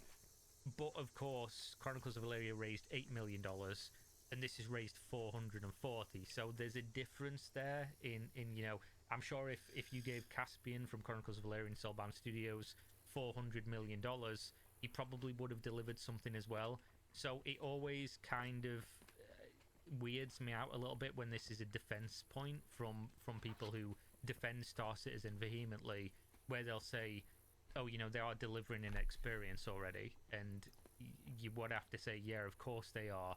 It's been a decade and $400 million, and they're spending money extremely quickly. One of the Star Citizen aficionados will have to correct me if I'm wrong, but I remember reading an article, or it might have been the financial report from Star Citizen itself, saying that they use a ton of money every year, and therefore, if I think it was something like a year, if they stopped getting crowdfunding, just one day people were just like, oh, we're not going to fund this anymore because we've lost faith. If they stopped getting crowdfunding, I think they'd be out of money within a year or something like that, which is kind of worrying. If I was heavily invested in this game, I'd be worried about that, but I don't see people not continuing putting money in this because the sunk cost fallacy is way too big, and obviously people are really invested in this idea of Star Citizen, understandably, because it's an amazing game on paper, and already what they've got to show looks really good. Is it worth $400 million so far? Probably not, but you know, your mileage is going to vary on that depending on your perspective. So Star Citizen's scope increase. Why is Star Citizen taking so long? When asking this question, a common answer is that the majority of the community voted for an increase in the scope of the game. Once Star Citizen reached certain funding milestones, various polls were released asking backers how funding should continue. They were released at the 19 million and 40 million milestones respectively. So what should we do with crowdfunding counter after we reach our goal? Take the funds raised counter down to 23 million, mission achieved, 5% voted on this. Have the funding counter display the amount towards the current stretch goal / feature, not the total amount once we reach 23 million, 7% voted on this. Or C, that 88% voted on, keep it up through development and continue to offer stretch goal rewards, in addition to extra features and development milestones. So 88% of people voted that this is what they should do after 19 million was raised. And then next up, after 46 million was raised, they said, should we continue to offer stretch goals? Yes, no, or no preference. Yes got 55, no got, I think that's a 26, but that wouldn't make sense. And C for no preference got 20. While the polls seem to indicate the majority of backers wanted to increase in scope as of November 19th, 2012, the year before the first poll was released, the Kickstarter gained support from 34,397 backers, but by September 2014, Star Citizen had about 534,000 backers, 3 months after the $46 million poll was released. This means that the majority of the community did not actively vote for the increase in scope. So there's obviously a massive issue here, and I think if you look at this objectively, everyone can understand that there are actually hundreds of thousands of people here that put money into something that can have a legit grievance that this has happened. Because even if you look at the voter numbers, 55% voted yes, continue, and that means 45% voted either no preference or no. So if you took those numbers as a percentage and applied that to the whole 500,000 backers at this time, you would have hundreds of thousands of people that were like, no, we just want the game we paid you for, And then obviously you've got the majority saying yes, continue with it. But at the same time, of those people, how many people wouldn't have understood that it would be another 7 years and still be in alpha? Would they have still made that decision back then, having known that 7 years later you still wouldn't have even a remotely close to finished product? It just seems if at this point you say, you know, I'm a fan of Star Citizen and you know, this is wrong, you are dismissing the opinions of people who helped fund the game to get to this stage that is currently at, who had the same faith in the project and vision and wanted to be part of the same thing as you back then. Overall, I just think it's a really bad situation to be in, because Star Citizen is such a divisive experience. It's such a controversial topic to talk about, because you have the people who really, really love this project and are really invested in it. And then you have people that feel spurned, that feel, you know, some form of hatred or mistrust or heavy dislike for everyone involved in Star Citizen and the community. Because what you've got to imagine is when they got to the point where they were like, I just want the game I paid for, and they turned to the community and said, you know, this isn't right, I paid for this and I've not been given it, the community probably wasn't very kind to them at that point. And then people go on and harbour that grievance going forward, and it creates this situation where it's like an us versus them, and people have like a really negative energy around it. And it's in both sides. It's in defenders of the game and people who maybe at one point were a defender of the game or a believer, and they've now moved on. And it's just, it's a really shitty situation overall. I think it's not good for anybody. So next up, the scope before and after. Even though increased scope is often the scapegoat as to why the game hasn't been finished yet, is that really the problem? With the most recent addition of the localized Orison to the game, Star Citizen finally has one finished system. That said, it is far from optimized and it is full of game-breaking bugs. Most backers report that you need at least 32 gig of memory to run the game smoothly.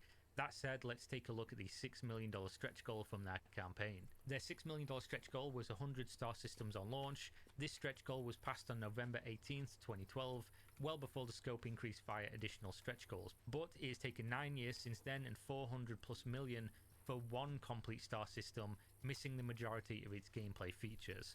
I mean, that is a pretty damning indictment of over-promising and under-delivering. There's nothing really I can say to play devil's advocate on this one. That does look bad. You promised for 6 mil that you'd have 100 star systems, and at that time you were also promising the game's going to be done in a couple of years. And 9 years later, and orders of magnitude more funding, you've done one, and that's not even 100% done. That doesn't look good. Even if you include Squadron 42 in the total development budget, that's still at least 200 million a piece, half towards Star Citizen and half towards Squadron 42. It is also important to remember that both games share assets.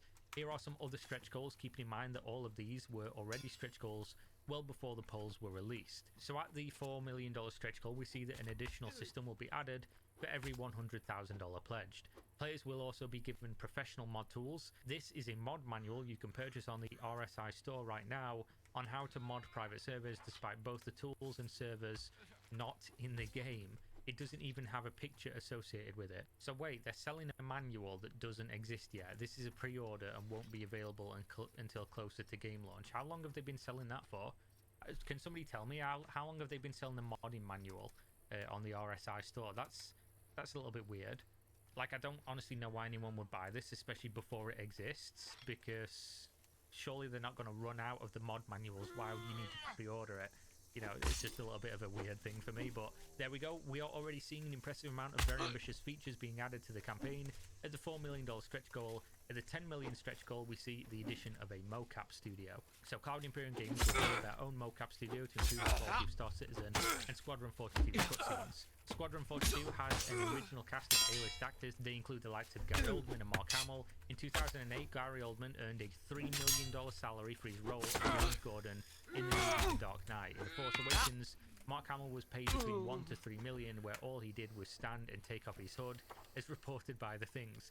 I mean, he's definitely winning on that one, right? He was hardly in that movie, and you know, that movie wasn't very good, to be honest. Please don't hate me. In addition to high actor costs, running a mocap studio isn't cheap. A single Rococo suit costs $2,500, and that's supposed to be on a budget. According to Cloud Imperium Games, a single day of motion capture costs between $25,000 and $50,000 and provides roughly 200 moves, simple gestures, limb movements, and so on, according to Chris Roberts on the RSI forums, which is also sourced. Keep in mind this was for the $10 million stretch goal as well, and does not include development costs nor the 9 other actors that make up the main crew. it can't have been cheap to get these people to do this. I mean, if the game does come out and those people are in it, that's probably pretty awesome. To me, this is Star Citizen in a nutshell. Like, this concept, if you look at this under a microscope, is just Star Citizen.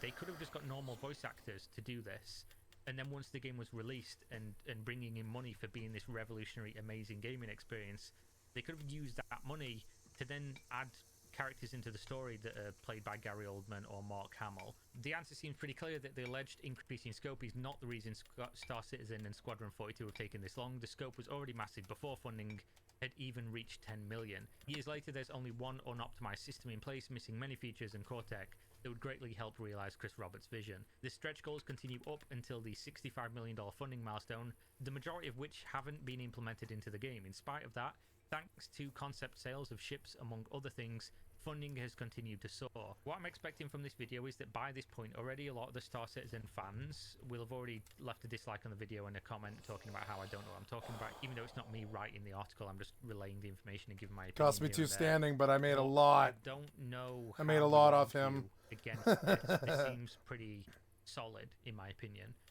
The argument, like I said earlier in the video before we got to this point, has always been the reason Star Citizen is not out yet is because of this scope increase. But if at $10 million, I could beat his ass too. They were saying, you know, it's a couple years and 10 mil and we'll have all of these things, and then $400 million later and 7 years, you only have a fraction of those things. How can it be the scope that people voted for that was on those stretch goals? Because they're long since gone already, long since funded. You know, it doesn't really make a lot of sense to me. I understand why people defend it. It's one, sunk cost fallacy, and two, because the idea of if you didn't defend it, people would stop funding the game and the game goes under and you don't get delivered this experience. It makes complete sense, right? You don't want people all just bad mouthing. It was a good trip, got a lot done. Meaning it into death. If everyone like 10 gold and yeah, we're not happy got, with this, and I'm gonna get back what I just got on that kill. I'm gonna get back and rep for turning YouTube, in. etc., etc. So, like from the kill I just did, that cost me 2 standing, but I'm gonna get it back when I turn in this quest. Like I'm learning how to play the game a little bit better as a murderer. I have a murder count timer right before you're forgiven for one. If you get more, before the murder will be reset. The murder count timer is 480. This is criminal. Anyone can kill this player without getting a penalty.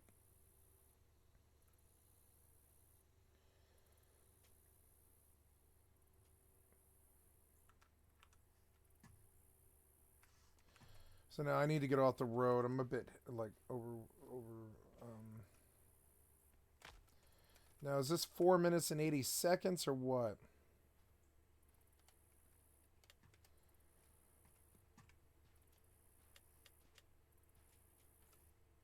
I'm not flagged as a criminal for longer than 15 more seconds, and I don't think that guard will aggro.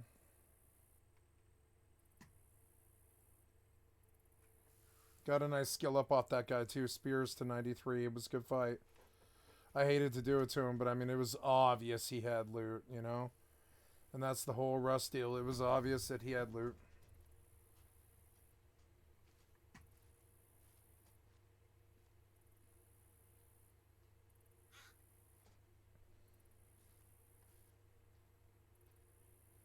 I wasn't interested in blocking him. I maybe should have tried. He was.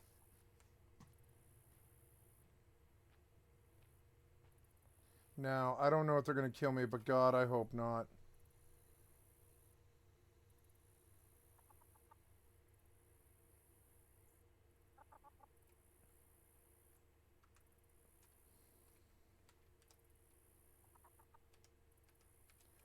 So I think I can go into town now. I think he can try and kill me, but I think I can go into town now. Right? Yeah, you're going to kill me? Just kill me if you're going to. Are you mad at me? No, you're not mad at me. So let's just go bank before he starts some shit with me in town. And Velto, Arsh, and Vanillin. That was him, and he just ran past me. I wonder if he picked up on it. He was like, oh. Haha. Poor guy. Nothing personal, you know. That's extraction. It's full loot drop. It's a full loot drop game. I'm gonna go put this money away before he robs me. Yeah, silver and all that. I don't know. Should I put the heads away? No, I should just go vendor all that. But I think I'll vendor all that and I'll buy a bag. And then I'll, Who? If he comes at me in the middle of the town.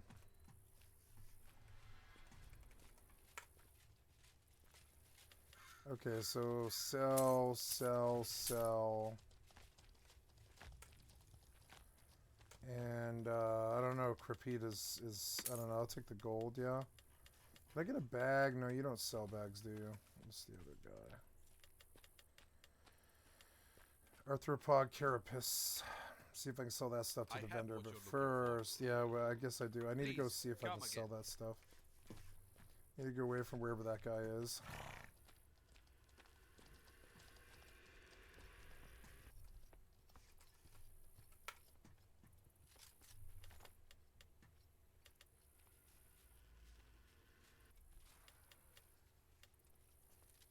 Okay, we're going to buy orders and we're looking for crepite.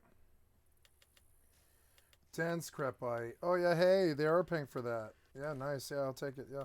Hey, cool, gold. And then Arthro. Yup, they're paying for that too. Cool. And then Spider. Anything spider meat wise? You want spider meat at all?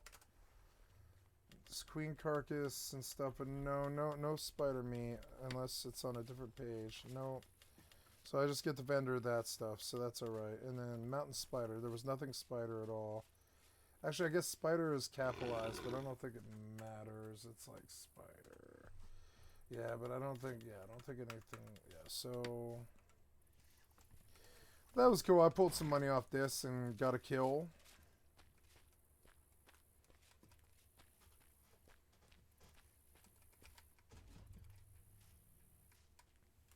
It was a good fight.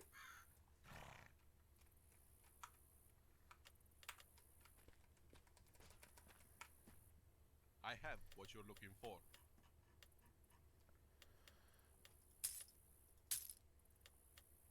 Thank you.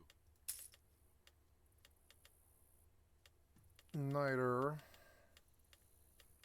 Deal. Good. So I have 550, which is not quite enough for what I wanted. I'll have to go get another gold, but this will buy me a bag, which is good.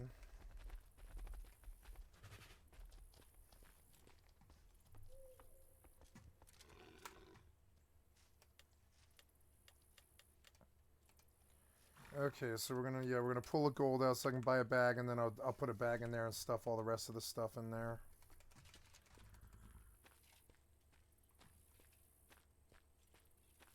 This was a good session. I liked it. I got a kill and I got loot, got gold. I did a trip and killed spiders. It was a fun little mortal trip. I like it. It's good to take it in little increments, you know, not get too high, too close to the sun or anything. There's what I got on. So all that work on him got me a nice 6-slot bag or whatever it is, like 12-slot bag. I'll use that to store whatever I can't fit in the bank.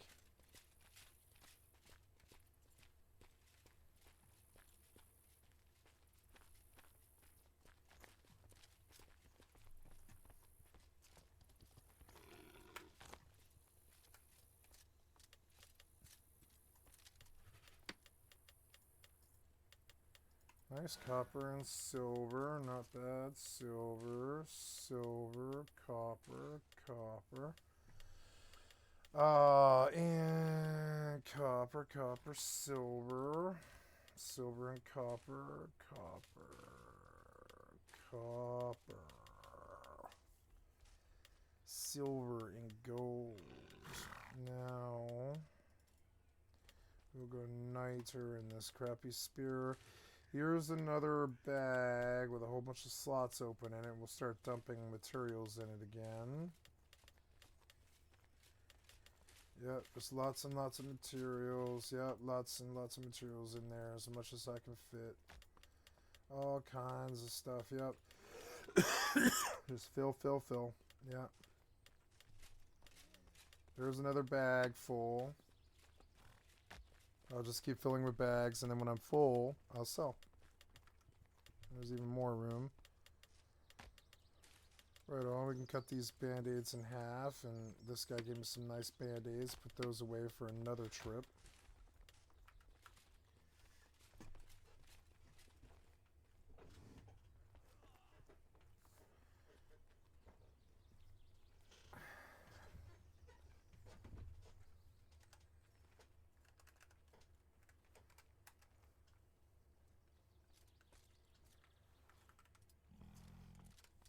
Okay, so yeah, looking good. Seems good. I'm enjoying it. It was a fun experience. I got a book in. I'm learning.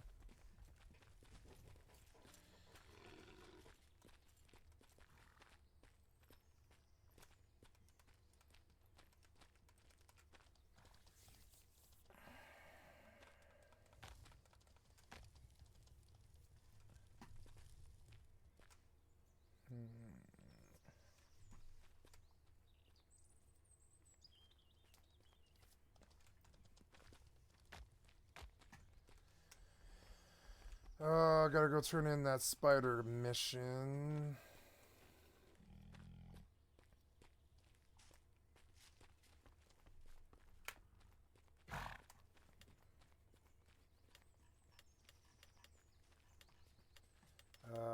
Oh yeah, spider mission. So, yes, give me some renown.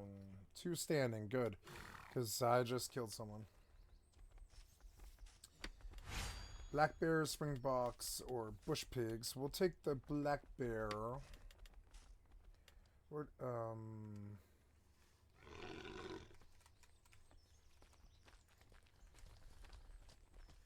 and we'll go out to wherever black bears are. They say black bears are 500 meters out. We'll go see if I can tame a bear.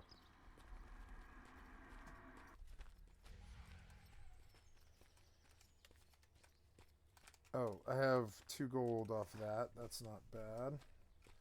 I suppose I could do some money changing here. Cuprim's good, actually. Cuprim stacks up, and you can use it to make things like spears and stuff, but silver coin, I think, would be good to sell. This is like 11 gold and silver coin. Let's go sell it. Oh, no, come on. I'm gonna go sell this. Yeah, I want a big bear. I want to ride a bear. I think that'd be sweet. Everyone's riding bears now. They just run fast, I guess. Let me show you. Hey, 11 gold for all that silver. Not bad.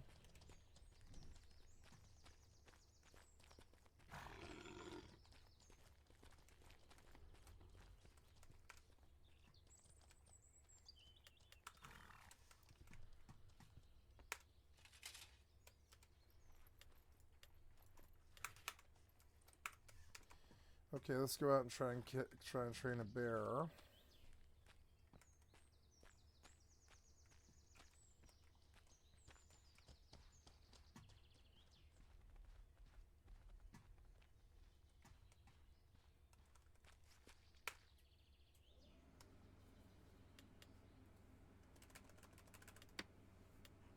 Water lizard for 500. Wow. Mongrel horses for 7 gold, but I'm looking for like pets and stuff. Horses. There's a dire wolf for 20 gold. I don't want to pay that much. There's a Belvis for 19. Do people buy those?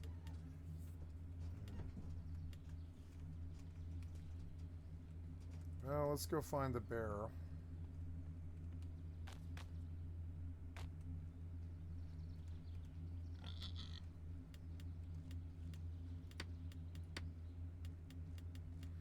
I don't have pants. Oh.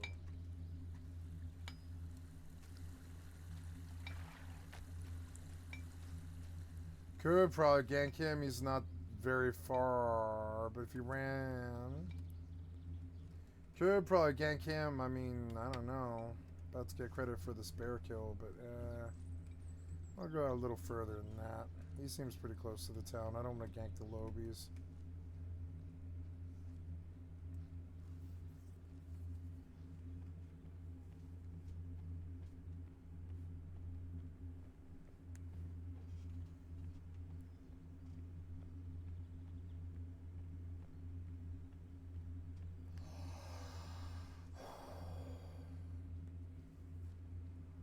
This canister is dead. So